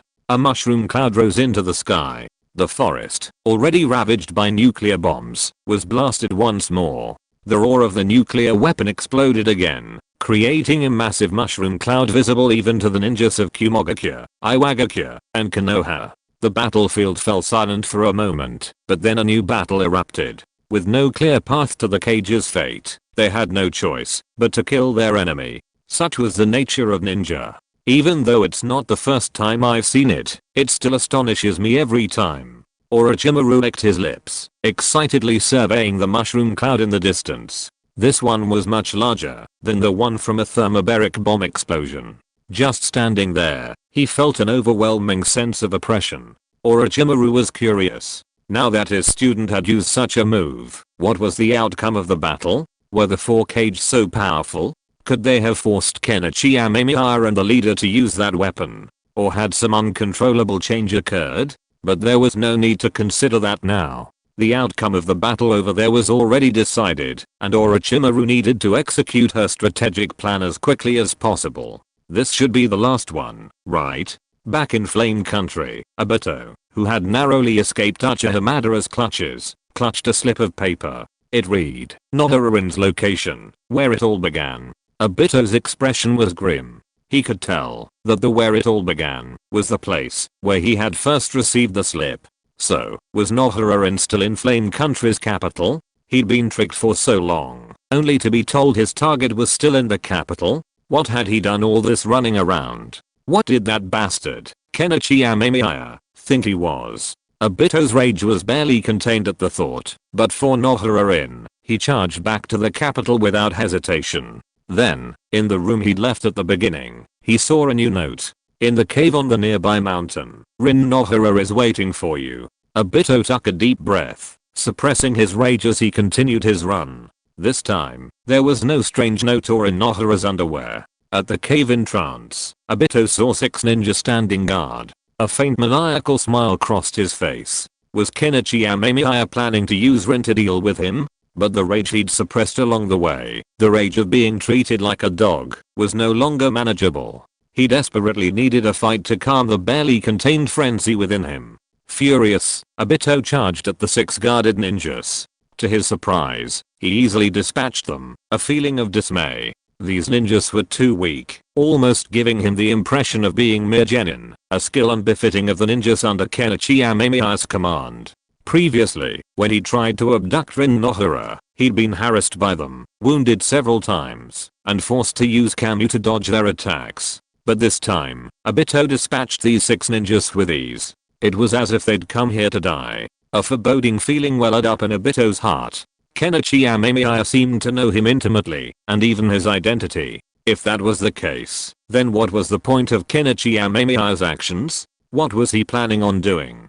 Wasting his time? Letting him wander around the land of water? Obito didn't understand. He rushed into the cave and saw a white tender arm, tightly clutching a piece of paper. Trembling, Obito walked over and gently took the paper from the hand. Nohara-rin is indeed waiting for you, but only with one hand. She's currently in Paradise Hot Springs town in the land of lightning. If you don't hurry up. It wasn't written further, but just the sight of Paradise Hot Springs was enough to make Obito's heart flutter. He knew exactly what that place was. Although Uchiha Obito had never been there, he had some knowledge of the facilities in the ninja world, and had previously discussed with Kakashi about visiting there someday. But he hadn't expected Nohara-rin to be sent there. Kenichi Amemiya. Obito roared in extreme anger. He grabbed Nohara-rin's arm and rushed out. Although he didn't know if this was a trap, he also thought about ignoring Nohara-rin's life or death, but he couldn't do it, because Kenichi Amemiya was using an obvious bait. Even with Obito's deep affection for Nohara-rin, he couldn't ignore that possibility. Obito left in anger. He wanted to turn back and destroy the entire capital of the Fire Country, but when he thought about Nohara-rin's lack of time, the doll he saw that day, and the person lying on it, Obito's heart was about to break. So Obito rushed out regardless, gritting his teeth secretly. After finding Nohara-rin and settling her down, Obito vowed to make Kenichi Amemiya pay the price. Chapter 467 The End of the War. Did it work? Nagato caressed Amemiya Kenichi. They had both been blown away by the nuclear blast. Amemiya Kenichi's physical fitness was good, so he withstood it. Nagato's puppets were completely inhuman, so naturally they withstood it as well, avoiding any serious damage to their teammates. This made Amemiya Kenichi breathe a sigh of relief. I don't know. Even if it worked, the gains wouldn't be great. Amemiya Kenichi shook his head, gazing at the mushroom cloud rising behind him. A blow like that could kill even a tailed beast, so a reincarnated Uchiha Madara shouldn't be a problem. But even if he died, what would it matter? Uchiha Madara was a reincarnated form. Even if the nuclear blast killed him, it wouldn't mean much. It would only mean that Uchiha had returned to the Pure Land. However, if his soul couldn't be sealed, he would return sooner or later. However, Kenichi Amemiya himself hadn't mastered the Shikifujin level sealing technique. Even if he had, restraining Uchiha Madara wouldn't be easy.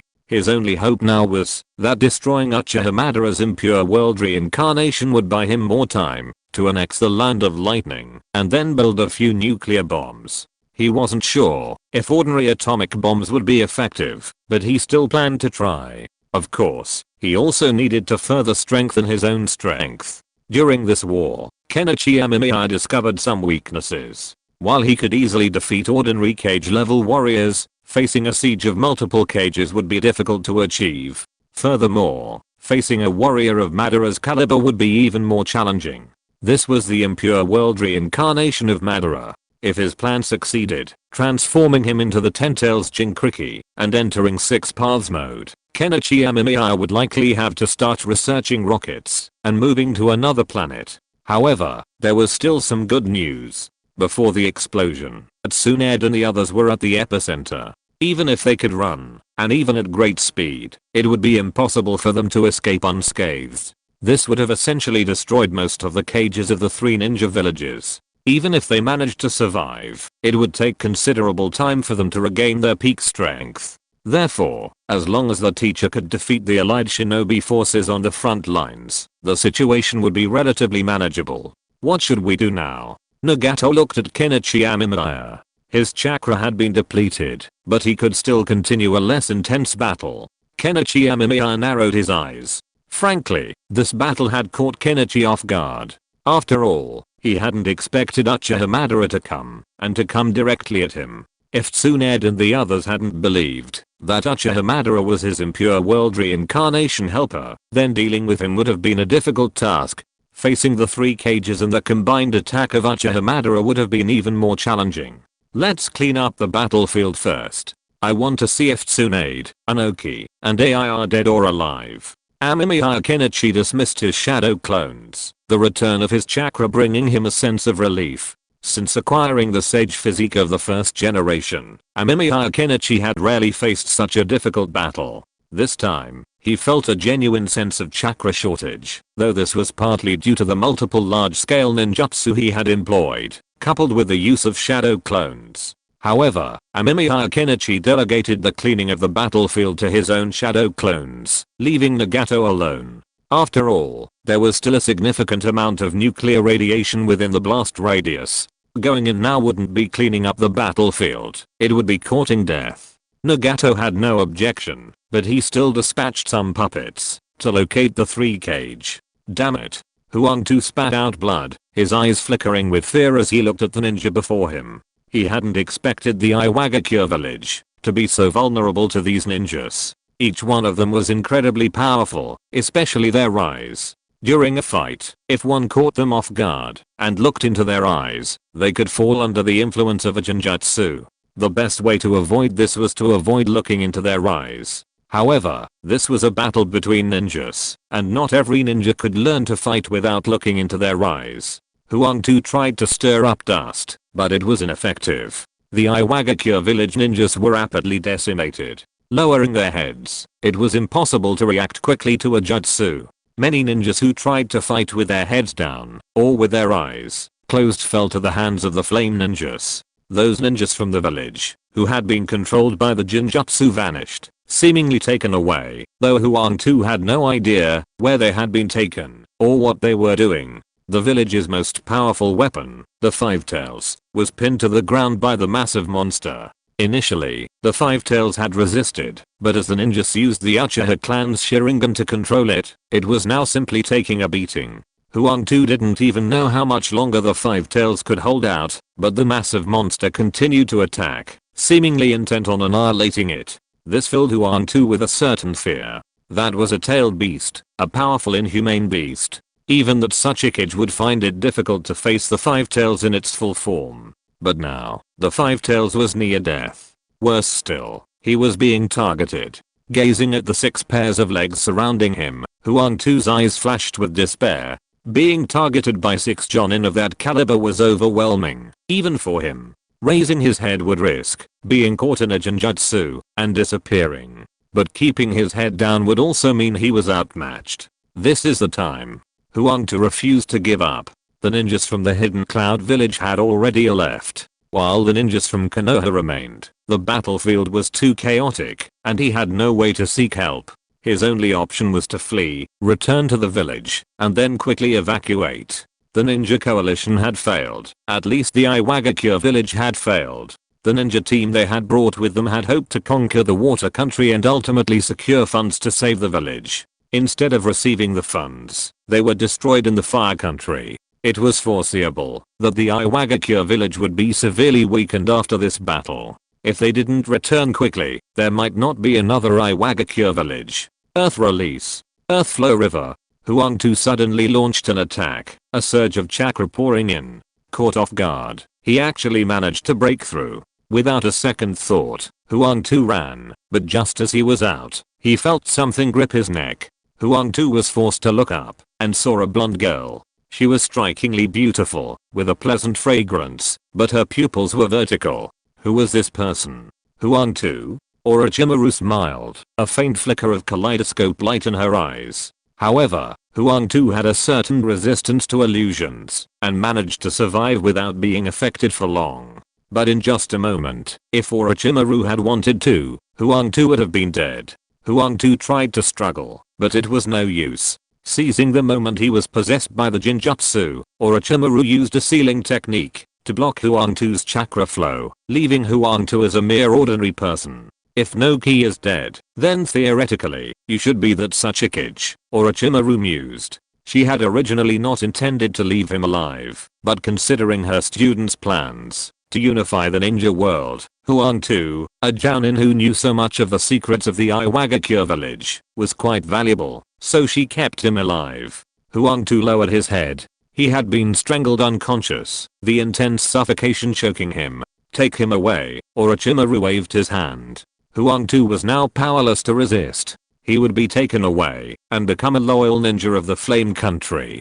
Two Jounins hurried over to carry Huang Tu away. Someone of Huang Tu's rank could at least receive a mid-level parasite, but considering his status, he would likely be implanted with a high-level parasite. Orochimaru surveyed the battlefield before him. The Iwagakure village was gone, and the remaining ninja began to crumble under the siege of the Flame Ninja. Deserters appeared, but these deserters, facing the siege of multiple Flame Ninja, were powerless and were taken away one by one and sent to the rear. There, they would be trained until they became Flame Ninja. Orochimaru now understood how his student controlled these people, though it was somewhat surprising.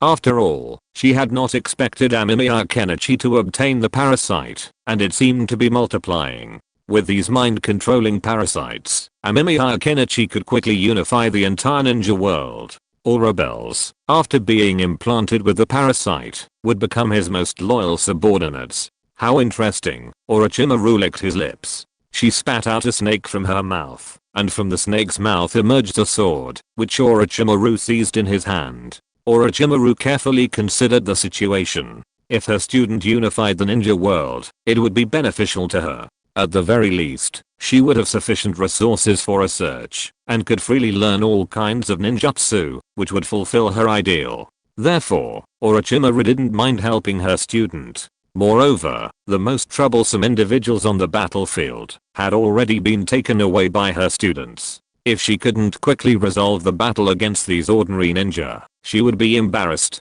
Sir Orochimaru, the ninjas from the Hidden Cloud village have left and are advancing towards the Mushroom Cloud. A ninja from the Fire Country jumped out. Orochimaru glanced at him. He saw that the person was the ANBU, responsible for transmitting information. Although her student had said that the name agent sounded better, he ultimately chose the name ANBU. Where are the ninjas from Konoha? Orochimaru looked at the battlefield before him. The Five Tails was the most notable presence on the battlefield in the hidden Iwagakure village. The ninjas from Konoha are also in a state of unrest and are packing up, the ANBU ninjas said, earning Orochimaru a nod. Her plan was simple: feign an attack on Iwagakure to draw the attention of Kumogakure and Konoha. Then, using the tactical team given to her by Amemiya Kenichi, she would launch an attack on Kumogakure, misleading them into believing her target was Kumogakure, thereby distracting the ninja from both Kumogakure and Konoha.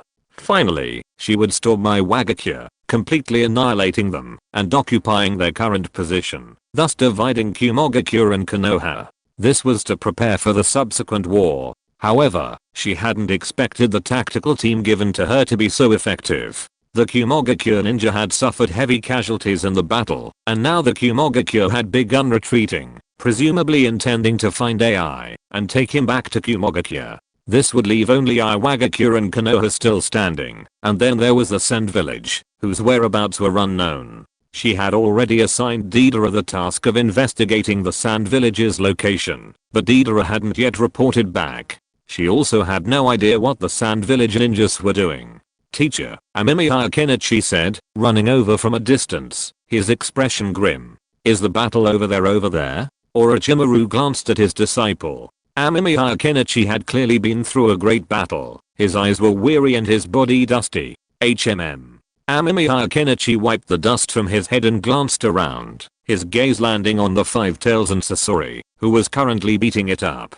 The nuclear explosion hadn't killed the three cage. At least, he hadn't found any remains of them at the blast site, not even Uchiha. Amemiya Kenichi didn't know if they had been vaporized or escaped. After searching around, he had no choice but to come over to attend to other matters. He had to seize this opportunity to expand his victory and check on his teacher, Orochimaru. The land of Earth is a bit far away. Amemiya Kenichi looked at the Five Tails, then concentrated his chakra into a massive wooden sword, piercing its head with one blow. He then produced several more wooden swords, pinning the Five Tails to the ground. The Five Tails was already nearing death, and after this blow from Amemiya Kenichi, it instantly dissipated into this world, only to reappear some time later.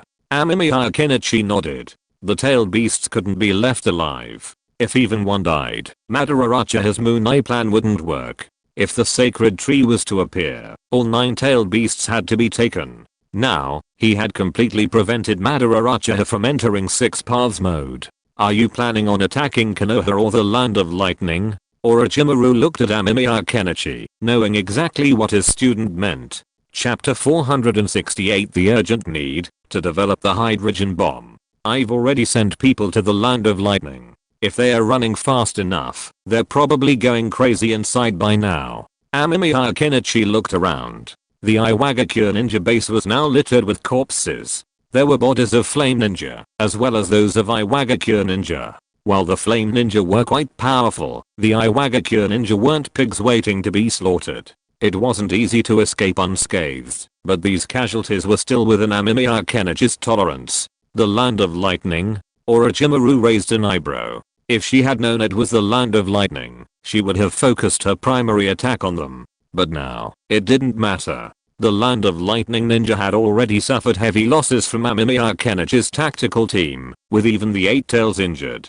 With the Reikijai dead, taking the Land of Lightning wouldn't be difficult. But on second thought, it wasn't a problem. After all, the 2 closest nations to the Land of Lightning were the Land of Fire and the Land of Lightning. Teacher, how's the situation in Konoha, Kumogakure, and Sand Village? Amemiya Kenichi asked curiously. He'd been busy dealing with the 5 cage, and with Uchiha Madara's interference, he hadn't had much time to pay attention to the situation here.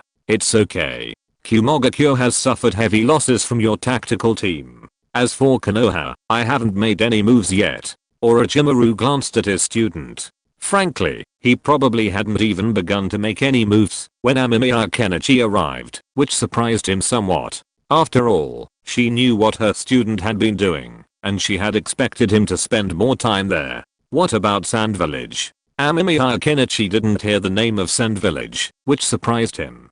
Could it be that the Sand Village ninja had been wiped out? We don't even know where they are now. Thinking of the still quiet Sand Village, Orochimaru shook his head. Her entire strategic goal was affected by the mysterious disappearance of the Sand Village ninja, forcing her to constantly guard against attacks from the Sand Village ninja in Flame Country. Amemiya Kenichi was stunned. He hadn't expected that in this war, the Sand Village, which he had assumed was most vulnerable, had remained completely silent. Meanwhile, the relatively strong Kumo village had suffered heavy losses. However, this indirectly provided some support for his conquest of the Land of Lightning. Teacher, if I were to take these ninjas and attack the Land of Lightning now, how confident are you? Amemiya Kenichi smiled at his teacher. While he didn't know what the Sand Village ninjas were up to, Amemiya Kenichi didn't care. As long as they weren't attacking the Flame Kingdom, he wouldn't mind if the Sand Village ninjas betrayed their Kazakage and fled back to the village. Without their Kazakage, these ninjas would eventually become nothing more than ash in a graveyard. Among the ninja villages, the Sand Village was still relatively weak, especially with the deaths of Chiyo and Ratsa. The Sand Village truly lacked many capable ninjas. In the future ninja war, the Sand Village's momentum will almost certainly depend on Gaara, the Kazakage. Gaara, invincible upon his initial appearance, has since become even more so. Furthermore, Gaara is still a child, powerless to support the entire Sand Village. Even if the Sand Village ninjas escape, they will be helpless in the future when he takes his lead. The Land of Lightning? That depends on whether the 4th Reikage, AI, dies, and then the 8 Tails Jinchuriki and the 2 Tails Jinchuriki. Orochimaru looked at Kenichi Amemiya with a half smile, but his words were quite confident. The most formidable force in the Kumogakure of the Land of Lightning is the ANBU, a force capable of suppressing even the most powerful cage-level warriors. Even Minato Namikaze, a formidable ninja, must be extremely cautious against the ANBU, or risk being at a disadvantage. Yet, Orochimaru remained confident in the parasitic ninjas under Kenichi Amemiya's command. These ninjas were fearless and formidable, some even possessing the Manjiki Sharingan. With such a group of ninja, Orochimaru felt it would be a shame if he couldn't completely overthrow the Hidden Cloud Village. Then I'll trouble you, Master. Kenichi Amemiya had no intention of giving the Hidden Cloud Village ninja a break. After this war, as word spread, he would either be courted by the 4 daimyo, or subjected to even more ferocious suppression. After all, the shinobi coalitions led by the 4 Kage had been defeated at his hands, and the daimyo would likely be filled with fear. But that was precisely what Kenichi Amemiya wanted. Unlike traditional ninjas like Naruto, who took the daimyo's position for granted, Kenichi Amemiya didn't believe these daimyo were entitled to their position forever. They were merely ordinary people, their blood red. At that time, the 4 daimyo's only role would be to leave all their wealth to him, then smoothly transition power and disappear into the long river of history. So, what can you give me? The teacher approached, her bright eyes amusement filled at Amemiya. Kenichi. Teacher, have you ever wondered what those stars in the sky are? Amemiya. Kenichi smiled. He knew how to lure his teacher in, and he knew what he wanted. For Orochimaru, the most alluring things in the ninja world were probably new knowledge and immortality. However, his teacher had now developed a method of immortality. As long as she wasn't killed or sealed, she wouldn't die of old age. So, only new knowledge and the unknown could attract his teacher. Okay, you've convinced me, the teacher shrugged. She was indeed curious about the stars, and she knew her student had researched hot air balloons and airships. Who knew he might have even more advanced gadgets that could fly higher and reach for the stars. Then I'll trouble you, Master. I'll clean up the battlefield first. Amemiya. Kenichi glanced at the battlefield before him. There were still some ninjas from the Iwagakure village resisting, though not many. However, Amemiya. Kenichi felt it would be best to end this battle quickly. After all, he didn't know if the old man Noki was dead or not. A quick end to the battle would allow him to reach the Land of Lightning faster and capture the Hidden Cloud Village. From there, he could search for uranium ore there and craft new nuclear weapons. During his previous fight against Uchiha, Amemiya. Kenichi felt that the atomic bomb might not be able to withstand him. Frankly, it wasn't without its weaknesses. Take Obito, for example. He could simply use Camu to store the atomic bomb within the Camu space before it exploded, rendering the explosion useless. Against a formidable opponent of Uchiha caliber, the same tactic would be unlikely to work a second time. Whether to face the future threat of Uchiha or to be wary of the Tatsuki clan, Amemiya. Kenichi needed a more powerful weapon. Take, for example, the hydrogen bomb. Even using a hydrogen bomb, however, would be a matter for later. Senjutsu. Slayama. Amemiya. Kenichi slammed his hands to the ground, and the dead Iwagakure ninjas struggled to their feet once more. They grabbed their former companions by the ankles and sent them to hell. You only resurrected the Iwagakure ninjas? Orochimaru observed the scene, unsurprised. The only difference was that the flame ninjas lay motionless on the ground. Yes, Amemiya. Kenichi nodded. Although these flame ninjas were controlled by parasites and their loyalty wasn't a concern, Amemiya. Kenichi would still treat them with due respect and treatment. They had already died for flame ninja once, and Amemiya. Kenichi wasn't so heartless as to let them die again. Of course, if the situation became urgent, that was another matter. With the help of the resurrectors, the remaining resistance in Iwagakure was quickly extinguished, and Amemiya. Kenichi turned his attention to another location. Kakashi.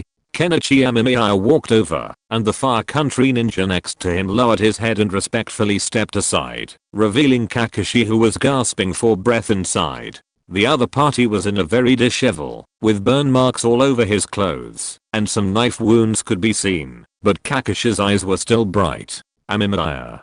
Kakashi's eyes lit up when he saw Kenichi Amemiya, but then he became entangled. Finally, he gritted his teeth and looked at Kenichi Amemiya with hostility. Kenichi Amemiya was not surprised to see this. Since his identity was exposed, he knew that he would encounter such a situation. Moreover, he had killed many important figures in Konoha, such as the third generation Sarutobi Hiruzen and Jiraiya. Are you here to help the Iwagakure village? Now they are all dead, you can go. Kenichi Amemiya waved his hand, and the ninjas on the side silently made way.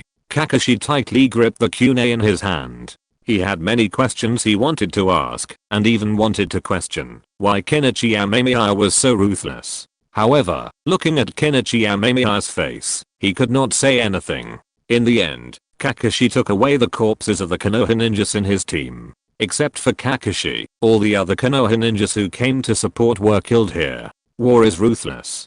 Kenichi Amemiya only asked the Flame Country ninjas not to kill. After seeing Kakashi and Kei, he did not care about others. Looking at Kakashi, who left silently, Kenichi Amemiya stood behind and watched quietly.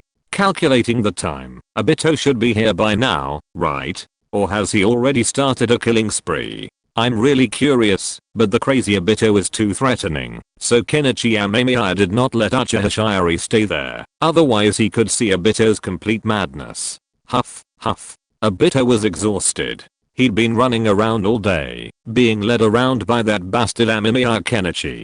It was exhausting. Furthermore, Nohara-in wasn't in the land of water, but had been sent to the land of lightning instead. Uchiha Obito had to go to the land of lightning again. But the thought of Nohara-in being sent to the land of lightning's hot spring resort by that bastard Amemiya Kenichi made him unable to stop. Even while in his hot air balloon, he used wine-style ninjutsu to speed all the way to the land of lightning. Upon arrival, he was spotted by a hot air balloon ninja patrolling the land of lightning's border, but thankfully, they were weak and easily dealt with. But Obito's pace grew increasingly impatient. He hurried through the bustling hot spring resort, surrounded by scantily clad women soliciting customers, and even handsome men. In the past, Obito would have lamented this dark world, but now, he couldn't care less. Nohara-in was all he could think about. Rin. Obito saw a familiar person, who was standing in front of a 3-color meatball stall, just taking out money to buy 3-color meatballs.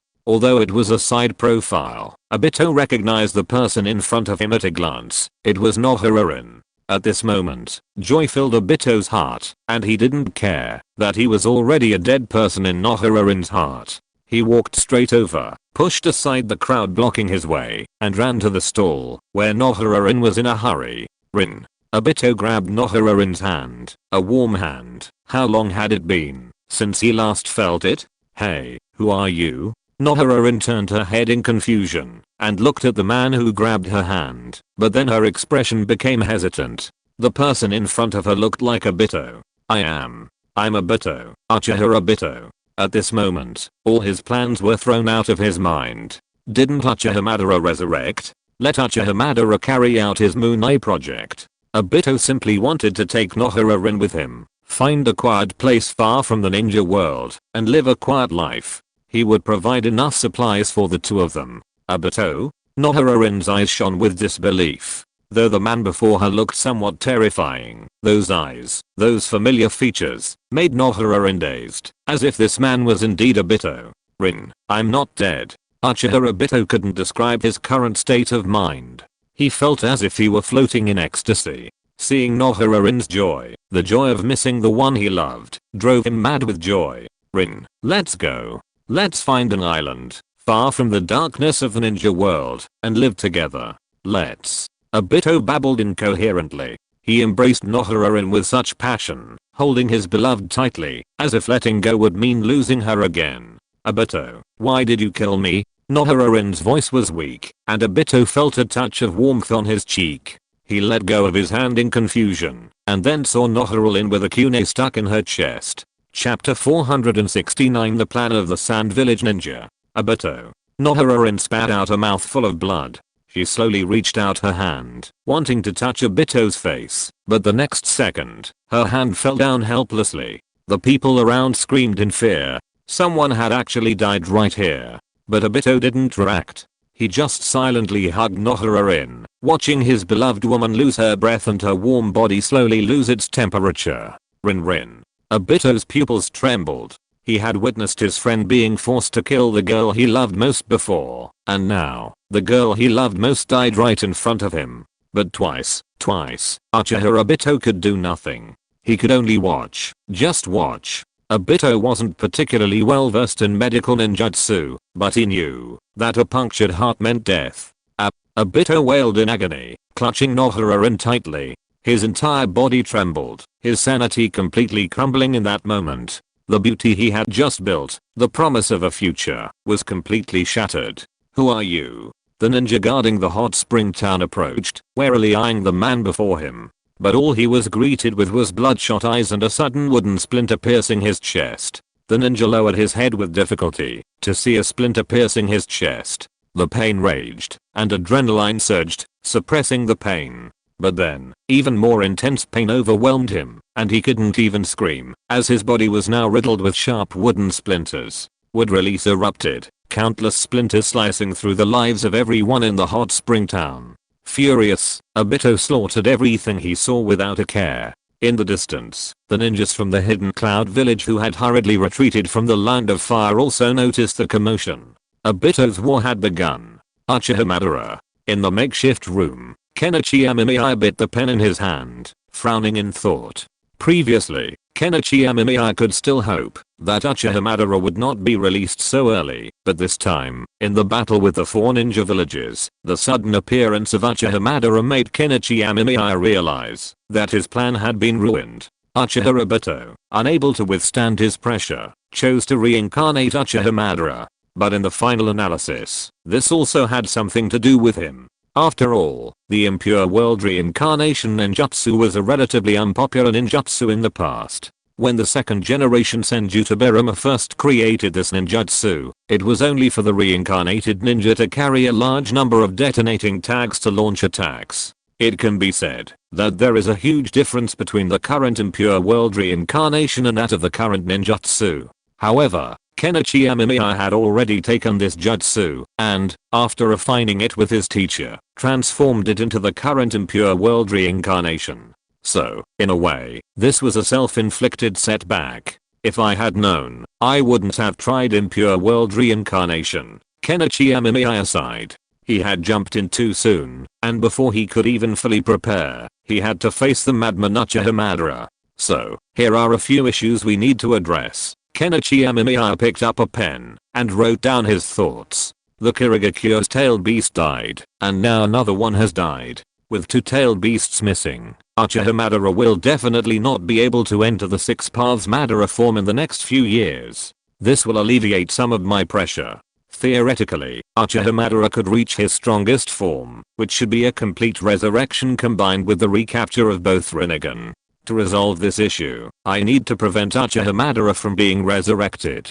Currently, the only methods I possess for resurrecting ninjas are my own reincarnation and the Rinnegan Samsara Tensei. Amemiya Kenichi scratched his head. With that calculation, the pressure was actually much less. While the impure world reincarnation Uchiha Madara was also powerful, its strength was limited, far inferior to that of recaptured Rinnegan. The key issue now lay in preventing Uchiha Madara from obtaining the Rinnegan. Without the Rinnegan, Uchiha Madara wouldn't be able to achieve his strongest form. Although Amemiya Kenichi suspected that, if he were resurrected, with some time, he wouldn't be able to regain the Rinnegan. However, this isn't mentioned in the Naruto manga. A resurrected Uchiha Madara wouldn't be able to instantly develop the Rinnegan. It still needs to be recaptured. In that case, I only need to protect Nagato, but that's not entirely certain. Uchiha Madara is so powerful. If he manages to contain me, allowing others to attack Nagato, and ultimately Black Zetsu to recapture the Rinnegan, there's a chance he could do so, Amemiya Kenichi said,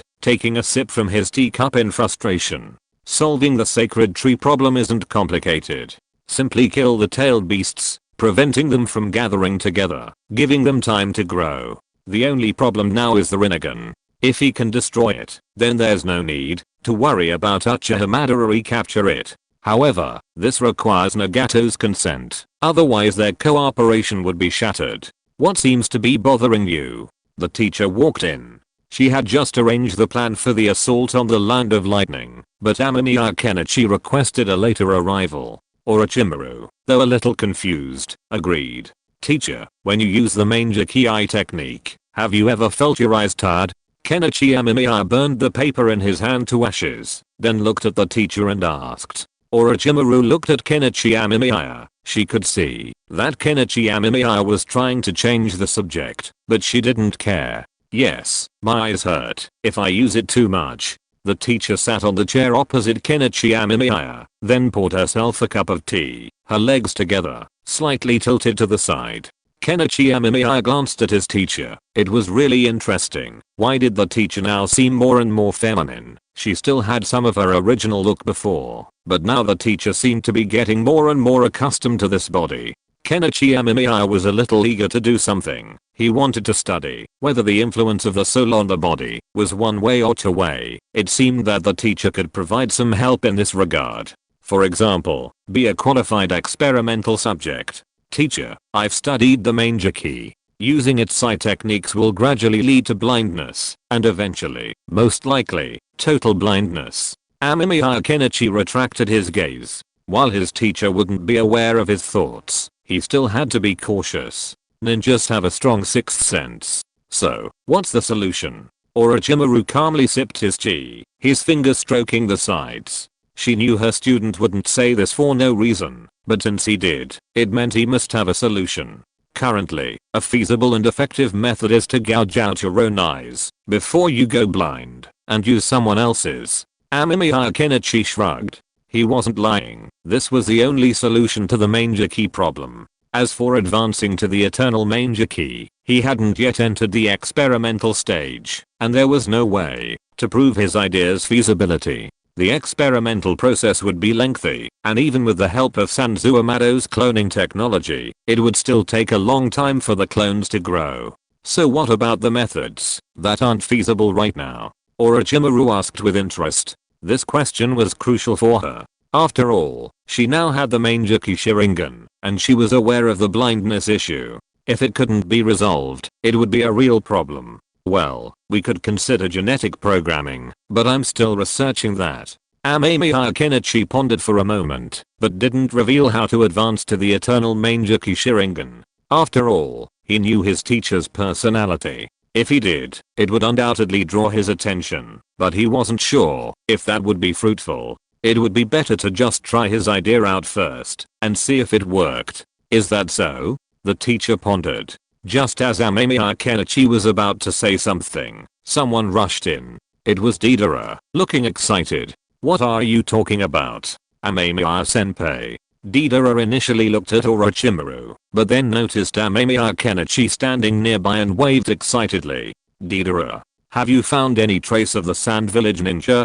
Amemiya Kenichi was stunned by Deidara's excitement, but then he knew something must have happened. Combined with what Deidara had done, after being dragged out, he knew Deidara must have found the location of the main Sand Village ninja force. Amemiya Kenichi had learned a lot about this war from his teacher, such as the mysterious disappearances of the Sand Village ninja, and how they were deliberately creating false alarms, leaving no one aware of their activities. Yeah, I found traces of an airship. I chased them, and found they were heading to the Land of Grass, Deidara said excitedly. He had spotted Sand Village ninja before, but he hadn't expected them to be a decoy. The Land of Grass? Amemiya Kenichi was stunned. Why were they heading to the Land of Grass? Returning to the Land of Wind from the Land of Fire wouldn't be the right route. Could it be? Amemiya Kenichi pulled out a map and realized that if they flew from their current location toward the Land of Grass, they would eventually reach the Land of Earth. Could it be that the ninjas from the Sand Village were planning something? How interesting. The teacher approached, her eyes gleaming with amusement and a hint of wonder as she surveyed the map in Amemiya Kenichi's hand. The ninjas from the Sand Village might be looking to change their homeland. Orochimaru pointed toward the Land of Wind and the Land of Earth, though she remained uncertain. After all, the idea was a bit crazy. It didn't seem like something the Sand Village ninjas would do. Change homeland? Amemiya Kenichi understood what the teacher meant. With the ninjas from all 4 ninja villages deployed, and the 4 Kage on the battlefield, the main base was relatively empty. What if the ninjas from the Sand village wanted to leave the land of wind and move to a more suitable land? In the ninja world, the Sand village was considered the weakest of the 5 major ninja villages. This was due to its extremely harsh environment, essentially nestled in the desert. This made development extremely difficult, even challenging. This was the fundamental reason why the Sand village was always looking to stir up trouble. After all, everyone wanted to improve their village. If Kazakage wanted to seize this opportunity to launch a surprise attack on Iwagakure and then move to the land of Earth, it seemed possible. That's quite interesting. Amemiya Kenichi rubbed his chin. If the Sand village truly believed this, it would be a real help. Then, when the land of wind and land of earth came to blows, Amemiya Kenichi's occupation of the land of lightning wouldn't draw much attention. But they seemed to be in some trouble. Deidara's expression grew quizzical. Amemiya Kenichi was stunned. Trouble? What kind of trouble? How could he not know that this trouble was targeting the Sand village? I saw a green giant attacking the Sand village ninjas, Deidara added. Amemiya Kenichi was stunned. A green giant?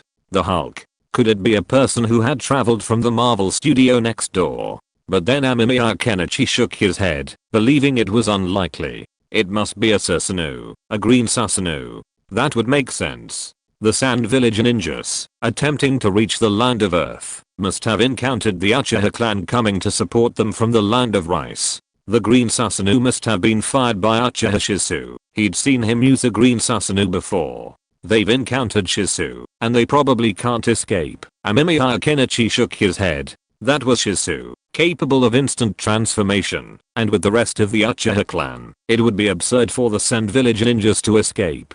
No wonder he hadn't seen any Uchiha clan reinforcement coming. It turned out they'd intercepted the Sand village ninjas along the way. This disrupted his plans, but it didn't matter. The land of wind was a shabby place, and aside from a slight interest in the daimyo, he had little interest in anything else. It was a desert, with few suitable habitats. He didn't have much time to waste on environmental management right now. Forget it, I'll go over there. Amemiya Kenichi pinched his eyebrows. He couldn't just sit there and watch. Chapter 470. The Sand village will eventually disappear imperceptibly. When Kenichi Amemiya arrived on the airship, he saw the Sand village ninjas who were being held captive. They were sitting on the ground with pale faces, their bodies tightly bound and unable to move. Beside them were the Uchiha clan ninjas who were caring for the wounded. Uchiha Shizu and Uchiha Itachi were standing together, whispering something. At this moment, Uchiha Shizu looked up and saw Kenichi Amemiya. Then, he smiled and waved at him, and walked over quickly. Shizu, thank you. Kenichi Amemiya smiled and stretched out his hand to shake Shizu's hand. This war was over, and the Uchiha clan would no longer owe him favors. At least that was what Kenichi Amemiya thought, but he didn't know how the Uchiha clan thought about this issue.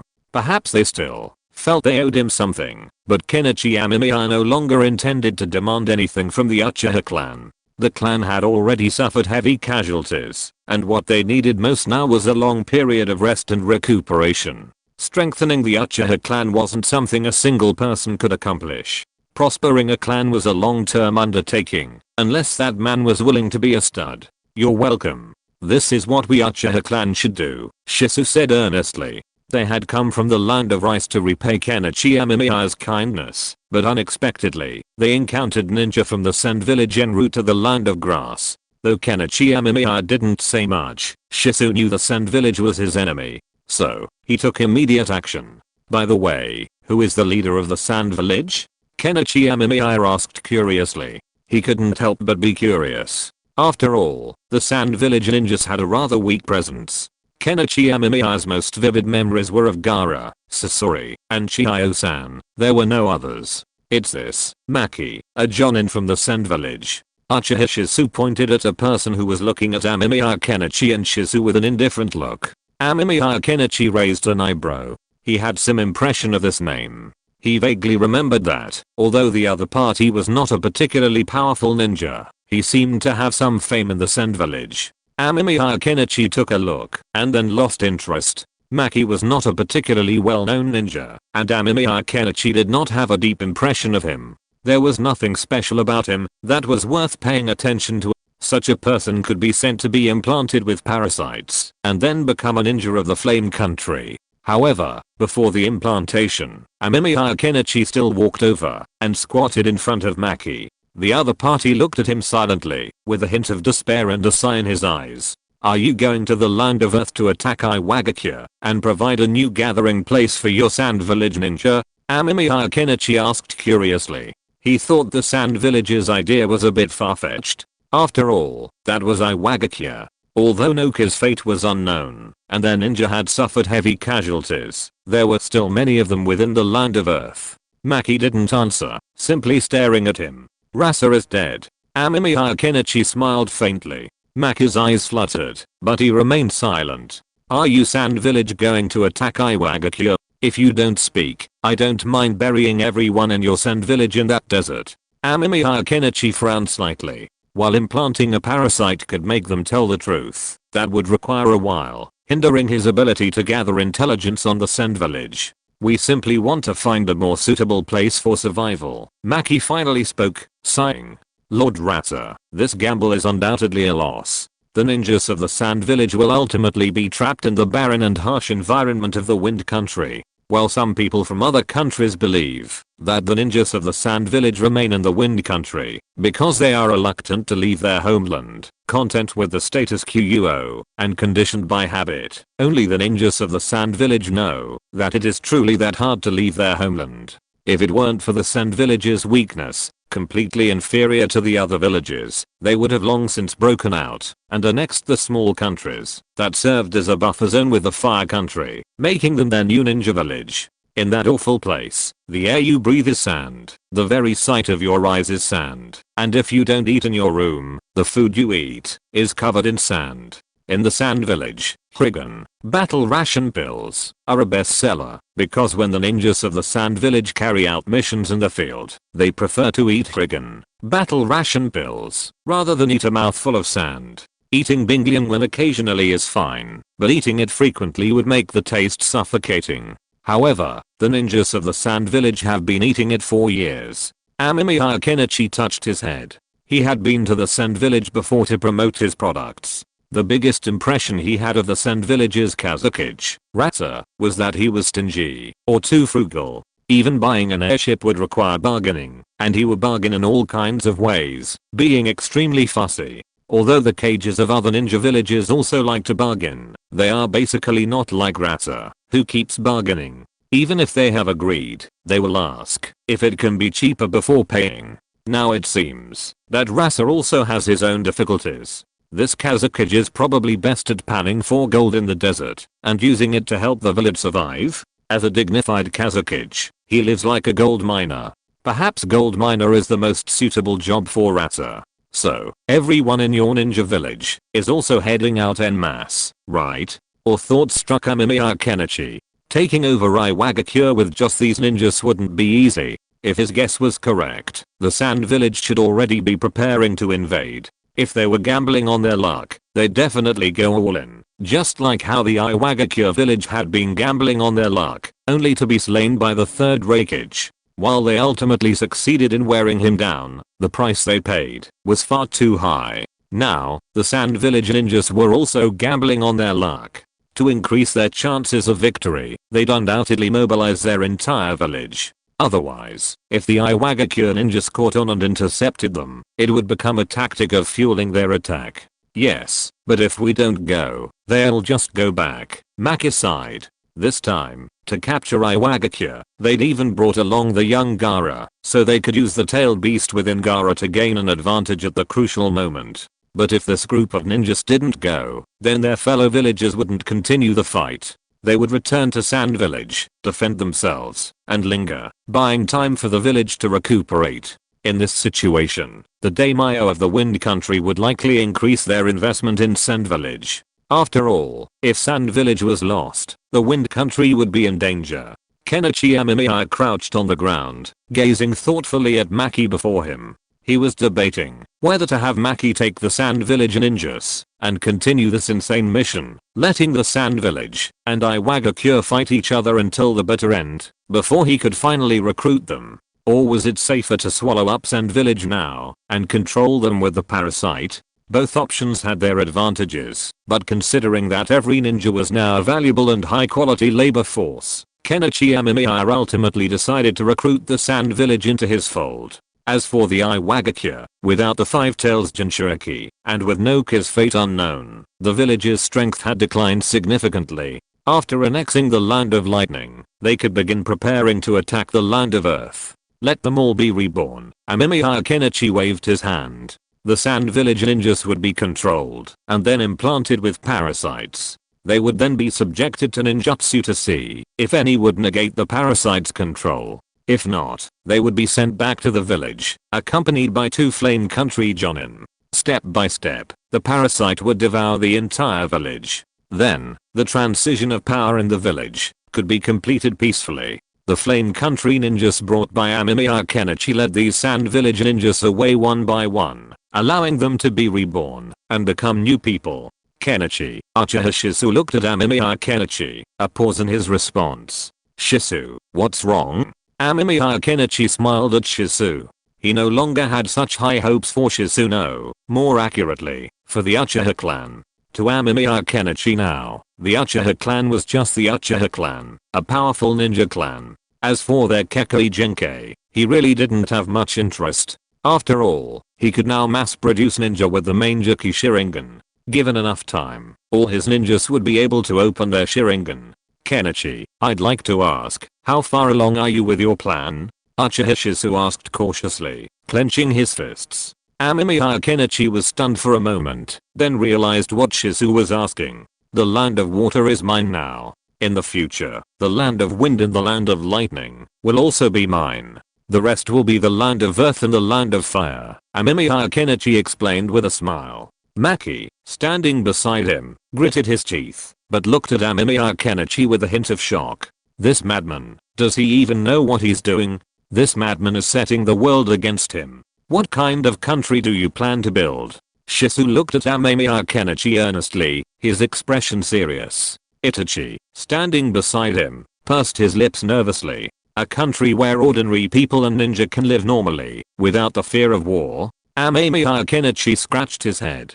He didn't envision a grand dream, knowing that for the current ninja world, his dream was already grand enough. Maki remained silent. This madman. Can we join this country? Uchiha Shisu took a deep breath and then asked. Of course, the Flame Country welcomes any peace-loving ninja. Amemiya Kenichi smiled. He had long since grown tired of the ninja world's intrigues. He wanted to establish a unified country and maintain stability for 100 or 200 years. Then, there would no longer be a water country or a fire country, just one country. As long as there were no external enemies, such peace would last for a long time. Of course, it would inevitably lead to other problems, but compared to the current ninja world, that world would be wonderful enough. Can we join?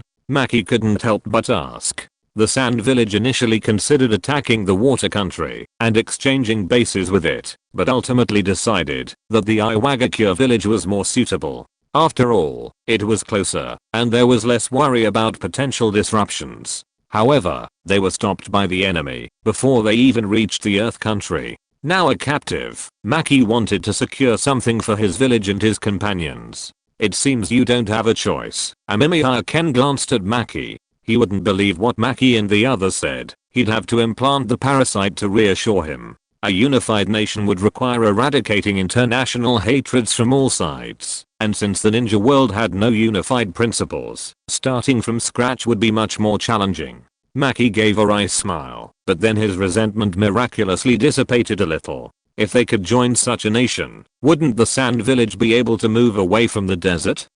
Meanwhile, in Paradise Hot Springs, a massive tree stood tall. Obito roared incoherently, wailing, tears and blood streaming from the corner of his eye. His eye had been broken, the work of Killer Bee. Hey, you bastard.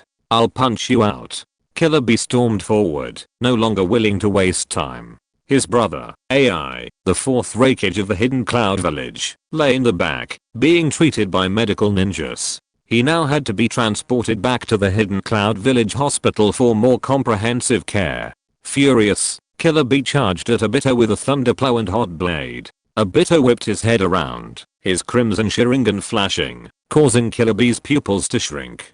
He'd been manipulated like this before when he and AI had gone to Konoha to discuss a partnership. If it hadn't been for the "you're all going to die," Obito's Mangeki shimmered, but Killer Bee's speed was too great. He barely even saw him clearly before he was sent flying. But then, the vines twisted around Killer Bee, entangled in them, and countless spikes instantly pierced through. A blinding flash of lightning flashed from the thorns, and Killer Bee, weapon in hand, rushed towards Obito. Iragaki Sasuke blade. Killer Bee slashed down, and Obito subconsciously entered Kamo space. A violent explosion instantly shredded his body. Chapter 471 Uchiha Obito's death. A bomb? When?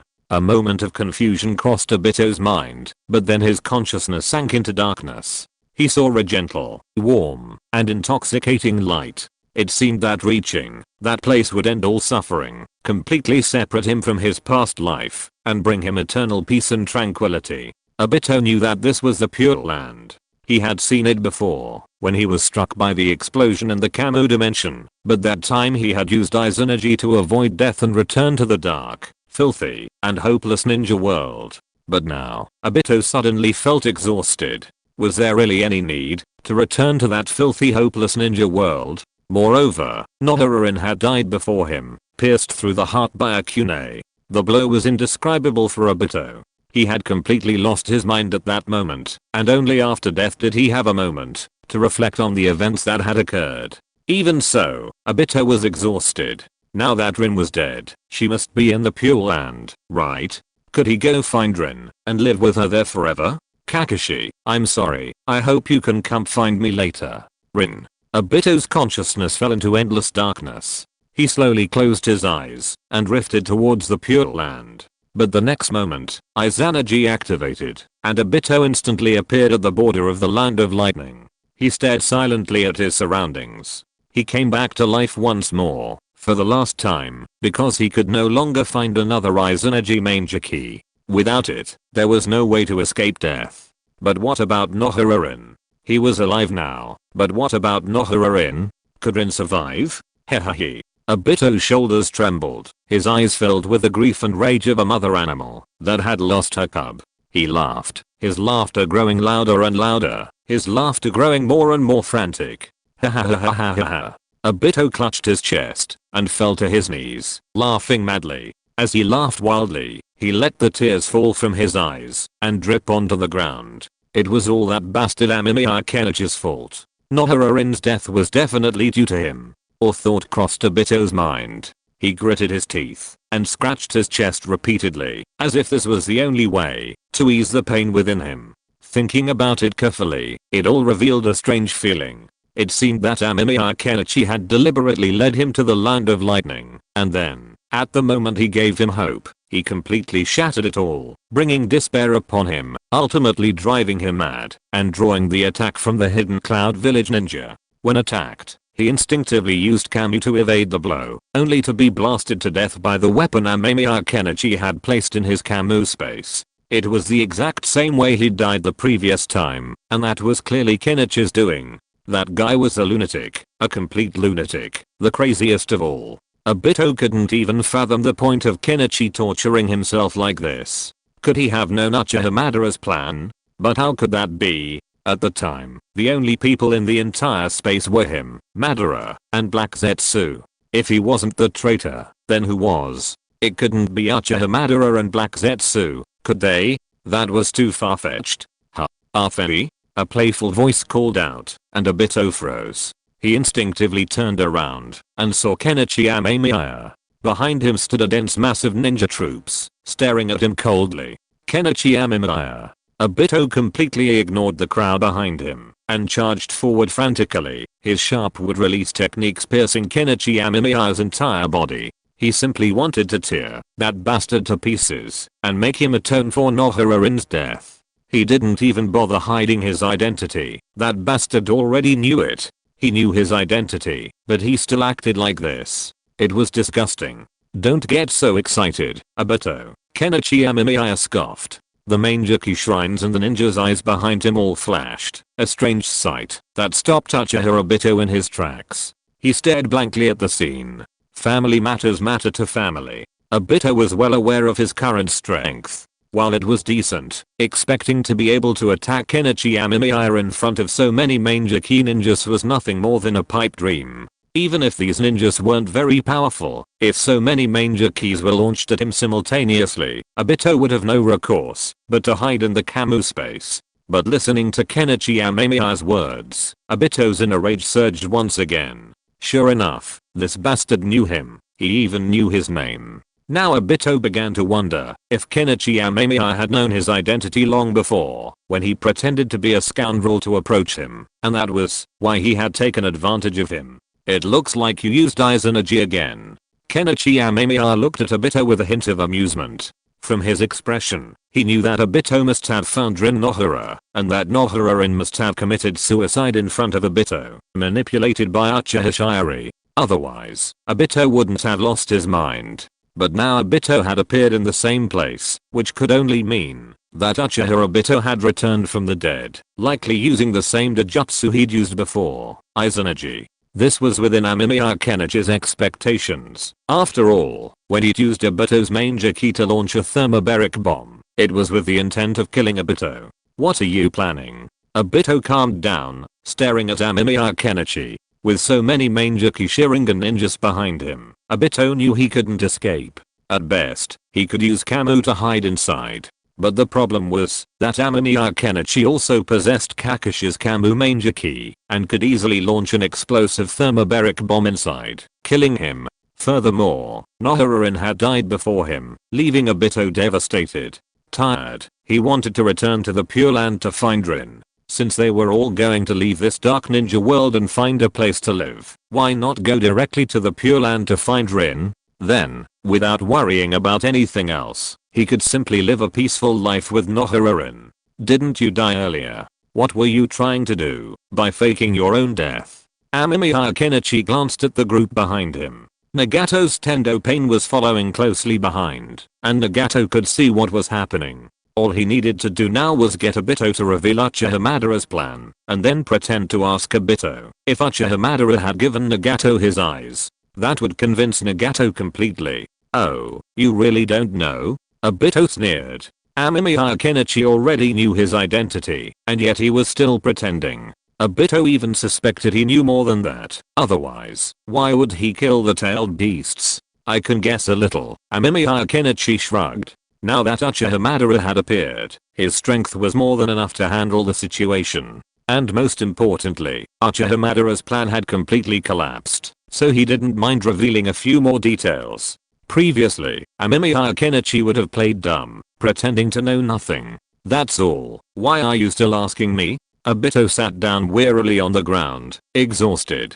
Amemiya Kenichi remained silent. For the Hokage, sometimes, once things are exposed, many things become dull. Just like Obito's dream of achieving his ideal world after the Moon Eye project, where he could live happily with Nohara-rin. But he had no idea that Nohara-rin's death and his serious injury were, in part, orchestrated by Uchiha Madara. And even if Amemiya Kenichi revealed the truth, the proud Uchiha Madara wouldn't believe it. He might even stubbornly believe that Amemiya Kenichi was trying to sow discord between him and Black Zetsu. After all, Uchiha Madara had always believed that Black Zetsu was the embodiment of his will, unaware that he was merely a pawn chosen by Black Zetsu. What's with Nagato's eyes? Amemiya Kenichi asked bluntly. Nagato, standing behind him, froze for a moment, then his expression sharpened. Well, Obito was about to say something when he suddenly became unable to move. He glanced behind him, but saw nothing.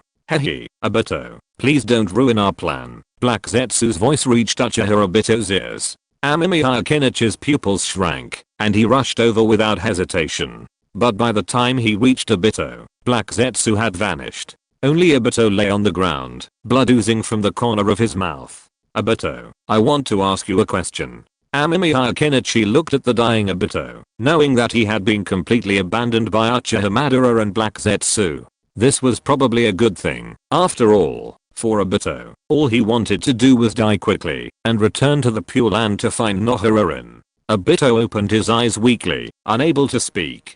Black Zetsu had ripped his throat apart. Back then, Amemiya Kenichi scratched his head. Never mind. There was nothing worth talking about. Obito's only value was his Mangeki Sharingan's Kamu, which could forcibly open Kaguya Satsuki's dimension and travel to another. Besides that, what else was there to say about Obito? Nothing. In the final fourth Great Shinobi War, Obito's greatest contribution was using the Rinnegan to revive the dead, then holding on to his last breath, to use Kamu to achieve his so-called redemption. For the greater good, Naruto had no choice but to cooperate with Uchiha Obito. Watching this made Amemiya Kenichi's scalp tingle. If he were Naruto, he would have been merciless if he hadn't cut Obito into pieces. Obito stared at the sky, his eyes hollow. He was dead. Died after madness. Died at the hands of Black Zetsu's betrayal. He never got to say those words to Nohararin. Without hesitation, Kenichi Amemiya cut off a piece of flesh from Obito's body, then found a genin on the spot to perform the impure world reincarnation. He did it very quickly, but when he finished, he found that the impure world reincarnation had failed. Obito was dead, and the impure world reincarnation had failed. This proved that Obito had been under the surveillance of Black Zetsu. The other party had prepared the impure world reincarnation jutsu in advance, and at the moment of killing Obito, he had probably already started the impure world reincarnation, which made it impossible for Kenichi Amemiya to resurrect Obito. The biggest disadvantage of the impure world reincarnation jutsu is that, if the target has already been resurrected, then it cannot be resurrected again. Black Zetsu. Kenichi Amemiya narrowed his eyes. Black Zetsu asked Obito, just because he was thinking about the fact that Uchiha Madara gave Nagato's eyes. After all, this was indeed a fact. But he didn't expect Black Zetsu to be so cruel and kill Obito directly. The black tiger ripped out the heart, but I didn't expect it would be Obito this time. Amemiya Kenichi scratched his head, looking at the lifeless Uchiha Obito before him. Unsure of what to say, he silently squatted down and dug out Obito's Mangeki Sharingan. Obito's Mangeki was Kamu, a powerful light technique that could be quite useful. Although Amemiya Kenichi doubted that Black Zetsu would release his mother, Kaguya Satsuki, he couldn't say for sure, so it was always better to be prepared. What was that just now? Tendo Pain approached. He had also witnessed the scene. Uchiha Obito had died right there. You know, Black Zetsu, Amemiya Kenichi sighed. Now they were in trouble. Obito was dead, but Uchiha Madara had arrived, a far more formidable opponent, and far more powerful. Looking at the Rinnegan in Pain's eyes, Kenichi Amemiya's desire to destroy them grew stronger. If Uchiha Madara reclaimed them, it would be troublesome. Nagato, I want to tell you something, Kenichi Amemiya said, looking at Nagato seriously. He didn't want to face a Rinnegan Madara, no matter what. The thought of the powerful force that Uchiha Madara would display in the future after reclaiming the Rinnegan gave Kenichi Amemiya a headache. What he needed now was time, but if Uchiha Madara had the Rinnegan, he wouldn't have that much time. Nagato looked at Kenichi Amemiya silently, then nodded. Chapter 472, Impure World Reincarnation, a bug-level ninjutsu. So, that's why you wanted to see me? Nagato coughed as he looked at Amemiya Kenichi. His already frail form now made him even more worried that Nagato might die before he was even attacked. After all, Nagato's health was in such poor condition, he looked almost bony. Amemiya Kenichi looked at Nagato. Although he knew that Nagato's body had been sucked into this state after summoning the Outer Path Demon statue, he had to admit that it was indeed terrifying. The fact that Nagato had survived to the future to talk to Naruto about Kurama paying the rent was a testament to the Uzumaki clan's exceptional physique. Yes, but looking at you, I think you might be going to the Pure Land any second. Amemiya Kenichi sighed. He looked at Nagato and Konan beside him, and scratched his head. Honestly, he didn't know how to tell them these stories. After all, they were a bit too outrageous for them both. Furthermore, if we think about it, when Nagato was resurrected by the impure world reincarnation, he still possessed the Rinnegan. Logically, Obito should have already dug out his Rinnegan by then, so why did he still have it? Could it be that the impure world reincarnation technique is based on the state of the person being resurrected before death? Uchiha Madara didn't have the Rinnegan before his death, so after his resurrection, he possessed the Mangeki Sharingan, not the Rinnegan. Nagato, however, possessed the Rinnegan when he died. So, even though Obito had taken his Rinnegan after his reincarnation, Nagato still possessed it. This raises an interesting hypothesis. If the owner of the Rinnegan were killed, then the Rinnegan was dug out and transplanted to someone else, and then the owner was killed again, and the Rinnegan was dug out again, and this cycle was repeated over and over again. Wouldn't every resurrected ninja possess the Rinnegan and possess near infinite chakra? Would he still be afraid of Uchiha Madara by then? Make him tremble with fear, right? After all, being surrounded by a horde of Rinnegan would be incredibly entertaining. Even a single jutsu from each would probably be enough to send Madara's scalp tingling. And if Madara couldn't enter 6 paths mode, how could he possibly deal with all those Rinnegan ninjas? If all the impure world reincarnations combined used the Chibaku Tensei, it would be enough to flatten the entire ninja world by a foot. Even if Uchiha Madara were truly powerful, the sheer amount of damage would be enough to send his scalp tingling, right?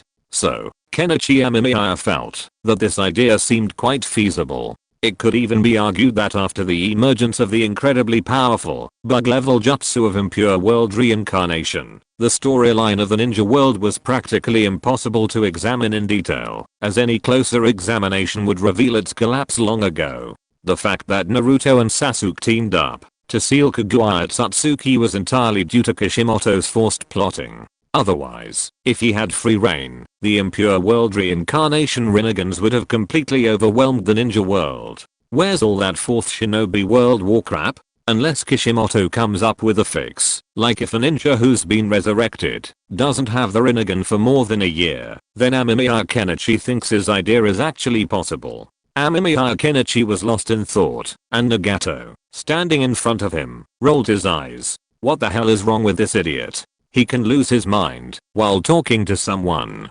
If Amemiya Kenichi wasn't his current ally, Nagato would have been furious. Thinking about it, it makes sense. How foolish must Kaguya Satsuki be to think of creating those useless white zetsu? The more Amemiya Kenichi thought about it, the more his idea seemed feasible. An ordinary ninja might not be able to wield the eye, but what about the 4th Hokage, Minato and Namikaze? What about renowned ninja masters like Tsunade and Jiraiya? Giving them the Rinnegan wouldn't be such a big deal, right? And while the Rinnegan consumes a significant amount of chakra, the impure world reincarnation technique almost perfectly compensates for this. With impure world reincarnation, a ninja's chakra is practically unlimited. So what's the point of white zetsu? What's the point of that rubbish Moon Eye project? If everyone had a Rinnegan, they could completely crush the Satsuki clan. Even if ordinary ninja couldn't handle it, the ninja world had seen so many cage deaths over the years, and there were even cage level masters who were more than worthy of one.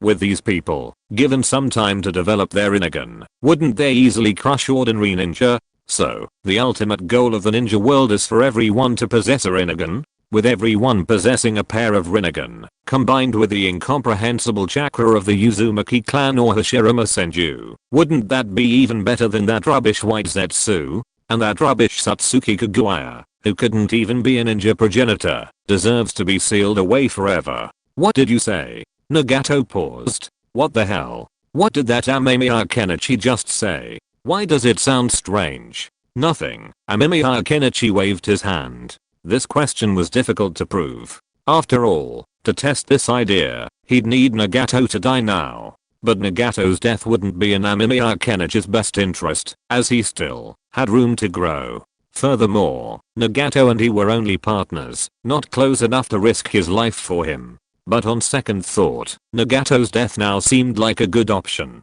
Nagato's Rinnegan could be dug out and used alternately, then destroyed. Uchiha Madara would then have to use his Manjaki Sharingan to counter the Rinnegan ninja. It was unclear whether Uchiha Madara would have the eternal Manjaki or the Rinnegan after his resurrection. Judging by his expression, he seemed more interested in regaining his own eyes than growing a new one. Perhaps there were some limitations. The more he thought about it, the more he found the idea appealing. So, Amemiya Kenichi looked up at Nagato, wondering if it was worth it. He had prevented Uchiha Madara from acquiring the Rinnegan, but was that truly meaningless? Even without the Rinnegan, Uchiha Madara was still more powerful than even the average cage level warrior. Furthermore, Nagato might not understand him, and might even think he was playing a trick and turn completely against him. Amemiya Kenichi wasn't entirely sure of his ability to talk his way out of this. Then I'll follow you from now on.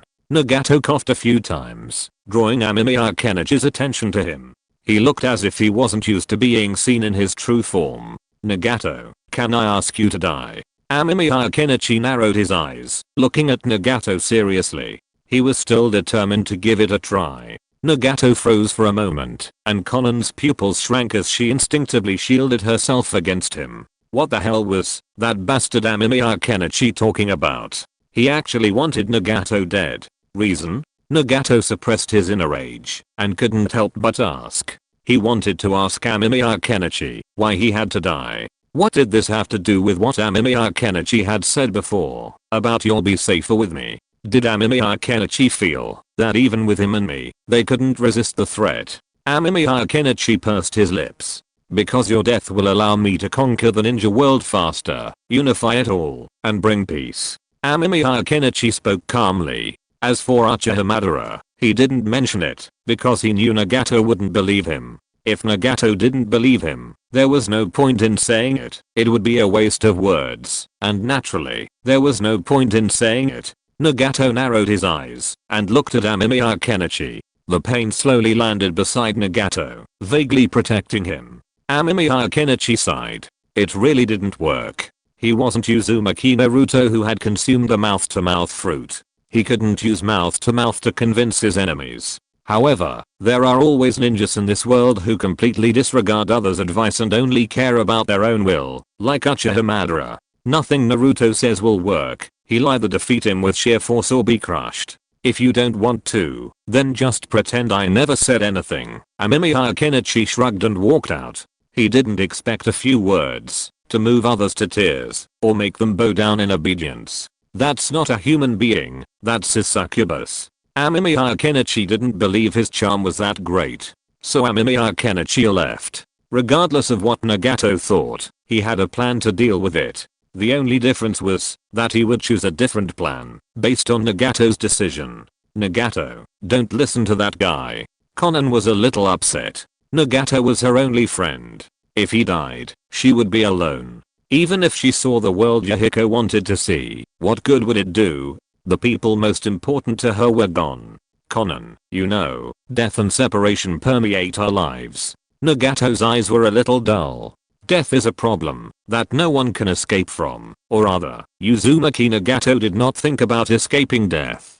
Death is just a new beginning. When the time comes, he can still go to see Yahiko and proudly tell him that he has not forgotten their previous wishes. However, he doesn't know if his death is worth it. What's more, dragging his current broken body seems to be no different from being dead. What did you say to the leader? When he returned to the base camp, Amemiya Kenichi saw his teacher Orochimaru, who was sitting in a chair drinking tea and looking at him while drinking tea. I went to talk to the leader about safety issues. Amemiya Kenichi sighed. He didn't know what Nagato would choose, but it didn't matter. No matter what Nagato chose, Amemiya Kenichi would do it according to his ideas. Uchiha was a tricky guy, but as long as he was well prepared, he could deal with it. Orochimaru glanced at his student but said nothing. Now that Kenichi Amemiya had returned, the Flame Ninja Army's campaign against the Land of Lightning could continue. With this in mind, Orochimaru commanded the allied ninja forces to advance towards the Land of Lightning.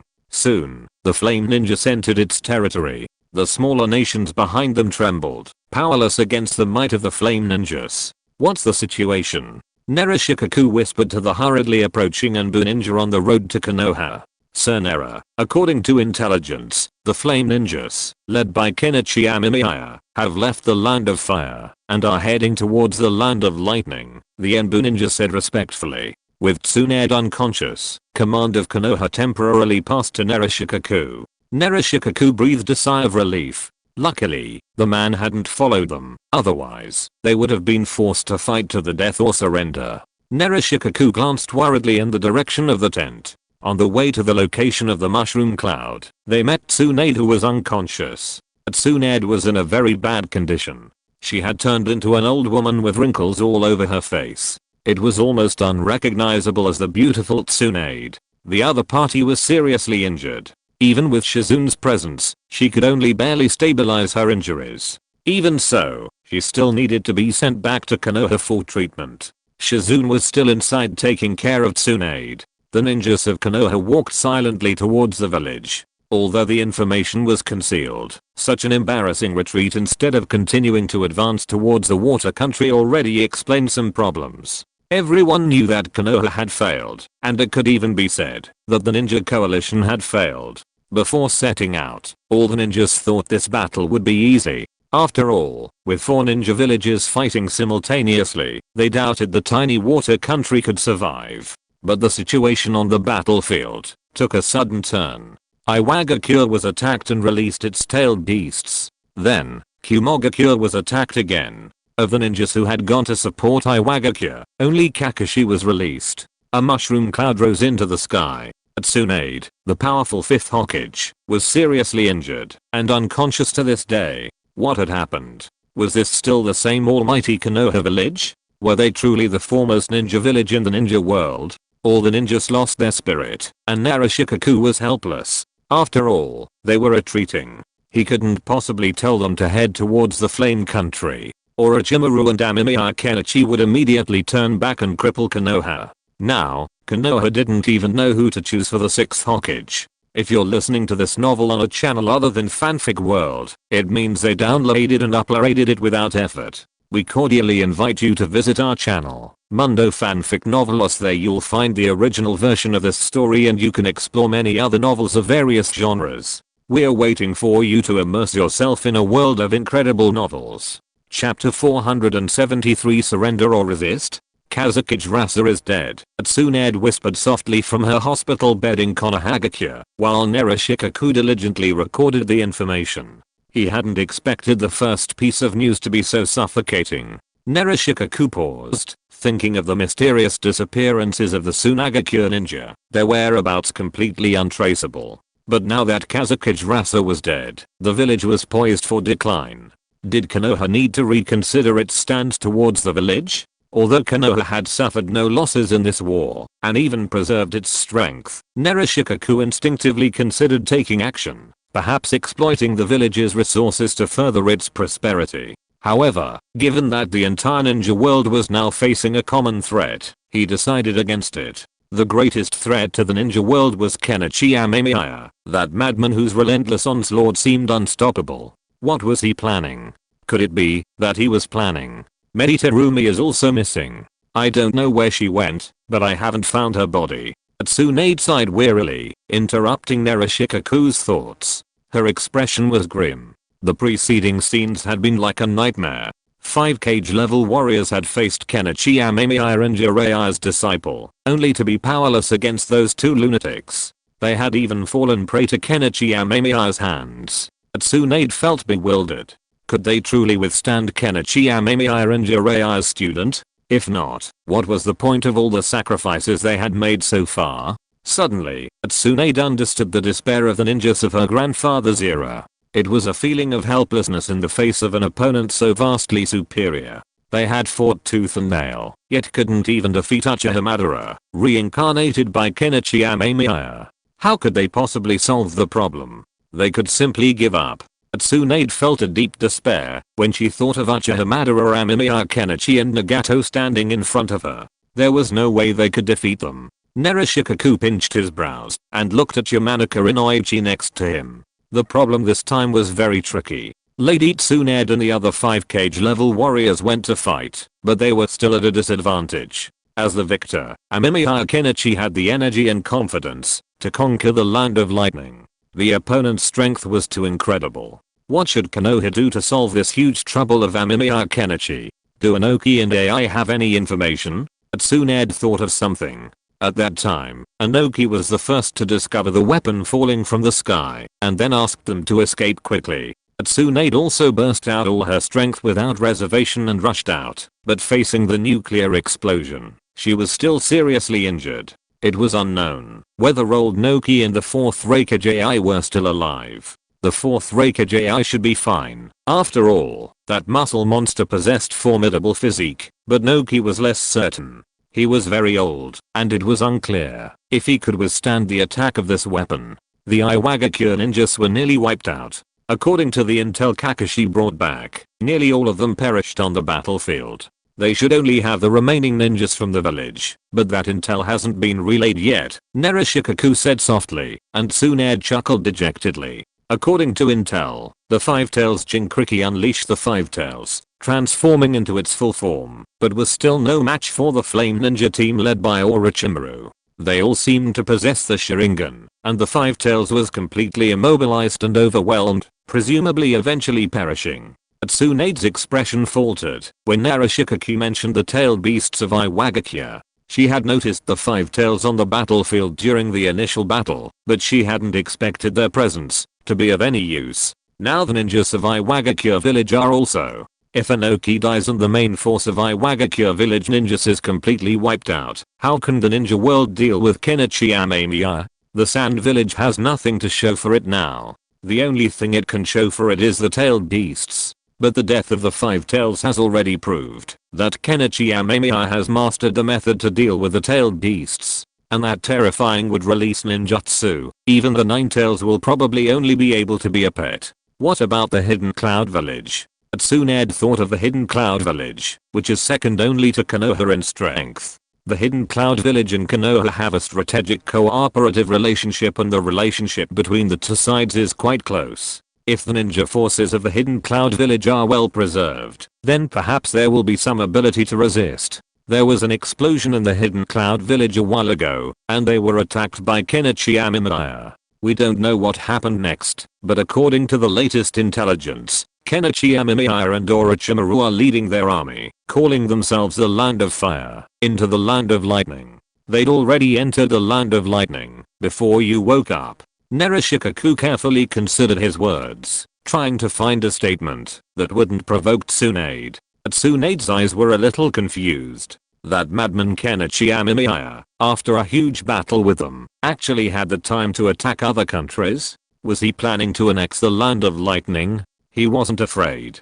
Tsunade closed her eyes. Yes, this madman really wasn't afraid. He had already withstood the combined forces of 4 ninja villages. Now, taking advantage of his victory and annexing the Land of Lightning, wouldn't it be natural? Perhaps even a so-called neutral country like the Land of Iron would succumb to Kenichi Amemiya's attack, unless the Hidden Cloud Village could hold off Kenichi Amemiya and his army. However, whether the fourth Reikage, AI, was still alive remained a question. Eight Tails Killer Bee and Yukito, though formidable, wouldn't be able to withstand that madman, Kenichi Amemiya. Think about it this way, unless the Hidden Cloud Village has some hidden trick up its sleeve, news will likely spread in the coming days that the Land of Lightning has changed its name to the Land of Flame. What will Konoha do then? Let's call a high-level meeting. If Kenichi Amemiya succeeds in annexing the Land of Lightning, then we. Tsunade gritted her teeth, pinching the bed sheets with such force that the wounds burst. Shizune frantically tended to the wounds.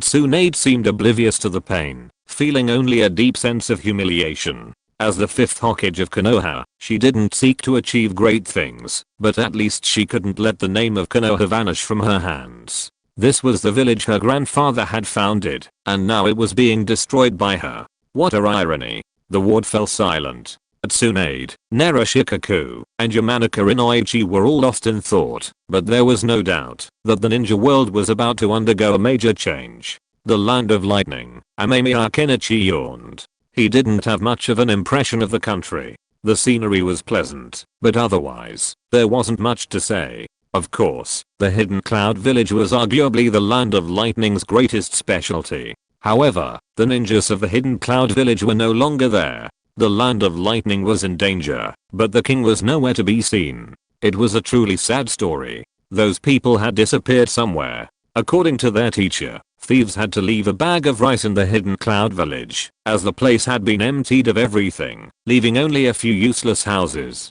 It was as if they hadn't even left Amemiya Kenichi a single 3-colored meatball, leaving him feeling both amused and embarrassed. Of course, it's not entirely a complete loss. Some scattered items, left behind by those who couldn't take them away in time, remained in the village, but they were of little value. They were likely to be recycled, and they also had to be wary of detonating tags.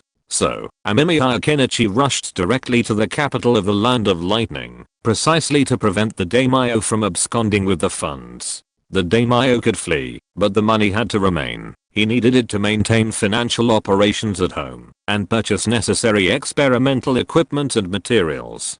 Fortunately, he arrived quickly enough, intercepting the daimyo's attempt to flee with his servants right at the daimyo's residence in the capital. There was another person beside him, and Amemiya Kenichi glanced at her. He remembered the woman's name as something like Nobuyukato, or Yukanon. She was probably a Jinkriki, and her strength was certainly comparable to that of an ordinary ninja. But for Amemiya Kenichi right now, it wasn't quite up to paragraph. You are.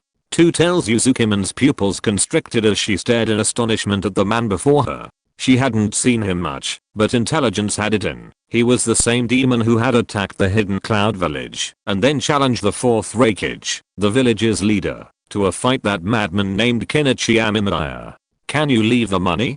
Kenichi Amemiya chuckled at Uzukimon. He paid no attention to the daimyo behind her. A daimyo's sole role was to stabilize the annexed nation and ensure a peaceful transition of power. Instead, he was more interested in Uzukimon. The tailed beast within Uzukimon was essential to completing the Moon Eye project. Killing Uzukimon here would mean Uchiha Madara would have to wait even longer. However, he quickly abandoned the idea, realizing that both the three tails and the five tails were dead. Without those two tailed beasts, Madara would have to rely on their heads to complete the Moon Eye project.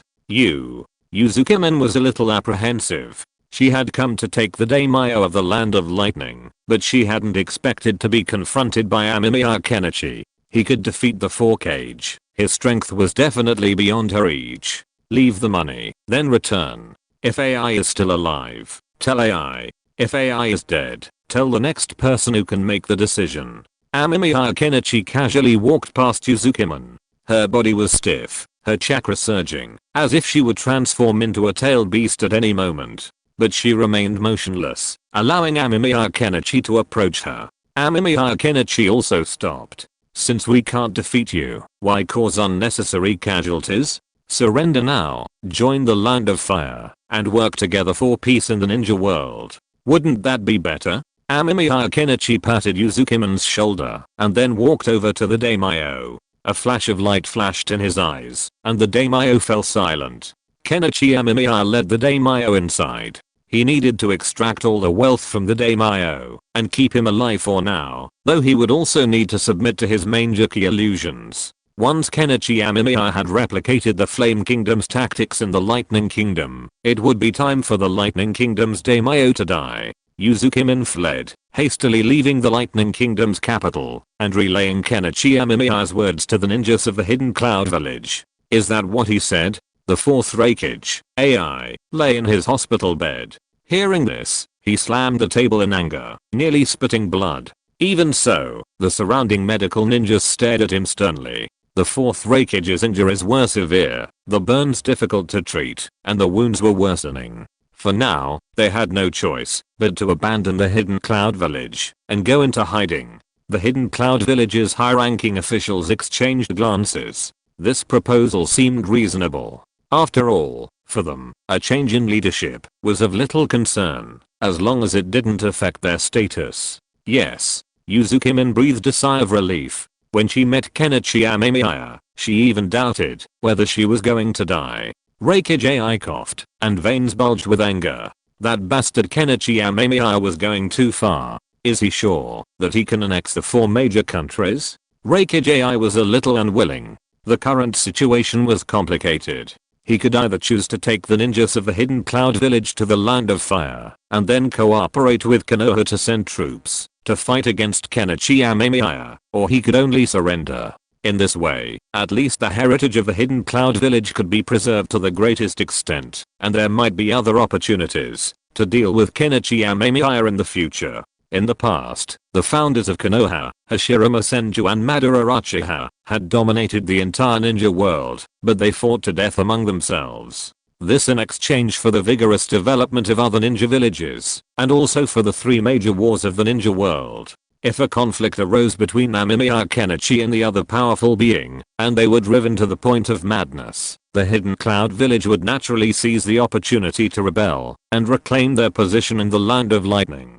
So, what choice should they make? The fourth Raikage hesitated. If the main force of the Hidden Cloud Village hadn't been damaged, he would have immediately killed that bastard Amemiya Kenichi. However, the main force of the Hidden Cloud Village ninja had also been attacked, suffering heavy losses, and Killer Bee was also injured. Damn it. The Raikage roared angrily, and a group of medical ninjas rushed over. The fourth Raikage's wounds were bleeding again. Chapter 474 Black Zetsu's new plan. In the dimly lit base, Black Zetsu frantically smashed everything around him, roaring, shrieking, and shrieking in anger. After a long moment, Black Zetsu finally calmed down, sitting quietly on a stone chair, staring blankly at the ground. Something had gone wrong. The original plan had been going smoothly until recently, when it began to unravel. The 3 tails had died, the 5 tails had died, and now it was completely shattered. Uchiha Obito's fate was unknown, and Uchiha Madara had died in battle in the Land of Fire. While Uchiha Madara was also dead, he had been resurrected by the impure world reincarnation. Even so, Uchiha Madara had died, without a sound, which annoyed Black Zetsu. He didn't care whether Uchiha Obito or Madara lived or died. As long as his mission was accomplished, as long as he could successfully rescue his mother, then even if Madara and Obito didn't die, Black Zetsu would help them, allowing them a quicker death. But their deaths shouldn't be now. If they want to rescue Kaguya Satsuki, they must execute the Moon Eye project. Only then can she be freed from her seal and return to this world. However, Black Zetsu can't accomplish this on his own. While he possesses some control, it's limited to that level. Any controllable individual with help will be severely defeated. So, Black Zetsu sets his sights on Uchiha Madara, hoping to rely on this powerful individual to rescue Kaguya Satsuki. But now, with Uchiha Obito dead and Madara having returned to the Pure Land, how can this be possible? Each one boasts, seemingly punching the 6 Paths Sage, and kicking the 9 Tails in its pure form. Uchiha Madara, in particular, appears to be the one who immediately declares victory, leading Black Zetsu to believe he's the winner. But then, just as Madara is about to declare victory, he's instantly defeated by that bastard, Kenichi Amemiya, and the revolving door begins. All that's missing is a remark about not being able to let Amemiya-sama do his best. Who are you hinting at? Uchiha Madara. No, I must resurrect him before I can proceed with the Moon Eye project. But can a resurrected Uchiha Madara handle Amemiya Kenichi? Black Zetsu hesitated. The little creature he once ignored had grown to the point where he was becoming a problem. Black Zetsu had once paid no attention to the tiny Amemiya Kenichi, a mere student of Orochimaru, one of the 3 ninjas, a mere nobody. But then he grew up and repeatedly interfered with his plans, leaving Black Zetsu with a grudge. Black Zetsu's expression was grim. When it came to the strongest in the ninja world, Uchiha Madara and Amemiya Kenichi were undoubtedly on the list. But who was the true winner? Black Zetsu didn't know. What he did know was that a fully formed Uchiha Madara would easily crush Amemiya Kenichi. The problem was that the current Uchiha Madara couldn't achieve a fully formed form. If Amemiya Kenichi discovered something and destroyed the Rinnegan, it would be troublesome. Black Zetsu had considered retrieving the Rinnegan now, allowing Uchiha Madara to achieve even greater power. However, he had previously observed that Nagato was always accompanied by Konan, and Pain was also on guard. This made Black Zetsu realize that Nagato must have sensed something and was on guard. Everything was changing so quickly that Black Zetsu had no way of retrieving Nagato's Rinnegan. He even dared not appear before Nagato, unsure if he would notice something and simply suck him in and kill him. That would be troublesome. Black Zetsu gnashed his teeth in hatred. Wait, that guy Amemiya Kenichi also has the Manjaki Sharingan. Could I possibly guide him to the stone tablet and then have him complete the Moon Eye project? An intrigued Black Zetsu had a strange idea in mind, and on reflection, it seemed possible. After all, Amemiya Kenichi possesses his own Manjaki. With proper guidance, he could be completely manipulated, just like Uchiha Madara once was, completely at his service. Then, freeing his mother would be a piece of cake.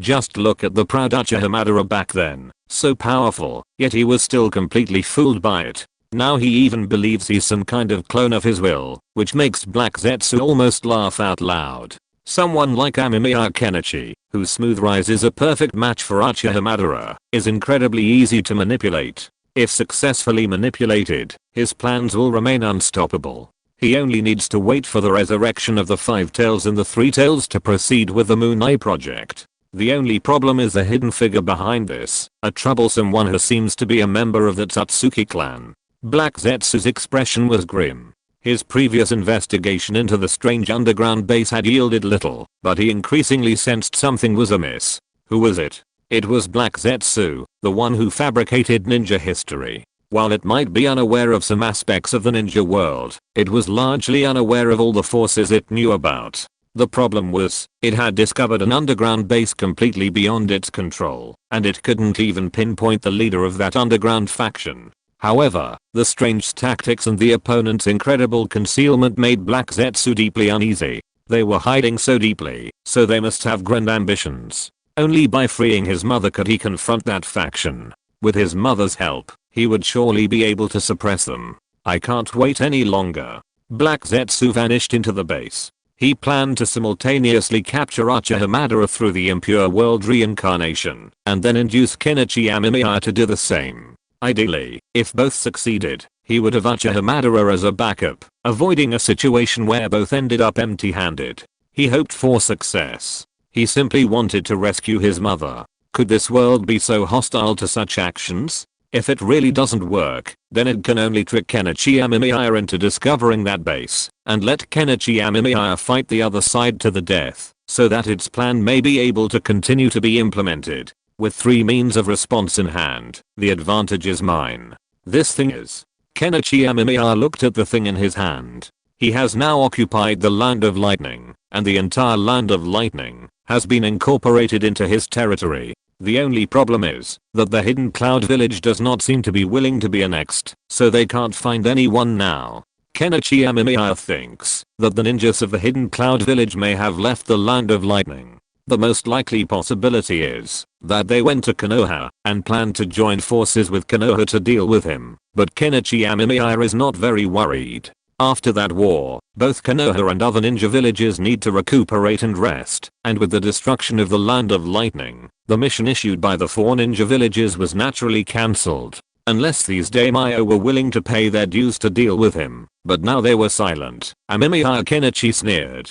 These guys were probably already planning to play fence sitters. If he could annex the Land of Fire, then perhaps he would see the surrender letters these daimyo handed over. Originally, Amemiya Kenichi had planned to return to the laboratory today to check on the development of his clones and conduct a few experiments to see if the fusion of the Eternal Manger Key was feasible. However, he was surprised to discover an ancient stone tablet in a warehouse in the Land of Lightning's daimyo's mansion. Finding stone tablets wasn't unusual. After all, some people these days still like to engrave events in stone to preserve their history for future generations. But something was wrong with this tablet. To his eyes, it bore a pattern invisible to the naked eye. It looked like a map of the Land of Fire, or more precisely, a map of the Konoha area. As Amemiya Kenichi had once lived in Konoha, he was very familiar with the terrain, so he could discern the pattern on the stone tablet. There seemed to be a dot marked on it, a strange location. Kenichi Amemiya scratched his head. Why did this thing look familiar? It was also something invisible to the naked eye, requiring the Manger Key Sharingan to view. And it just happened to be stored in the warehouse of the daimyo of the Land of Lightning. Kenichi Amemiya could only say that this arrangement was quite deliberate, as if it were telling Kenichi to come and see it quickly. Black Zetsu? Kenichi Amemiya thought of Black Zetsu, the ultimate mastermind in Naruto. He hadn't made much of a splash in the early stages, his biggest impression being his elusive ability to conceal and gather intelligence. Beyond that, he had cleverly manipulated Uchiha Madara, turning him into his pawn. However, due to the lack of foreshadowing for this character, his popularity was low. So much so that after Kaguya Satsuki's appearance, many felt that she wasn't as oppressive as Madara. After all, Madara was truly powerful, while Satsuki felt like a forced foreshadowing for the subsequent plot. Are you trying to lead me to see that stone tablet and then approve the Moon Eye project? Amemiya Kenichi smiled playfully. He could probably guess what Black Zetsu was up to. After all, it was clear what he was going to do.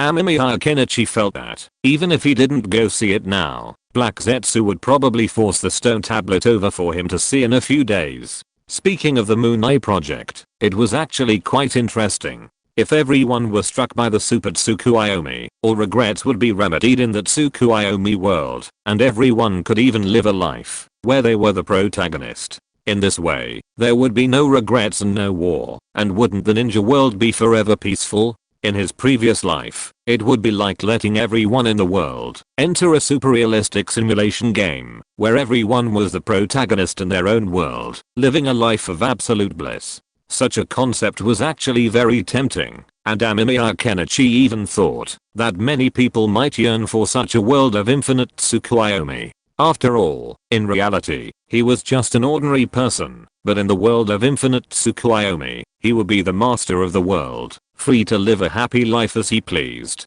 How could such a temptation be resisted? Furthermore, considering the current state of the ninja world, achieving permanent peace was nearly impossible before Amemiya Kenichi proposed his plan for unification. The three ninja world wars rendered peace a mirage. Even in the post-Naruto era, the ninja world's peace was largely due to the immense power of Naruto and Sasuke. Therefore, Uchiha Madara's infinite Tsukuyomi plan was practically unstoppable for the current ninja world, allowing everyone to live a happy and fulfilling life. Unfortunately, these individuals would eventually become White Zetsu, weapons of war under Kaguya Satsuki.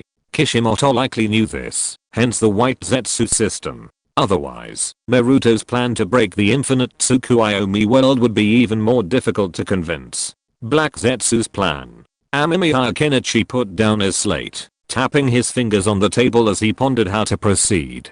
Black Zetsu probably felt it was still well hidden, and few in the ninja world knew its true identity, if any at all. After all, even Uchiha Madara, who had spent so much time with it, hadn't grasped Black Zetsu's true identity or plans. So Black Zetsu probably wanted to trick him into seeing the Moon Eye and get him to join the plan. Let's go and take a look. Amemiya Kenichi smiled. Ninja warfare is all about intelligence, but Amemiya Kenichi knew everything about Black Zetsu, but Black Zetsu was unaware of Amemiya Kenichi's intentions and intentions. This was the biggest information gap between the two. With Black Zetsu around, the enemy would undoubtedly be able to resurrect Uchiha Madara. Then, he would have to face an impure world Uchiha Madara, which would be extremely troublesome and dangerous. However, if he went to see the stone tablet and pretended to have been tricked, intending to implement the Moon Eye plan, then Black Zetsu might not be able to resurrect Uchiha Madara. Even if he did, he wouldn't be his enemy. He could then openly conquer the entire ninja world and prepare for his future plans. And the most crucial point here was that the 5 tails and the 3 tails were both dead. Without them, the Moon Eye plan couldn't proceed. It had to wait until the 2-tailed beasts were resurrected. This wouldn't take too long, but it would be enough for Amemiya Kenichi to gain the strength to face Uchiha Madara head-on. Shiri. Amemiya Kenichi called out, and Uchiha Shiri immediately came over. Later. No, now, send a visiting card to Konoha, and tell them I'm planning to go over. Chapter 475 The Fence Sitters. Respectfully sent by Tsunade-sama, the 5th Hokage of Konoha. I plan to visit the Land of Fire in the near future, and look up some old friends. I'll also go to Konoha to visit the graves, and mourn the deceased. Please don't overthink it. Kenichi Amemiya, looking at the simple letter in her hand, at Tsunade's wounds, which had finally recovered a lot, showed signs of breaking again. She was angry and kept breathing heavily, but even so, she still felt like her lungs were about to explode, which made Tsunade almost mad with anger. She looked at the letter in her hand with gritted teeth and slapped the table. Is this guy provoking us? Tsunade felt like she was about to die of anger at this moment. Shizune stood quietly beside Tsunade, waiting for Tsunade to faint, so that she could immediately prepare medical ninjutsu to save her. That's not quite like his character. Kenichi Amemiya entered Darfire Nation and Konoha's sphere of influence before without informing us, but this time he did. Nerishikaku shook his head. He didn't think it was a provocation, but more like an act of building relationships. Tsunade clenched her fists in anger. Kenichi Amemiya had now annexed the Water Nation and the Lightning Nation. The Iron Nation and other smaller nations didn't dare speak out loudly, fearing they would be the next to be annexed. The biggest news in the ninja world recently was Kenichi Amemiya and the newly formed Flame Nation. This nation occupied the two former major powers, had a very large territory, and posed a high threat. However, the Fire Nation daimyo was silent and as quiet as a quail. The previous scene of the four shinobi village daimyos jointly issuing missions, then brazenly threatening to crush Kenichi Amemiya and the newly emerged Flame Kingdom, vanished at this moment. They seemed to have suddenly learned to be humble, becoming much more timid. All the missions issued were cancelled, and they even gave a perfunctory response to the ninjas sent by Konoha to claim their financial subsidies. The money they gave was less than half of what they had requested, leaving Tsunade furious and wanting to storm over and kill the Fire Kingdom daimyos. The Lightning Kingdom daimyos were presumably dead by now. They didn't know what the Wind Kingdom and Earth Kingdom daimyos were thinking, but it was probably similar. How could she possibly understand what these people were thinking? Were they simply looking to capitalize on the fact that the four nations' combined forces were taking on the Flame Kingdom and were being manipulated with ease, with the four cages severely injured? After all, since they couldn't resist, they would quickly devise a way to ensure their continued privileged status. Tsunade felt that if Kenichi Amemiya were to invade and seize the Land of Fire at this moment, all the towns in the Land of Fire, save for the sphere of influence of her own village, would immediately involuntarily change their names to the Land of Fire. This guy just informed the 4th Raikage about this matter.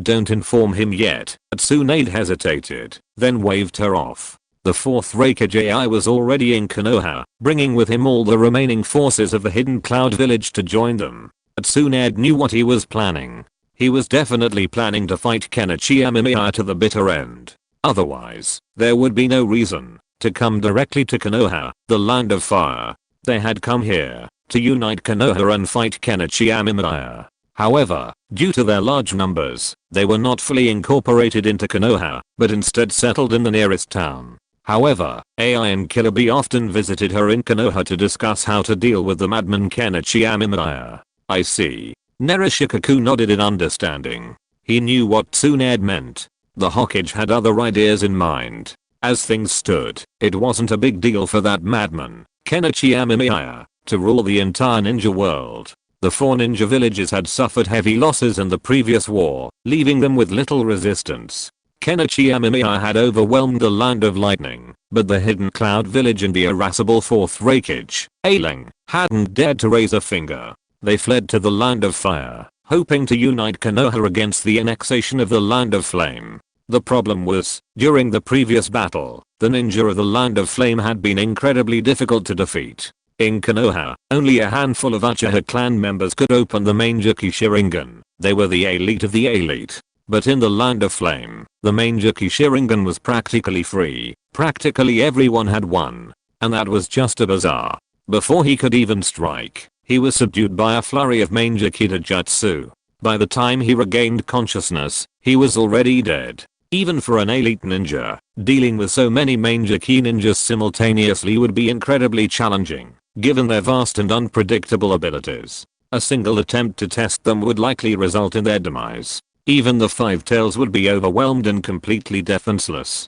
Add to that Orochimaru, Kenichi Amemiya, and the rest of the Akatsuki. Even a ninja like Narashikaku would feel hopeless facing such a massive force. Their direct strength was too great, their unwavering and unimpeachable power crushing them, leaving no room for any scheming or subterfuge. I won't fall for your tactics, I'll just crush you. What can you do? If you have the strength, fight hard. If you don't, surrender. It's that simple. Furthermore, Tsunade and the Raikage, AI, were still recovering, making a confrontation with Kenichi Amemiya even more difficult.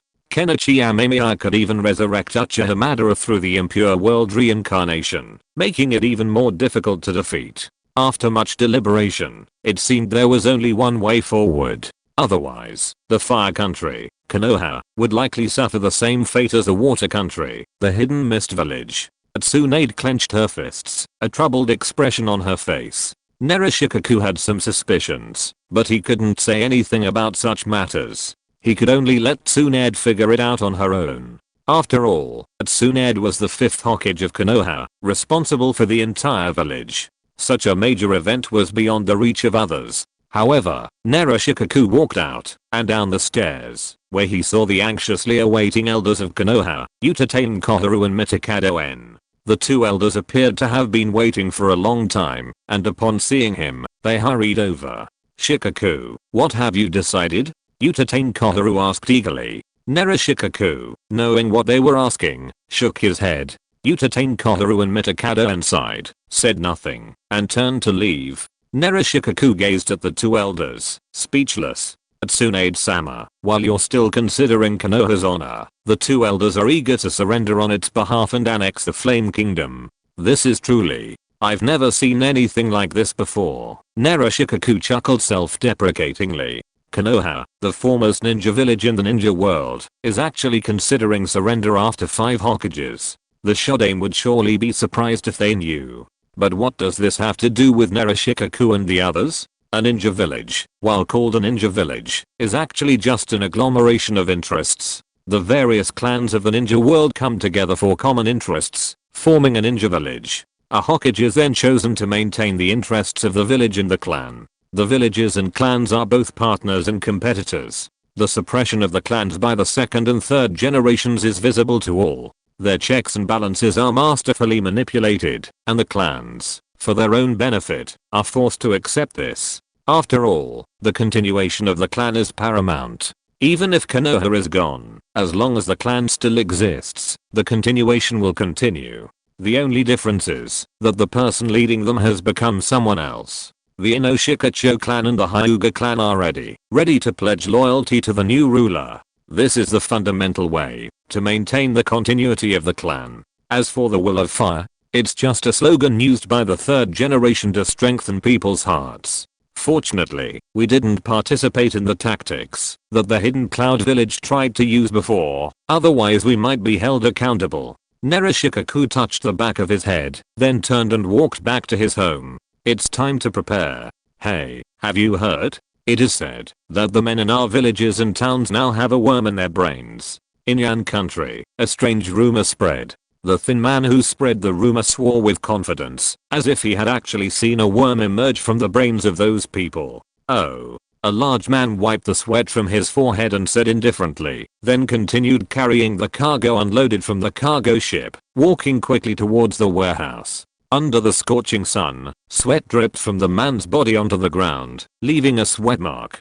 "Hey, isn't it strange? Those are bugs.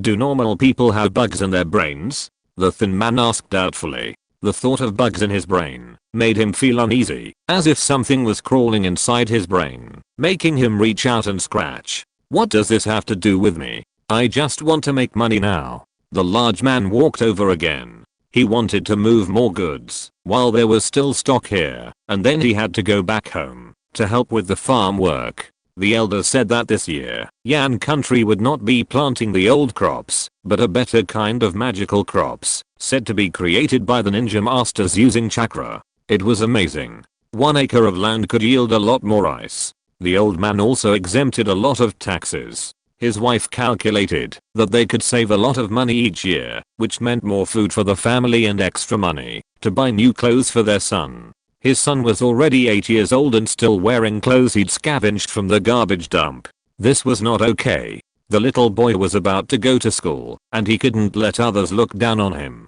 The thought of his hard work buying his son an extra set of clothes and adding another piece of pork to the table filled the man with energy. The old man was a good old man. Ever since the Water Kingdom became the Fire Kingdom, the daimyo had disappeared. The new daimyo treated them well, lowering taxes and providing other benefits. Now they no longer had to worry about the ninja masters killing people at will. The country had laws prohibiting them from killing ordinary people like them. This was a great thing.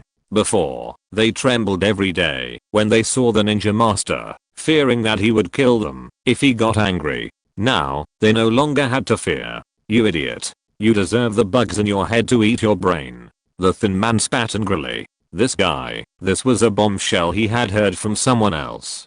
Just as he was saying this, the man felt like he was it. He turned around and saw a white-haired old man behind him, who was panting and beating him with a cane. "I'll beat you to death, you shameless thing. The new old man is so nice, and you actually say he has bugs in his head. I think you have bugs in your head." The furious old man chased the man and beat him. The man was beaten and ran away, but there was nothing he could do. The old man was too senior, and he couldn't even scold him. Looking at the thin man who was fleeing in a panic, the old man stopped panting, holding on to his cane, and gasping for breath. "You bastard. If I see you again, I will beat you to death." Now we are living a real life. I, an old man, wish I could live a few more days and enjoy a peaceful life. The old man cursed, and the people around him burst into laughter. People worked diligently at the dock under the scorching sun, their eyes full of desire and yearning for the future. The old man is right. The life now is much better than before. Even if insects rule us, what does it matter? The big man said loudly. He used to work hard every day and could only live a tight life.